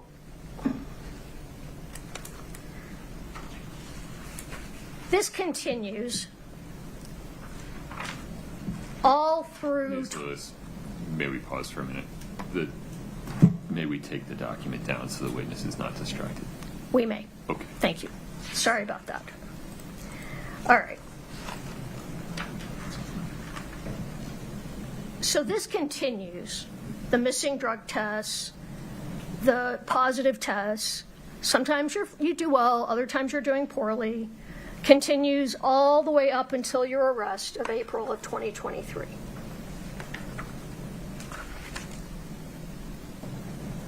Sorry, what was the question again? The question was, we started talking about, we were talking about that you were using all through February and March of 22. And now I'm saying from February and March of 22 until your arrest of April of 23, you numerous times either missed drug tests, missed treatment, were sanctioned, tested positive. You had a lot of missteps between the beginning of drug court in 2021 until your arrest in April of 2023. Correct? Yes. All right. In fact, you were held back on phases. Yes. You were asked to restart phases. Yes.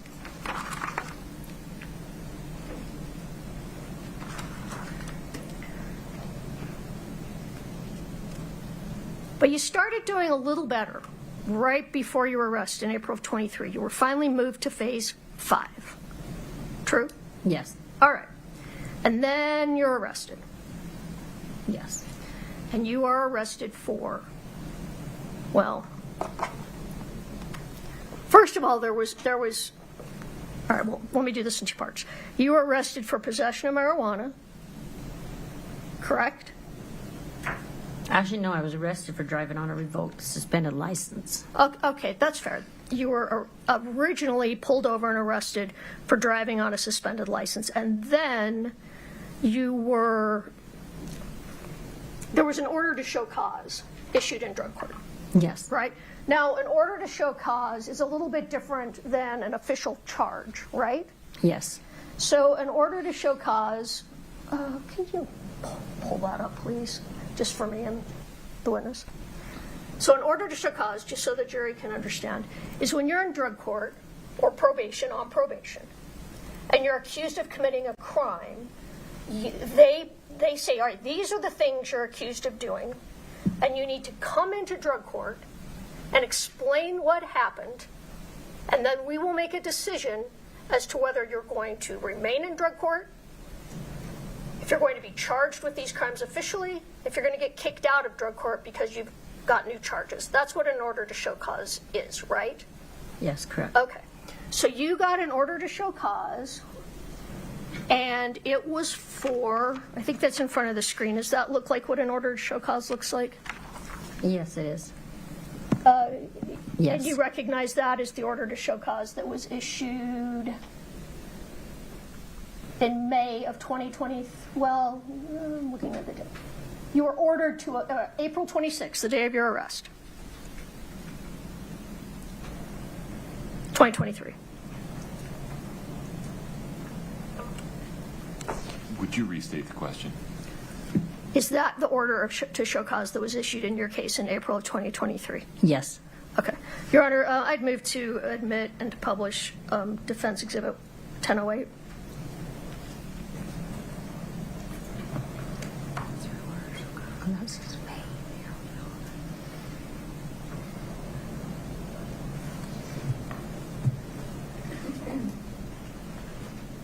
Sure, Your Honor, no objection. Okay. Defendants 1008 is admitted. and we will publish it now. All right. So that's just so the jury can see what that looks like. Now, if in drug court you're found to be in violation, you're found to have committed new crimes, what happens is your plea in abeyance goes away and you are sentenced on your original 2 first-degree felonies and your 3rd-degree felony that you pled to, right? Sorry, what was the question? Okay. Can we- Trying to explain so they all understand how this works. If you were to go into drug court and the drug court found that you had in fact committed new crimes and violated drug court, then you could go back. Your plea in abeyance would no longer be in effect, and a plea of guilty would enter. Your Correct? plea in abeyance would be revoked. Revoked. So you would be guilty of those crimes, and you would go back to your sentencing judge and be sentenced on your original 2 first-degree felonies and 1 3rd-degree felony. Yes. And in addition to that, you could be charged with the marijuana that was found in your house the day of your arrest, correct? I wasn't aware of marijuana, but I guess if you have the paperwork. Okay, well, we'll talk about that. I think you've just forgotten. And there was a firearm found in your home. Yes, that was my roommate's son, yes. And, well, possessing a firearm, whether it's yours or not, Yes. is a crime if you're a felon. Yes. A serious crime. Yes. Potentially a federal crime. Yes. All right. So,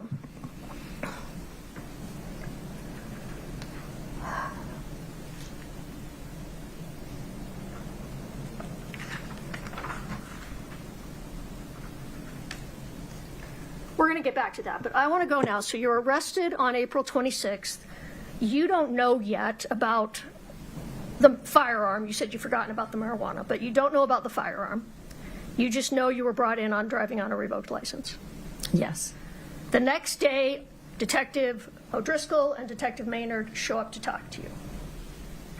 April 27th, 2023. I guess it was the next day, yeah. All right.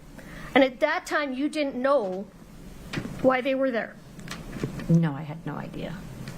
But they told you, hey, we searched your place and we found a gun under your bed, correct? Yes. And they tell you your drug court is in jeopardy. You could be violated. Yes.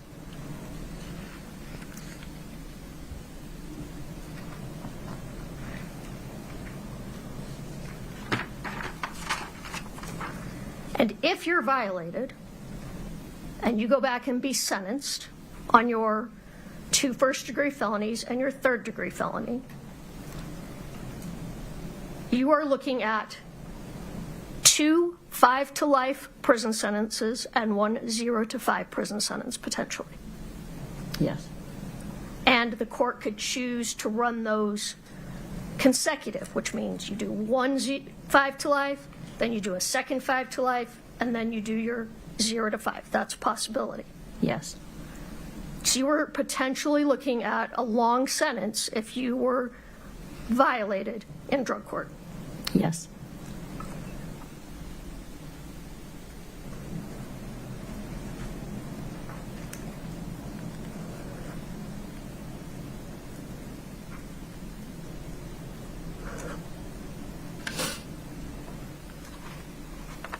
Can I just get a, just one, not. Remember to go back to something.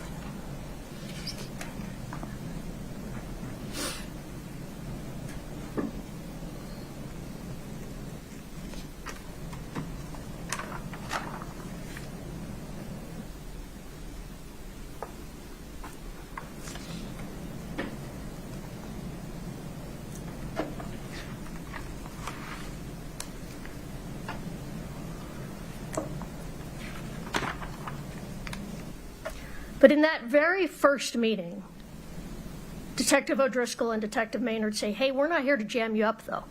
We want to talk to you. I don't recall the exact words, but yes, they were there to talk to me. And if those weren't the exact words, it was, Words to, we don't want you to get in more trouble. We want to talk to you. Words to that effect? Yes. All right. And that's when they tell you that they think Kouri Richins poisoned her husband, RIchins, and they think that she killed him. I don't think that was their exact words. All right, well, I'm not necessarily using their exact words, but they give you that information. Yes. All right. And that he died of a fentanyl overdose. Yes, they did inform me that he died of an overdose. And that was the first time you'd heard that. True? From the officer, yes. Well, from anyone, that he died of an No. One of Doreen's workers were driving down the road. It was Nancy. She had yelled out the window. She's like, Eric died of an overdose. And that's when I had made the phone call to Kouri asking if, please tell me those weren't for him. Okay. You never told the officers that story, did you? Not till later, I don't think. Well, not in these 7 interviews, correct? Yeah, correct. All right. In fact, what you tell them is you don't use fentanyl. Correct? Yes. And you tell them meth, heroin, maybe a few oxys here and there, but I literally never dealt with fentanyl. Correct.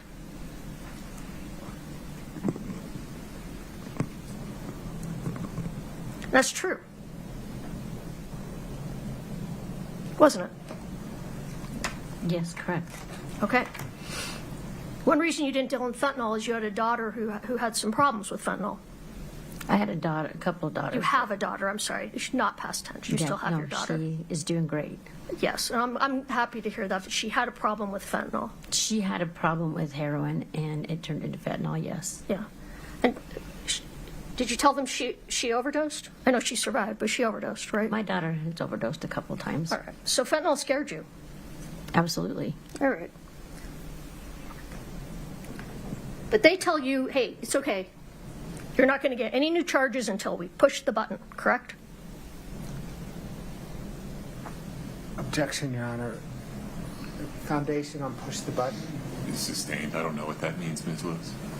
Well, why don't you look at, let's look at the April 27th interview that we pulled up there. In the book? In the book, Or yes. You're going to pull it up? No, we're going to use the book. So we're going to go old school on these interviews. There's too many pages to ask for Where do I got to go to? to find them all. You can help her, Ms. Lewis. Thank you. Thank you. 5:30, right? Let's go to the first notebook.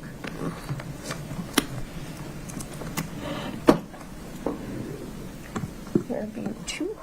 No, interview 1. Let's go to page 98.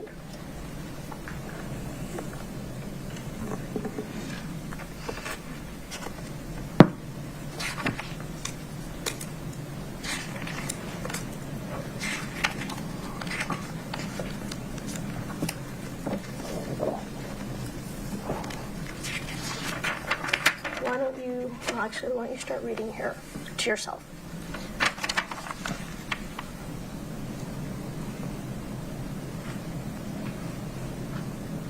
Remember that now? Yeah. Okay. So they tell you in that interview, these new charges, none of them are going to go through until we push the button to make them go through. That's what they tell you. Yes. And they say, and we have Wasatch County prosecutor on board, and they're going to charge you, but we're going to help you out.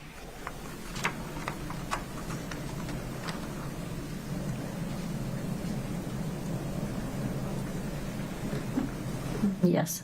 All right. And you know, because drug court has not been going the most smooth, if you get kicked out of drug court, you're looking at potentially a lot of time. Yes. And you do not want that to happen. No.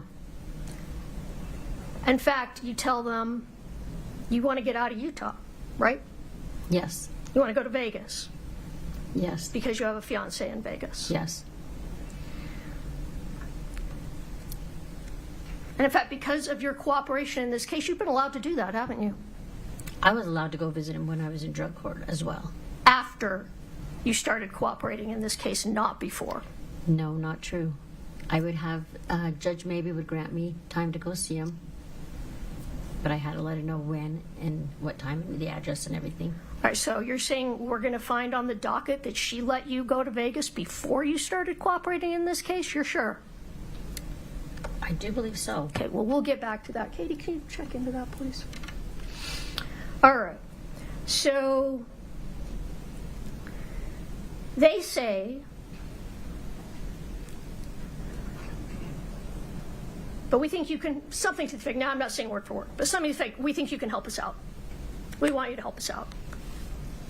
They tell you that in general, right? On April 27th. Yes. And they said, we're going to give you some time to think about this and we'll be back. Actually, I asked for the time to think about and process everything.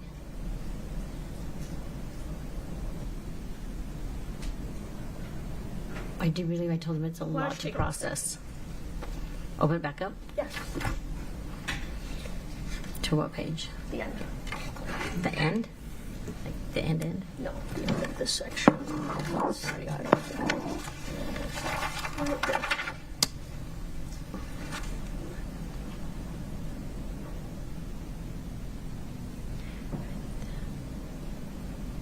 So weird. So we're going to talk. Maybe they talk.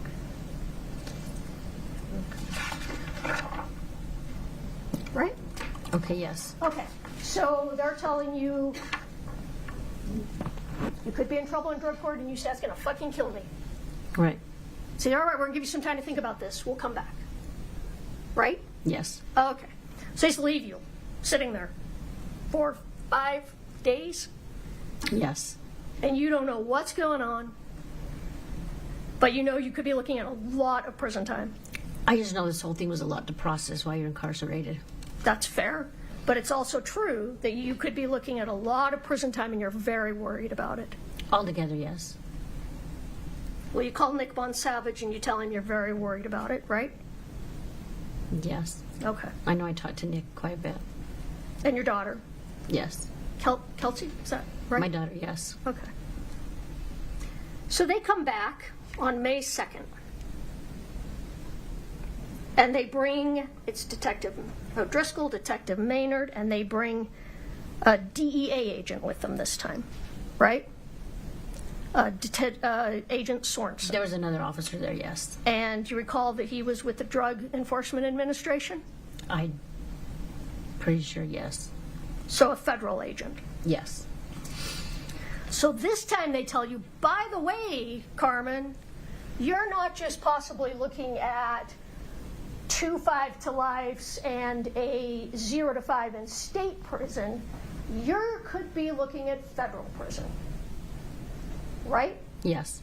Because if you provided a drug to someone and someone died from that drug, that's a 20-year minimum mandatory in federal prison. Objection, Your Honor, misstates the law. It does not misstate the law. Folks, you're going to have to lay some foundation one way or the other, Ms. Lewis. If you can rephrase about what her understanding was, I think we can get past this. They told you that there is a federal charge you could be looking at. Yes. Distribution resulting in a death. Yes. And that federal charge carries a minimum mandatory of 20 years in federal prison. They told you that day. Yes. All right. They also tell you, don't worry, we're going to help you out. Right? Yes. All right. So you tell them for the first time, but you also said here today, that, okay, yes, Kouri RIchins contacted me. She said, I have an investor with back pain and could you get me some pills? Yes.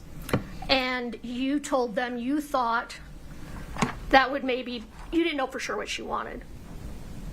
She just asked for some pills to help with back pain. Yes. And you thought maybe she meant muscle relaxants, maybe she meant some pain pills, you didn't know. Right. All right. Wasn't fentanyl. She didn't ask for fentanyl. Not at the time, no. Okay. But you couldn't remember when that happened. You just couldn't remember, right? I can remember the exact dates, no. Well, you told them all you remembered was there was a little bit of snow on the ground. Yes. And they're trying to help you pin down a date, but you say, you told them multiple times, I really don't know. There was snow on the ground. Really wasn't absolutely correct on the dates, no. Okay. But you did tell them that, okay, yes, I reached out to Susan Kohler, my friend and coworker, and asked her for some pain pills. Yes. Not fentanyl. No. Because Kouri didn't ask for fentanyl, correct? Not at the time, no. Okay, we'll get to that. And you were aware, I'm not sure if I'm right about this, were you aware that Susan had a friend who was selling some prescription oxycodone, excuse me? Yes. Okay, so you knew that Susan could get you some prescription pain pills? Yes. All right, so you went to Susan and asked her to do that for you? Yes. All right, but during that interview, you told the officers numerous times, I have been using drugs since I was 6th grade. Yes. My brain is not that good. Correct. I don't remember things. Yes. You have a learning disability also, correct? Yes. Can you share what that is? No. No. I would ask you to share what it is. That was a question, not a request. Sorry. I apologize, but it could be relevant. Ms. Lewis. Ms. Lauber, if you would please answer the question. Yes, I do have one. And what is it? It's not the highest education of. It's a low-grade education. Is that because you struggled in school because of your learning disability? Yes. All right. It's nothing to be embarrassed about. A lot of people have that. Right. All right, so you go to Susan, and did you ask her for Roxy's, or did she tell you she could get Roxy's? That's what she told me she could get. Roxy's. And what are Roxy's? Like a hydrocodone pill. Are they, and I'm asking, are you okay? I'm fine. Do you need you've got some water there? Ms. Lewis, would you pause for one moment? I apologize for interrupting. Carmen, when you dab your eyes, which you're allowed to do, you also cover your mouth, Sorry. which blocks the sound. If you would just answer the last question again, and if you need Ms. Lewis to restate what was it, the that's question okay. again? I'm not sure. So you said that Susan brought up the word Roxy's, not you? She told me that's what she could get from her friend. Okay, and what are Roxy's? It is a pain pill. Is it an opiate. oxy? I'm sorry, say that again. It is a pain pill. It's an opiate. It's not. Is it oxycodone? Yes. What are Roxy 30s?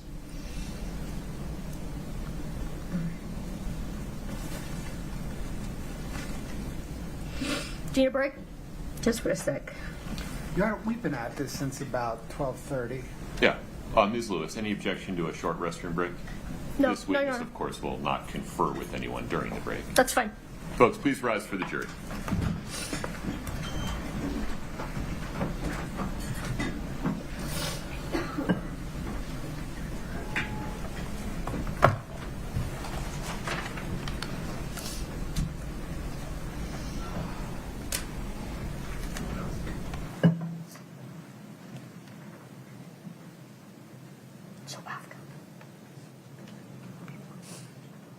Have a seat, please.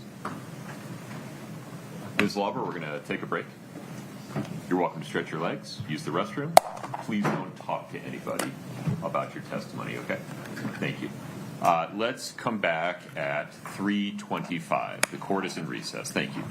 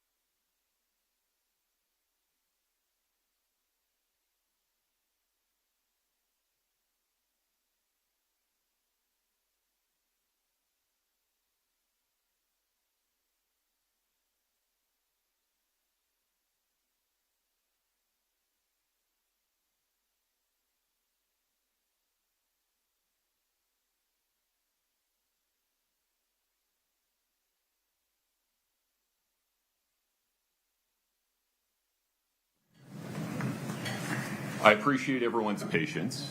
In a moment, before the jury comes back in, I just need to remind everyone in the courtroom that there can be no audible reactions to any of the evidence or any of the events in the courtroom. You just need to sit, be still, listen, no audible reactions to anything. If anyone is unable to follow this instruction on a going forward basis, I'll need you to step out and the deputies will help you do it. Okay. Mr. Bloodworth, are we ready for the jury? Yes, Your Honor. Ms. Lewis? Yes, Your Honor. And is Ms. Lauber in the wings? Looks like they're grabbing her now. Okay. I'm going to let her take the stand before we have the jury come in. Thank you.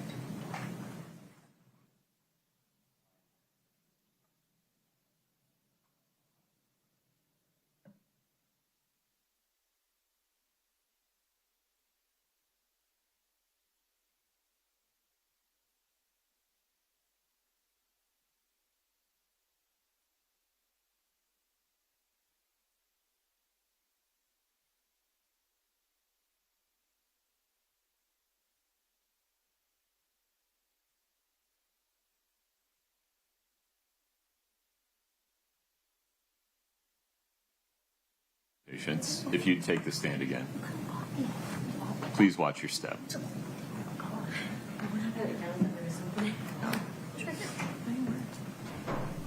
Here, just stay standing for a second. Please rise for the jury.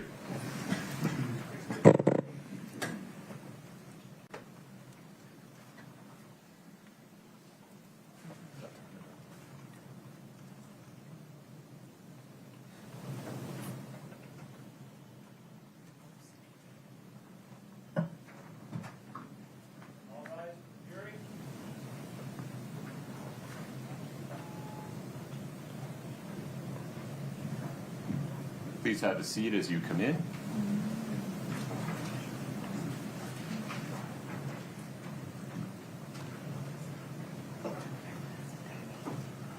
All right, please have a seat. Ms. Lauber, same warnings regarding the microphone, and please remember you are still under oath. Yes. Okay, very good. Ms. Lewis, please proceed. All right. I forgot to introduce an exhibit. Katie, can you pull up Defense Exhibit 1007 again?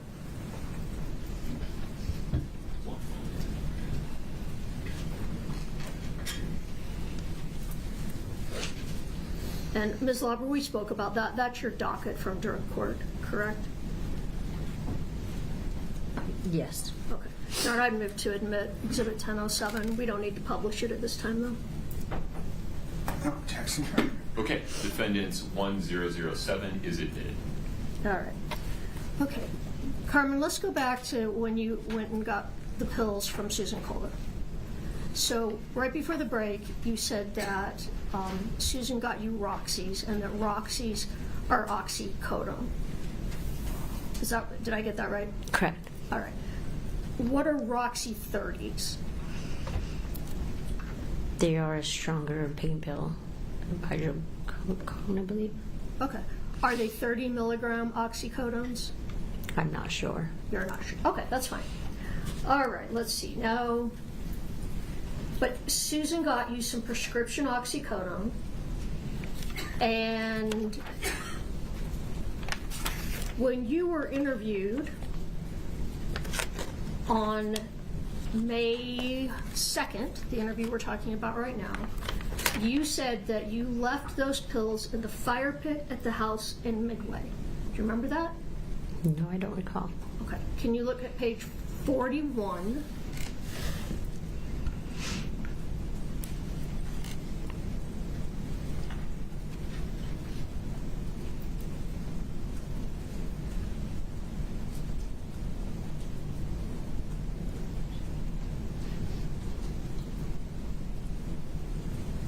Do you see that?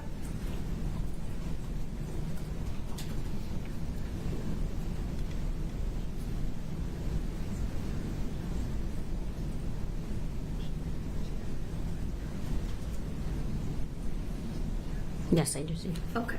So at that time you said I left the pills in the fire pit at Midway, and the money was in the fire pit in Midway. Remember? That's correct, right?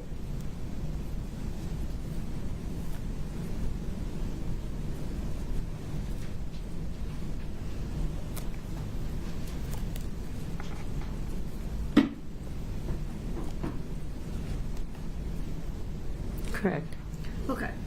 It's different than what you said today, though, right? Yes. All right. Fair to say, though, 3 years ago, you might have remembered a little bit better than you do today what happened, right? No. Did someone tell you what you said 3 years ago was wrong, so now you're saying something different today? No, nobody told me what I said was wrong. All right. But you did say then that you left them in the fire pit at Midway. Yes. All right, we'll get back to that. Now,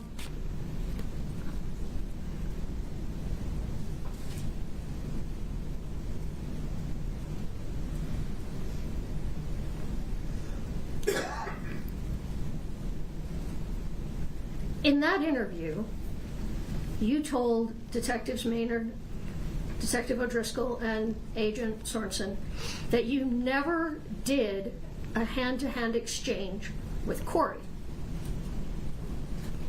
Turn to page 41. I'm on 41. It says you never exchanged pills with Kouri. Isn't that what you told them then?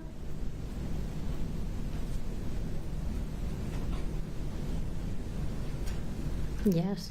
So you said then, I never did a hand-to-hand exchange with Kouri, but today you're saying you gave those pills directly to Kouri. Yes, in my driveway.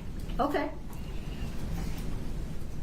And you said that the pills were $600. Yes. And that you fronted the money. That's what you said today, is that you fronted the money. Yes, to Susan. So you didn't make any money off doing that? No. So you just Not this one, no. did that. It's not a very good drug dealer, correct? Right. All right, so you just took the money, got the pills, paid for them, took them back and forth, risked drug court just because. Just, I thought she was a friend. All right.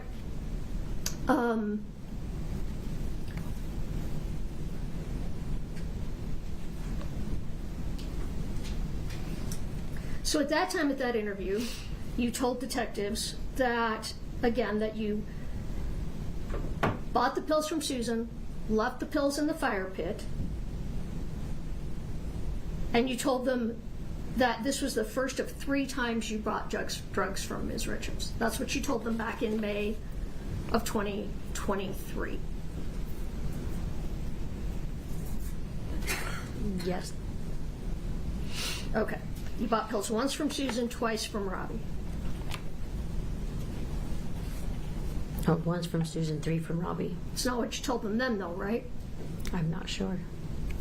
It was a lot to process, and it was many years ago. We couldn't hear you, I'm sorry. It was a lot to process, and it was quite a few years ago. Let me look at page 54, I think it is. Let me just be sure.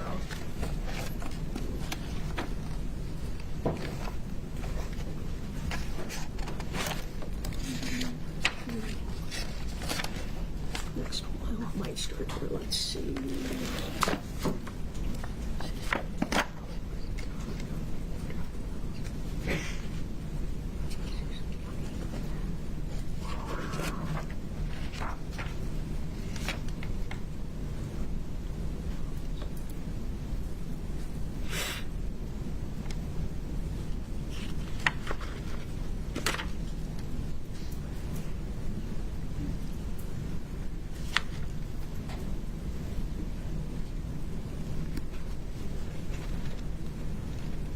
Okay. This is different, but I'm kind of looking right here and right here. Okay. All right, so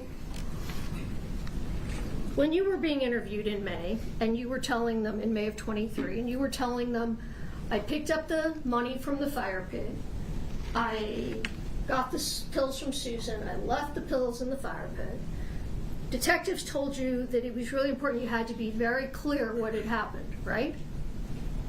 Yes. And you were doing your best, I would imagine, to tell them what you remembered happened.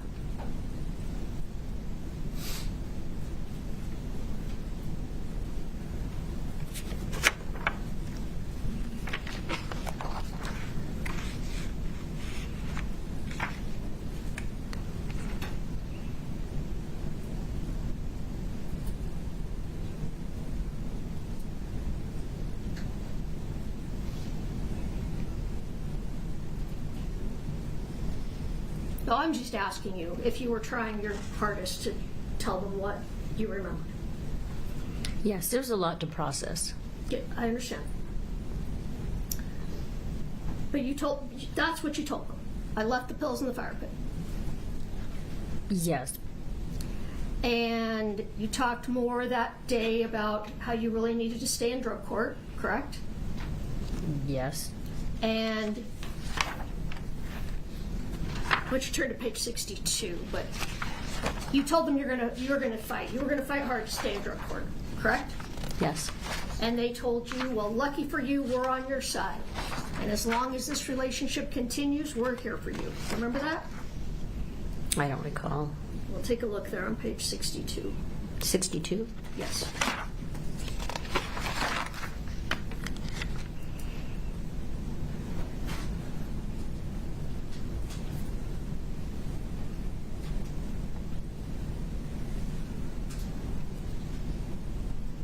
Okay, yes. Okay. And that's what they told you. Lucky for you, we're on your side. Yes. And as long as this relationship continues, we're here for you. Yes. And you tell them, I'll do whatever I can. Correct? Yes. And you tell them throughout this interview, and really throughout the next 6-7 interviews, that you have a lot of memory problems. There's a lot to process, yes. I understand. You told them, though, that you have a lot of memory problems. I don't know those exact words, but Look to page 64.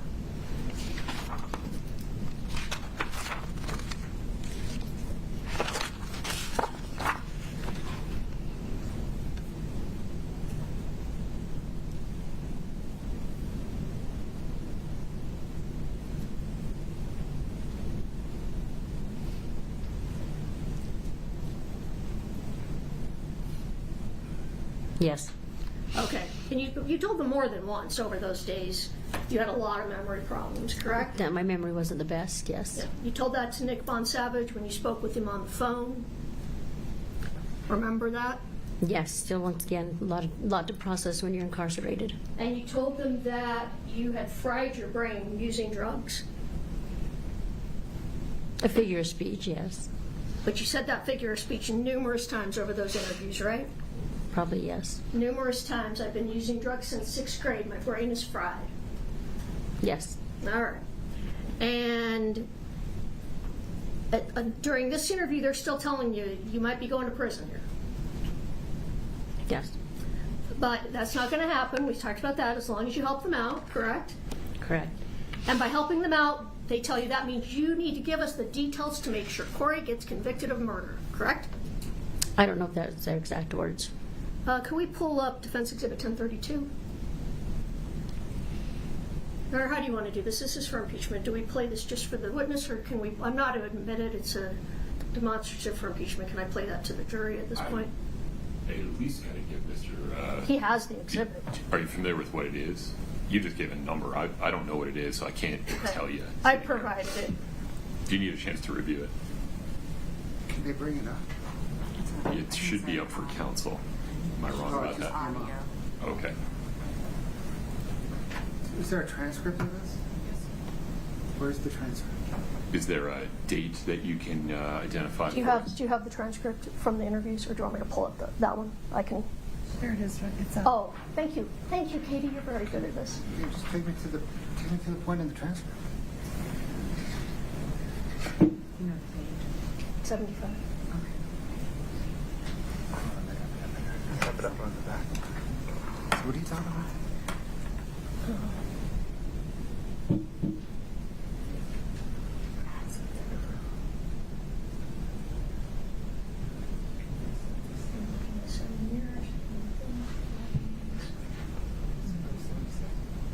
Can you go to the next page? It's on that page, it's at the bottom. Sure, but there's He wants to see the next page. Oh, I'm sorry.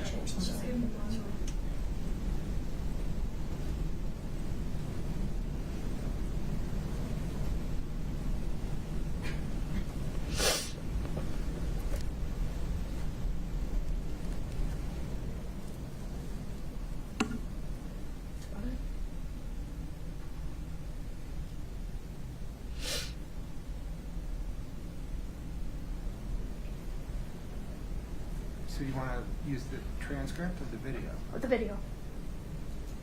This portion. Yes, it's a small portion. Can we play that for the jury now? How does she hear it and not? I'm sorry. I might not be following. There, please approach. My apologies.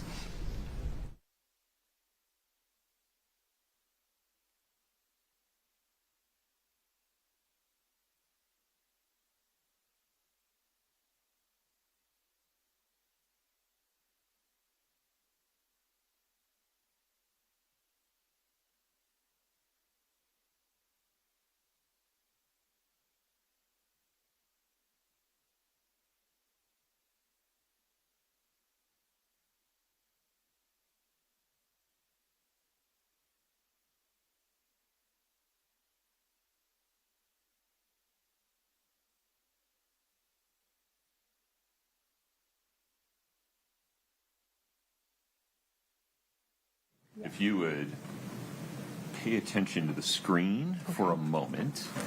Katie, if you'd cue up the video, right, Ms. Lewis? Yes. And then fast forward to whatever timestamp. Just the clip that we have. Yeah.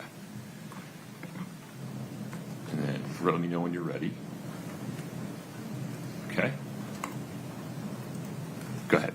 So here's where it's at with McKay and your drug court, okay? Oh, wait a minute. We're going to have to do it again. 1 second. That's all right. This happens. If you would, Katie, do me a favor. Unplug, plug back in.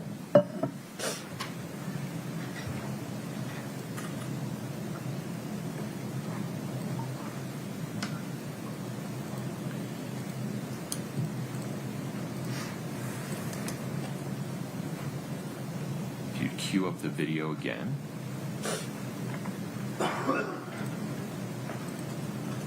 And press play, please.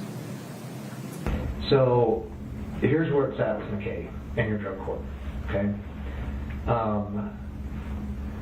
They are looking for, and this is going to be upsetting, but let me finish. They're looking to pull your drug court deal and ask for 7 years on your two firsts. 5 years for the one felony, and then a 40% portion for the second, for 7 years. The only exception to that, and the only thing that they're willing to kind of help you out with, is if you can help us out with this. And by so, he means like, give us the details that will ensure Kouri gets convicted of murder. So that's what they said to you? Yes. Yes. And let me just identify a couple of people here. The first person speaking to you, telling you that, first he says, I talked to McKay. McKay is the prosecutor in Wasatch County Drug Court, right? Correct. McKay King. Yes, correct. All right. And that in talking to McKay King, you may be getting 7 years in prison on your state case. Correct. But if you help him out, that's not going to happen. Correct. And by helping him out, that means you need to give us the details that will ensure that Kouri gets convicted, correct? Correct. And you are willing to do whatever it takes to save yourself from getting kicked out of drug court and going to prison, correct? I'm willing to go forward with the truth, yes. And you tell them, I'll do whatever it takes. Yes. That means incriminating me, yes. But then you tell them, but I need a blueprint about what happened. Because you don't know what happened, right? And I just needed, I guess you want to call it a blueprint, kind of a layout of what was going on. That's right. You said you need to lay out for me what you want, right? Not lay out what they want, lay out what had happened or what. Look at page 80. Page what? 80 of the same May 2nd.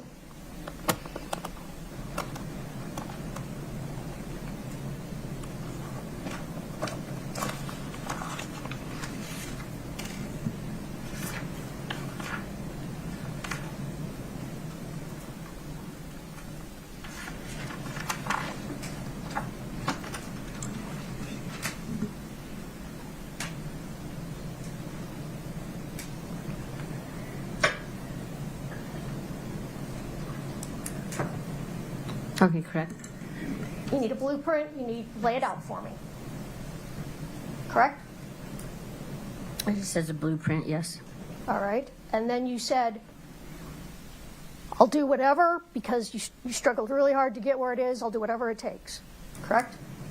That's not on that page. I'm asking if you remember that. Sorry, yes. It's fine. Okay, you did tell them that. And so they say, all right, that's great. We'll go to the prosecutor and we'll try and hammer out a deal for you, correct? Correct.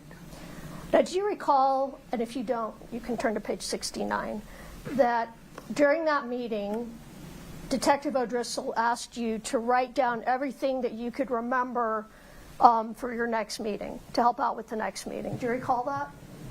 Yes. Did you ever do that? Did you write that out? No. Okay. I just wondered if that had happened.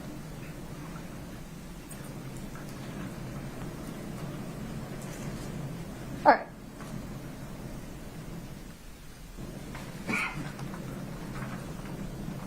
Now, you tell them, and I think you said this again today, that after you got pills from Susan Kohler, the next set of pills you got were light green pills, correct? Correct. Katie, can you pull up Exhibit 1030?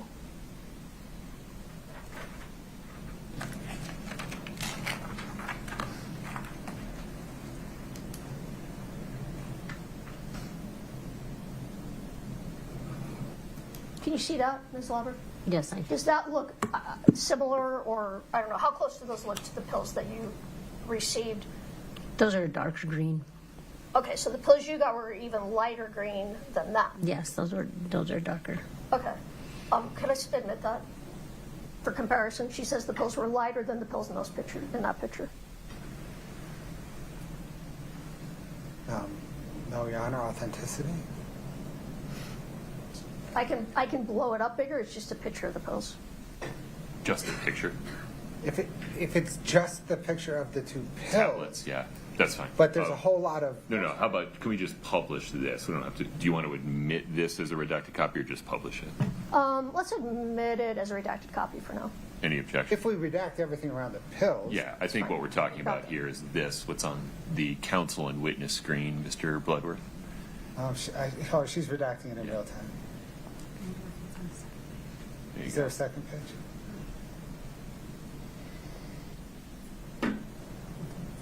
No, I'm sorry, is there a second? No. Oh. I don't think so. Yeah, that too.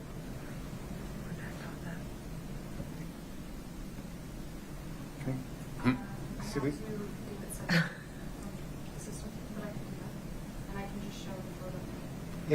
If we want to publish the photo of the two pills now, that's fine. Yeah, we'll mock and up. And then redact it later. And Understood. Let's publish just the photograph of the tablets. Thank you. Okay. All right, pausing there for just a moment. So your memory is the first pills you got from Mr. Crozier were an even lighter green color than that. Yes. Okay. Do you remember if they said anything on them? Like those pills say something on them? I don't recall. Like I said, they were in a little plastic bag. I didn't sit there and count them and play with them. Okay. Now, you now have a conversation with the detectives. We can take that down. Thank you, Katie. And they are telling you, well, you asked for blues. Do you remember that? Yes. And then they ask you, actually some of the same questions I was asking you. They are asking you, you asked for, what are M30s? Do you remember? They were asking you about M30s and Roxys or Oxys. I don't recall. Okay, why don't you turn to page 90? It's over 90 and 91.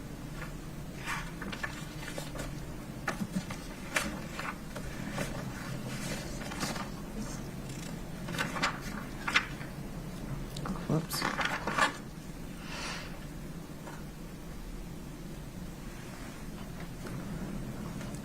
All right, and they're asking you about M30s.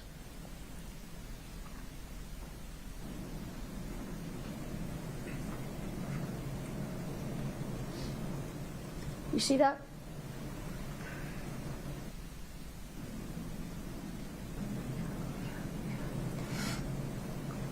Are you on page 90? I am on 90. Okay.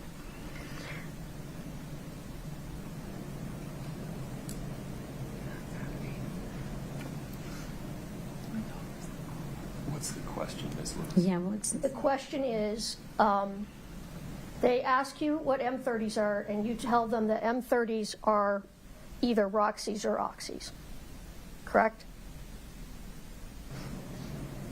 correct, but I'm not seeing the question in here at all. All right, well, maybe you just remember. They asked you what M30s were, and you told them M30s are Roxys or Oxy, which is oxycodone, correct? Ms. Lauber, I'm sorry. We're getting confused here. I need you to be more specific about when you're asking her, whether it's something in the transcript or if you're asking something based on her memory. Okay. Do you remember that they asked you what M30s were? Or they asked you about M30s? Yes, that's right here. And you told them M30s would be Roxys or oxycodone? Yes. Oxys. Yes. But isn't it true that Sergeant O'Driscoll says, no, M30s are fentanyl? And I'm not using his exact words, but he tells you M30s are fentanyl. Yes. And you say, well, what do you say? Do you remember? Is it there? I don't recall. Did you Let's say, see. oh, okay, see, that's how much I don't really deal with them. Yes, with fentanyl, yes. Okay, because you don't know anything about fentanyl. No, not really. And every time, we'll strike that. Kouri RIchins, she never did ask you for fentanyl, correct? No, when I had told her what Robbie had, she said, okay, go ahead and get the fentanyl. That's your testimony today? Yes, she did ask for, when I told her what I had, that's what she said, yes. That's the first time you've said that, though, right? No. You told them that Kouri never asked for fentanyl. In jail or, now I'm confused. Can you repeat the question? You told authorities during the course of these interviews that Kouri RIchins never asked for fentanyl. Yes. And you kept telling them during this interview that you got Roxys. The ones from Susan Kouri, yes.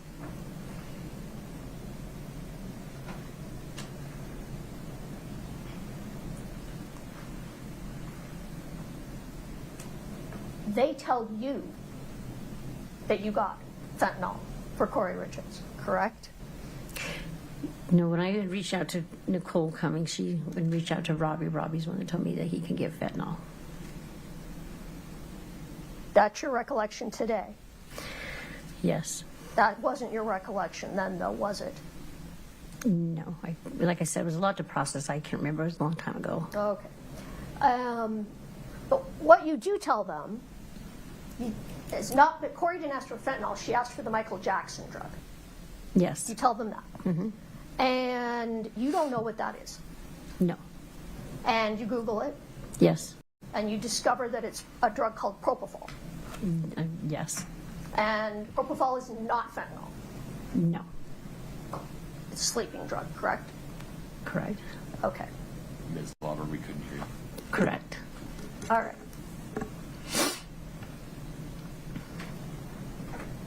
But then, They keep telling you that you must have given her fentanyl, correct? I don't recall them saying that that's what. You turn to page 124.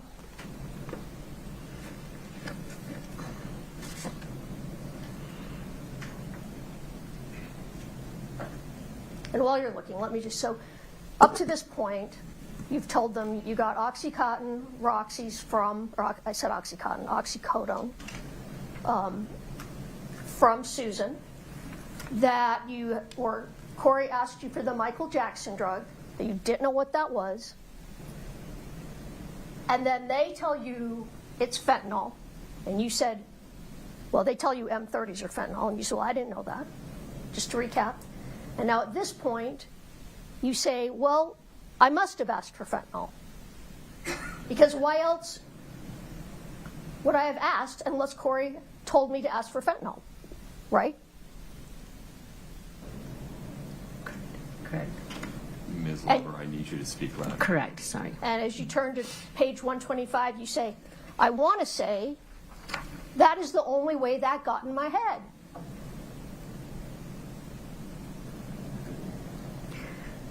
Correct. So you're telling them, well, I guess Kouri must have asked for fentanyl because how else, why else would we be talking about fentanyl?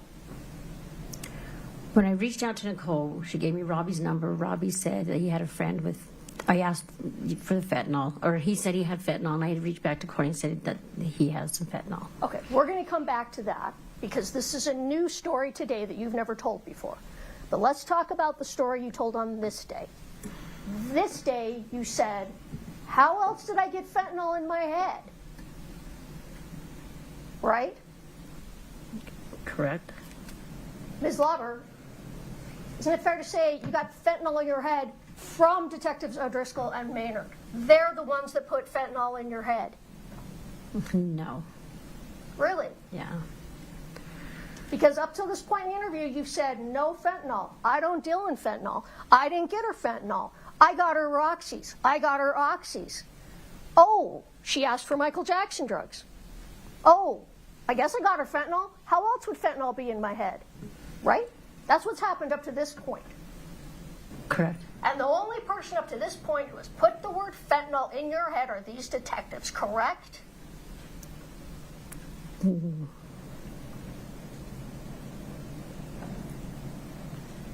Ms. Lauber, you're on the stand. At that point, they are the ones that told you it was fentanyl. They're the ones that told me that Eric passed away from fentanyl. They're the ones that put the word fentanyl in your head. They're the ones that told me that that's where Eric passed away from. Okay.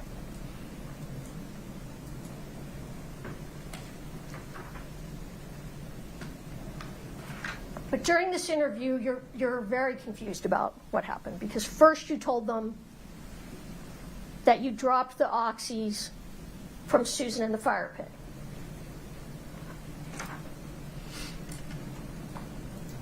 Correct? Correct. And then you tell them you gave Kouri some pills standing in the driveway, correct? Correct. But you told them the pills in the driveway were not the pills from Susan, they were the light green pills that you got later, correct? No, I believe I said that the ones that Susan gave me, she came and picked up in my driveway. Let's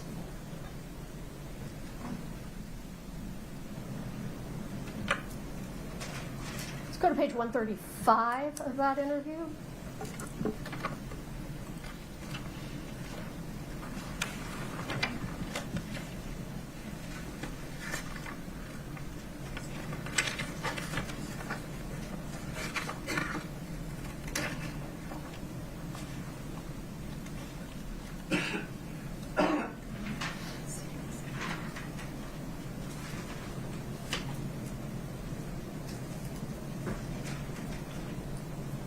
Where did you tell them you left the pills?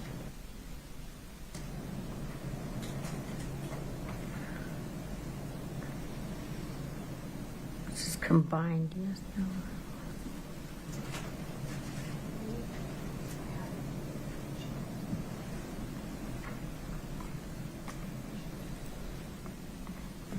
Oh, okay.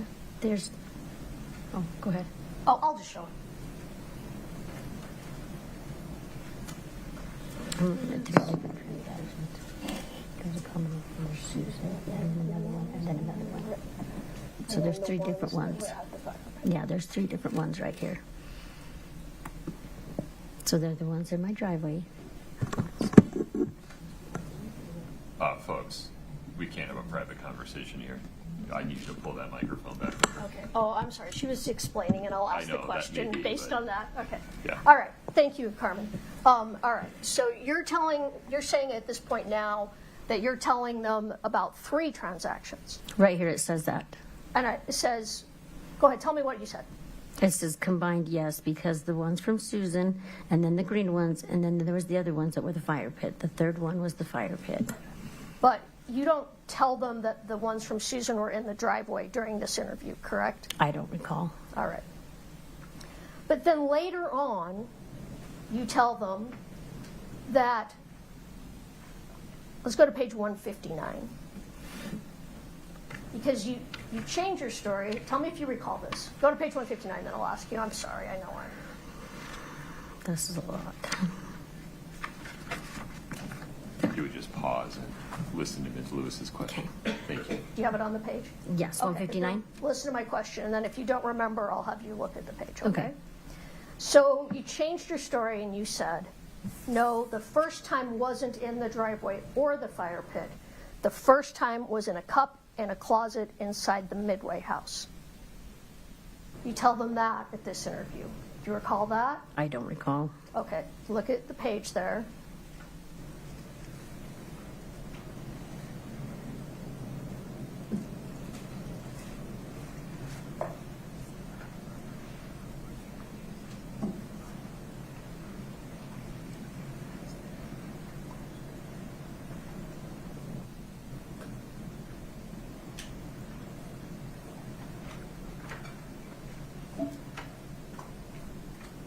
No, this just says one was at the house.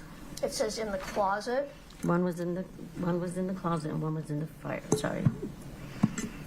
The first time was in a cup in a closet in the Midway house. It doesn't say the first time. It just says one of them. All right, fair. Now, when was that then that you left it in a cup in the closet?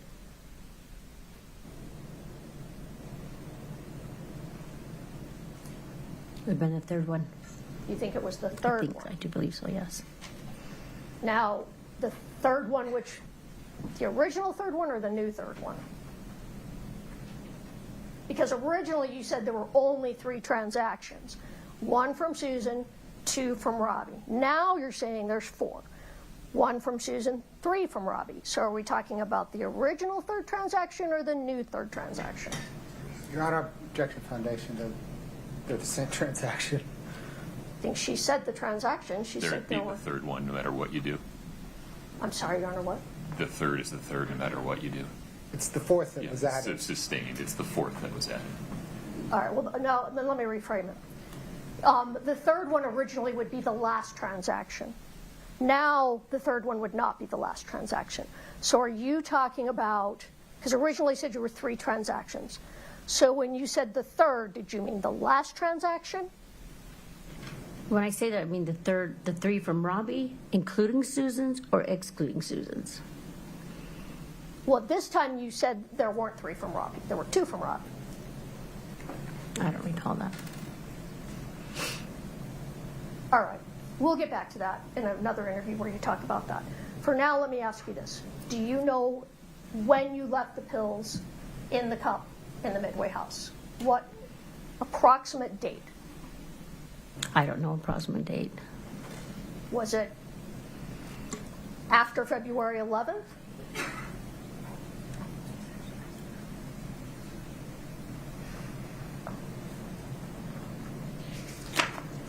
You testified on direct you bought pills from Susan on February 11th. Yes. So it would be after February 11th. That second one would have been in my driveway. The third one would have been in the other house, the Midway house.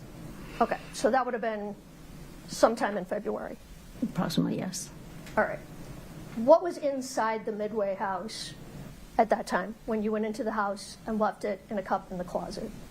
It was pretty empty. There was just doing some construction stuff on it, and in the closet, she told me there would be a box with some coffee cups. Okay. And were there any boxes in the house or just in the closet? There was just the one in the closet. I didn't go looking in the house. All right. Now, as you're going through this interview with them at this time, you tell them again, I don't really know. My memory is messed up. It's foggy. Yes, possibility. Do we need to find it? No. Do you remember saying that? My memory's messed up? I don't recall. Well, turn to page 213.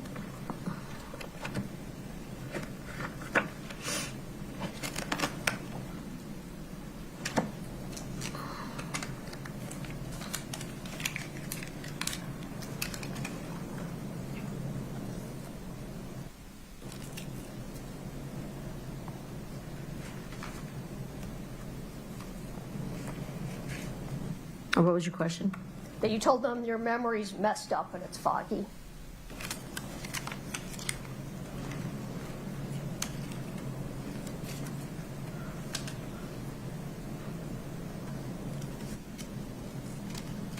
I don't see it on page 215. 213, Oh, I'm sorry. 213.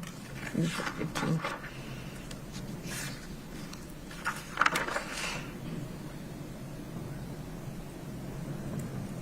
Correct. Okay. And then you also told them during that interview, I bought pills for Kouri 3 times, period. That's on page 165 if you don't remember saying that. If you remember that, you can just say, yes, that's, I remember. I don't recall. Okay.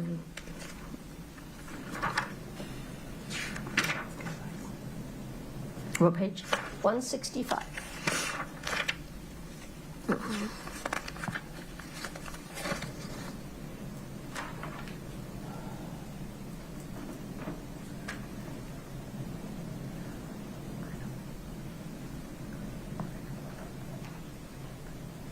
Yes. It says 3 purchases were. Oh, sorry. It's okay. Yeah, all 3 purchases were before it. Yes. You said there were 3 purchases all before Eric died. Correct. All right. They come back later and tell you that's not correct, right? That's not on the page. I'm just asking you. Did they come back another day and say, no, the last purchase was after Eric died? The 4th one? The new 4th one, yes. Correct. Actually, yes, correct. All right. You didn't remember that. I don't recall. All right. Finally, at the end of this interview, where you've said, and I'm not going to go through it all again, we've been through all the different things you said like 3 times. You said to them, just write it all down and I'll sign it. I don't recall saying that. Page 183.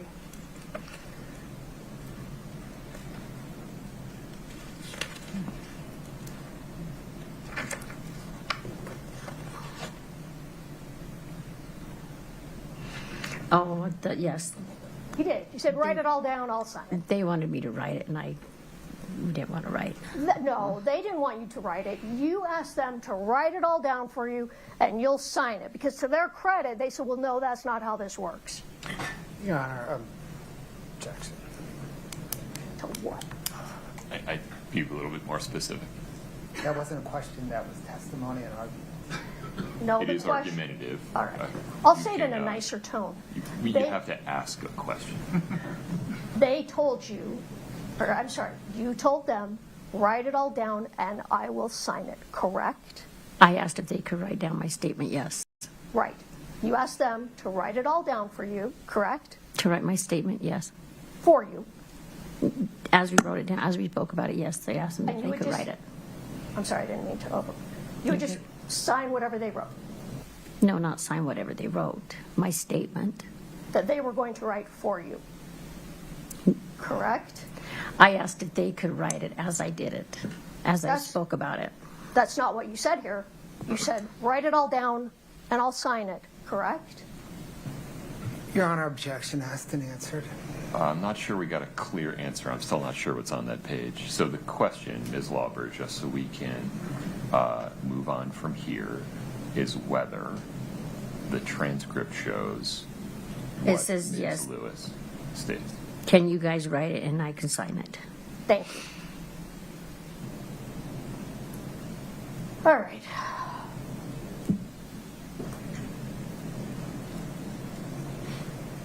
We're going to move to the May 3rd interview because they come back. I think it might just be Detective Maynard that comes back on May 3rd. I don't know if you recall. According to my notes, Detective Maynard comes back on May 3rd. I know Maynard came one day, but I don't recall the date. All right. So that interview starts out with Detective Maynard saying to you, well, because of what we came up with, it doesn't look like you're going to be charged. Remember that? No, I don't recall. Okay. You're having a very, I mean, and I understand, this was 3 years ago. It's hard to Yes. remember. It's a lot to process, period. Okay. But you remember it now, right? Yes. Okay. But 4 years after it happened, you remember it. But a year after it happened, you didn't remember it. What was the question? It was probably not a very good question. I'm going to ask it Yeah. again, okay? Sitting here today, you can't remember anything you said in these interviews. Well, not anything. That's not fair. A lot of what you said in these interviews, you can't remember. This was 4 years ago. This was 3 years ago. Well, 3 years yes. ago, yes. But sitting here today, you remember very well what happened 4 years ago with these now 4 transactions. Correct. Right? Mm-hmm. Okay. Let's look at page 3 of the interview on May 3rd. What page? Page 3 of the May 3rd interview. It might be in the next book. Book 2.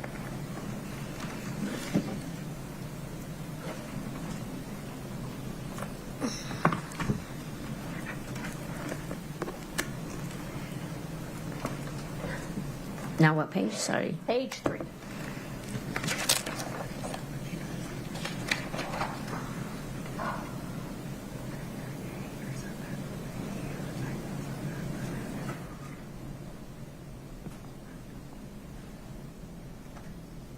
Okay, what was the question? Detective Maynard starts out this interview by saying, because of what we came up with yesterday, you're not going to be charged.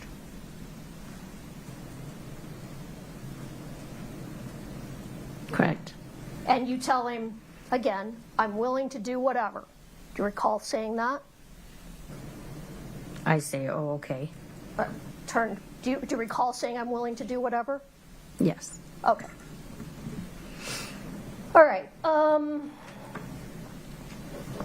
They tell you that they're going to have to talk to Susan Kohler, right? Yes. And that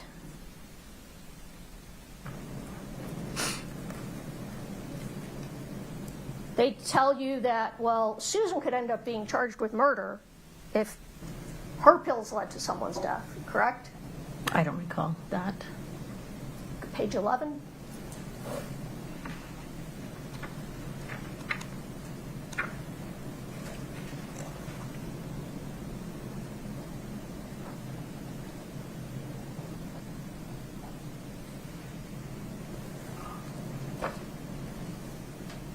Oh, it's wrong page.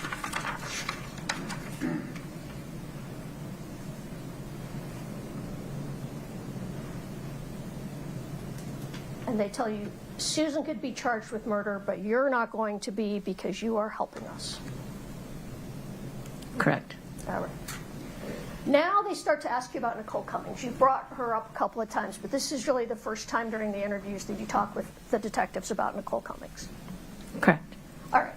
And this is after you said that Kouri said, I need something stronger, maybe the Michael Jackson drug. Correct. All right. And you contact Nicole Cummings, who you knew. Were you roommates briefly? Is that how you knew her? She was my roommate's son's girlfriend. Roommate's son's girlfriend. Okay. So the bedroom I rented, It wasn't my house. I rented a room. Okay. And her kids stayed there, and his girlfriend would Okay, that makes sense. pop. Yeah. Okay. And at that time, Nicole Cummings was a user. Correct. All right. So you reach out to Nicole Cummings to maybe get something stronger than the prescription oxy that you had got from Susan Kohler. I think it was after the second one. Well, it couldn't have been because you met Robbie through Nicole, right? Sorry. Okay, are we talking about, this is where I get confused because we have the three. So if we're eliminating Susan's, just talking about Robbie's? No, we're talking still about Susan's. We're talking about after you bought from Susan the first time. Okay. You get a text from Kouri saying, my investor wants something stronger, maybe the Michael Jackson drug, which you don't know what that is. No. But it's not fentanyl. No. And that's when you do a Facebook message to Nicole asking her to get you something. I actually have her. I know what you're going to say, because I said that wrong. You did a Facebook message to Nicole saying you needed to talk to her. Correct. All right. And when you talked to her, you said, I'd like some Roxy 30s. I just asked her if she knew anybody that could get some pills. That's your memory.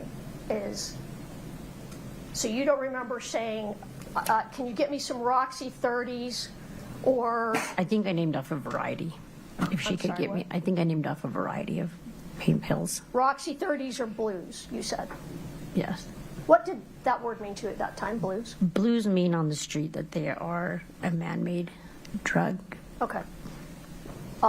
So we're talking about early 2022. Blues at that time did not necessarily mean fentanyl, right? No, they meant fentanyl on the street. The street drug is blues for fentanyl. I know that became the street name for blues, but did it mean that when you reached out to Nicole? Blues are blues. All right. Okay. And she told you need to talk to my friend Robert Crozier. She said I had a friend. She arranged it, like gave She gave me his number. Okay.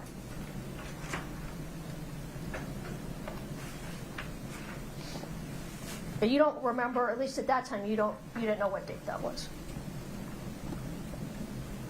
No. And they're trying to help you figure out when you bought pills from Robert Crozier. Sorry, what was the question? Detective Maynard, I guess I said they, but I think maybe You it was said just they, Maynard. Was trying to help you figure out the dates that you bought pills from Robert Crozier. Yes. And they tell you you contacted him twice for drugs. Robert Crozier. I don't recall if that's what they told me. We'll look at page 87.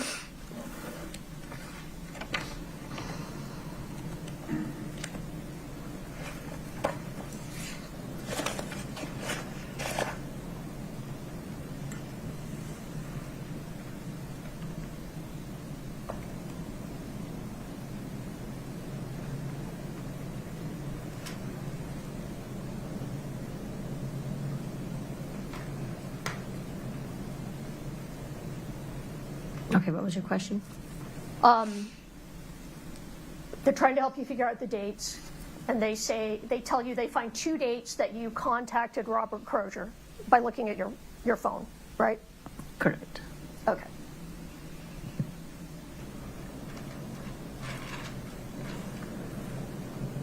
You actually didn't remember Robert Crozier's name initially, right? I actually knew him as he was up in Ogden. Okay. Called him like the Ogden dude or something like that, right? Somewhere up, yeah, the Ogden guy. And they helped you figure out his name, right? Actually, I told him if you would bring me if I had my phone, I could link them together. Okay. And that, I mean, they did. They found his contact in your phone, right? Yes, instead of Robbie and Nicole. Okay. All right. So they say you contacted him twice for pills, and you said, yes, that's probably right. I was probably meeting him for pills. Correct. And then you tell them, I hope that helps you. Correct. And they say, well, we need more detail than that. They said I had to go into more detail. They told you they needed more detail. That I needed to have, I needed to go into more detail. Okay. All right.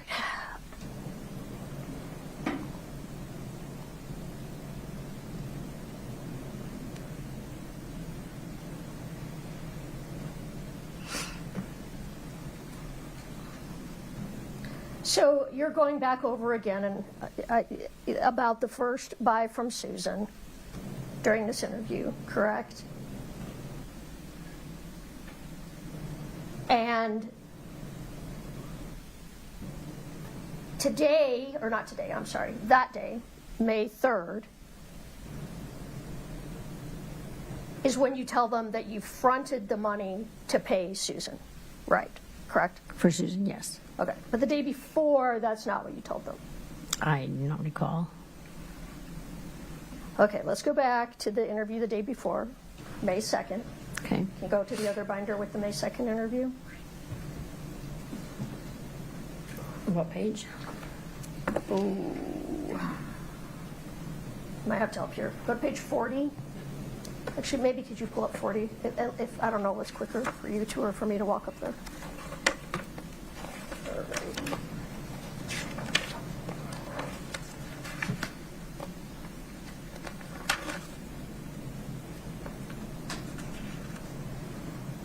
Actually, would you take that off that?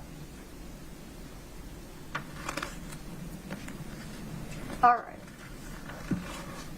So the day before,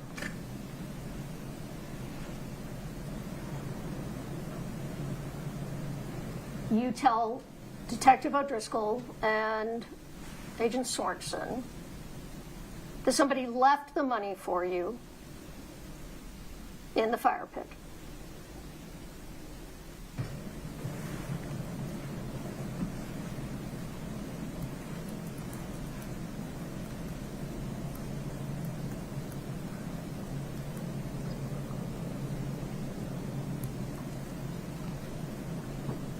Look at the bottom.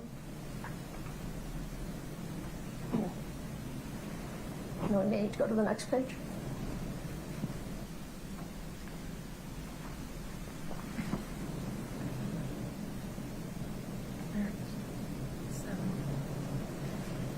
So in that interview, you're telling them you picked up the money in the fire pit, and then you picked up the pills, and then you went back to the Midway house and left the pills in the fire pit. That's what you told them on May 2nd.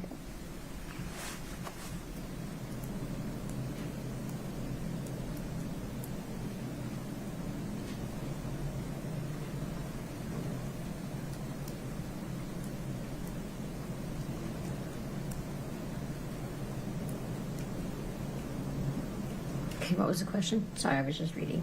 Okay. That on that day, you said the money was in the fire pit and you left the pills in the fire pit. And we're talking about the pills that Susan Kohler sold you. That's what you tell them on May 2nd.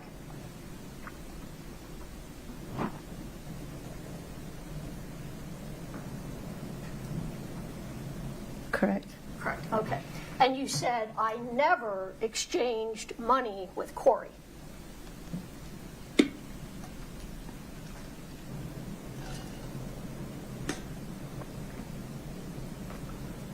Correct. Okay. But now the next day, you said, no, I fronted the money to Susan, and then I went and put the pills and picked up the money all at the same time. I don't recall that. Okay, let's go back to May 3rd.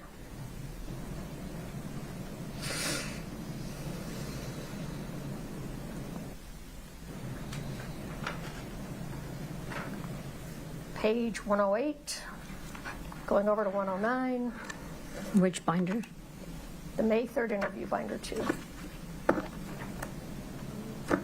Okay, go to what page? 108 to 109.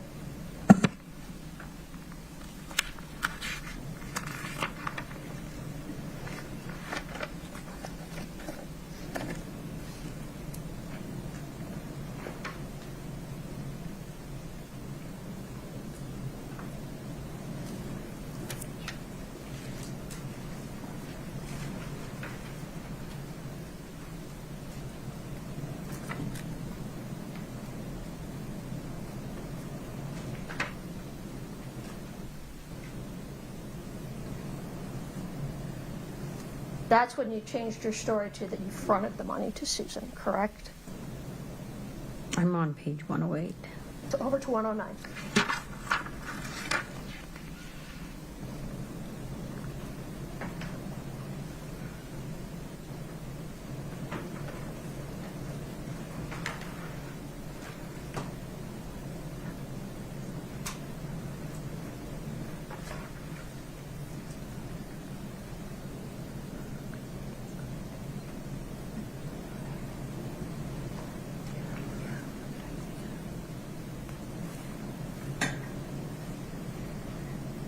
I've got to be in the wrong binder.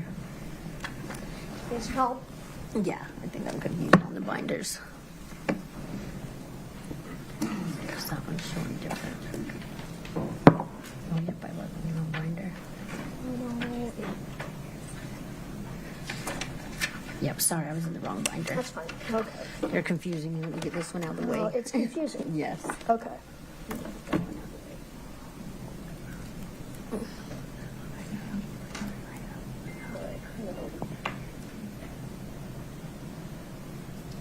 So that's where you're telling them, I didn't get any cash from Kouri ever. I'm not sure what question is pending this. Yes. All right. What's your question? I was backing up a little. I'm going to back up a little from the last question. You said you didn't get any money from Kouri ever, and then you said that you fronted the money to Susan. Correct. And then later got it in the fire pit. That's what you told them on this interview. Correct, but I think I was mixing up the purchases.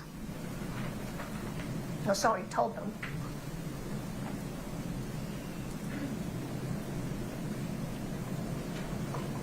Your question? Okay. I'm saying that's not what you told them, correct? Correct. You told them it was the Susan Kohler purchase. Correct. Okay. All right. So, and then they go back and they're still telling you, well, you still might be looking at time, state and federal time, right? Correct. But they tell you you're getting a big, giant get-out-of-jail-free card because of you helping us. Remember them telling you that? I don't know if those were the exact words, but Page 112. something like that.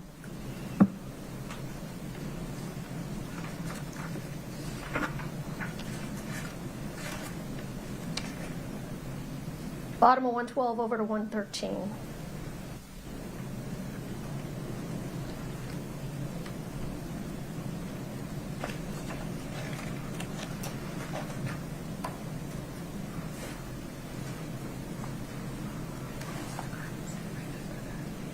Correct.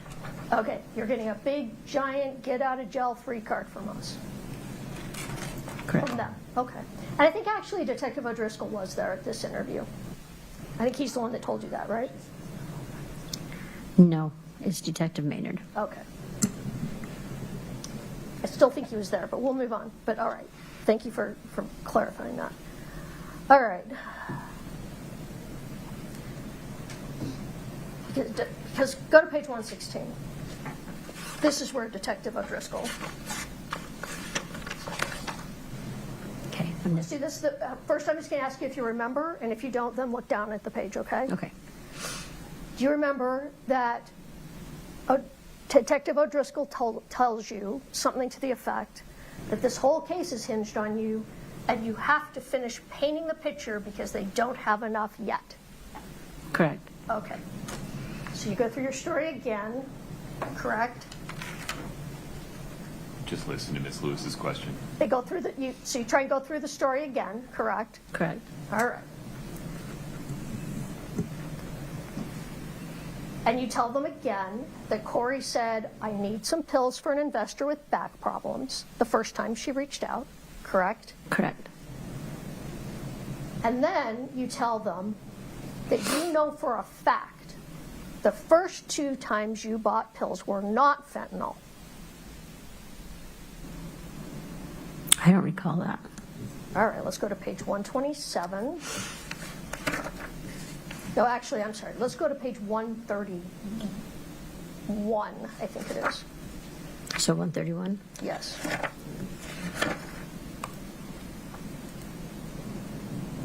Let me see. I'm not sure which page. Right. Okay. Do you see down towards the bottom of the page?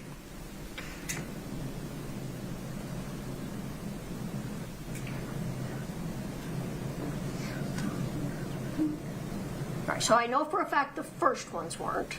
That doesn't help when you blow it up here.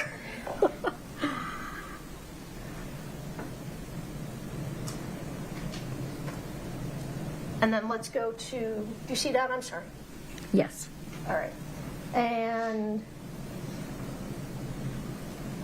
let's go to 134.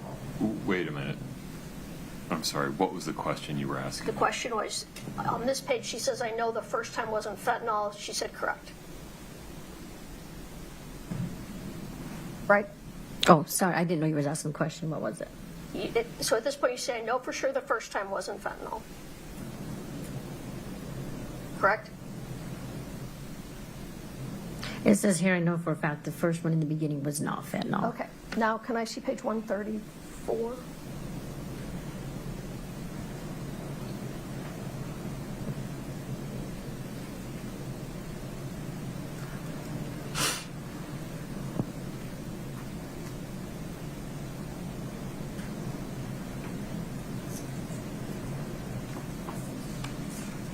Okay. I'm going to look at, I can't find the exact spot I'm looking for right now, so I'm going to go back to that. Counsel, may I just have a quick scheduling conversation with you? At the bench? Yes, please. Okay. Just briefly.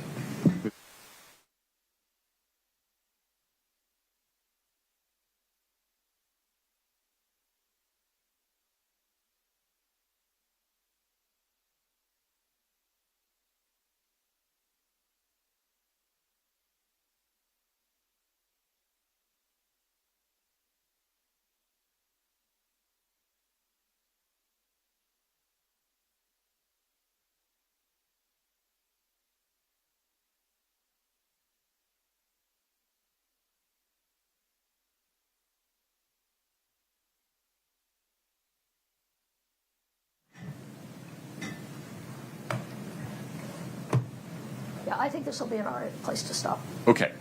Ladies and gentlemen of the jury, we're going to recess for the evening. My now becoming traditional warning, please, though, hear me out. Do not talk about the case. Do not let anyone talk to you about the case. Please affirmatively avoid listening to, reading, or watching any report about the case on any source. Please do not do any internet searches about the case or anything you heard in the courtroom at all. Please enjoy your evening. Travel safe. We'll start again tomorrow morning at 8:30 a.m. Please rise for the jury.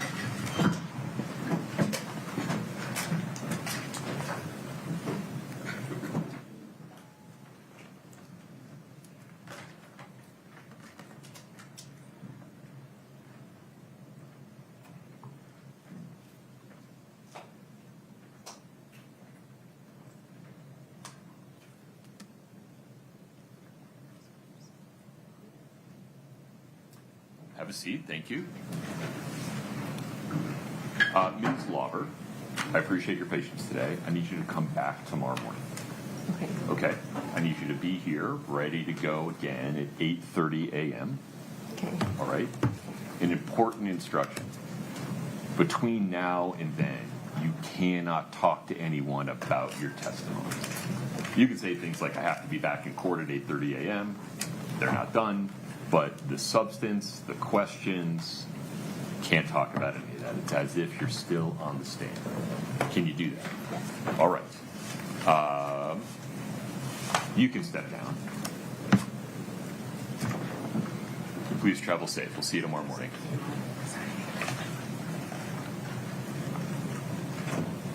Mr. Bloodworth, Ms. Lewis, Ms. Nestor, I'd like to make a record regarding the note from the jury, the action we took. Any objection?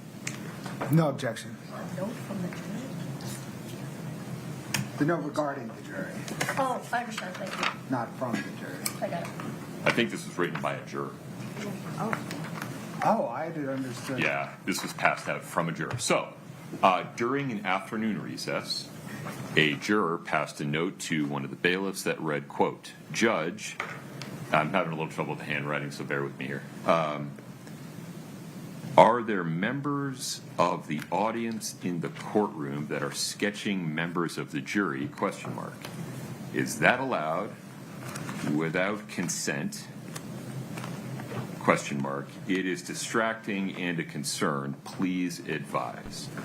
In response to this note, court staff confirmed that there was a member of the spectators that was in fact sketching jurors and identifying the sketches by juror number. That sketchbook was confiscated. The sketches of the jurors were removed from the sketchbook. That person has been removed as a spectator, will not be allowed back in. We cannot have anyone doing anything to identify the jurors in any way. And then the jurors were informed by a bailiff, not by me, that we responded in that way, so they do not have to speculate about whether that's continuing. Okay. Mr. Bloodworth, anything further on that? No, Your Honor. Ms. Nestor? No, Your Honor. Okay. Anything else on the record before we recess, Mr. Bloodworth? No, sir. Counsel? No. Okay. We'll recess for the evening.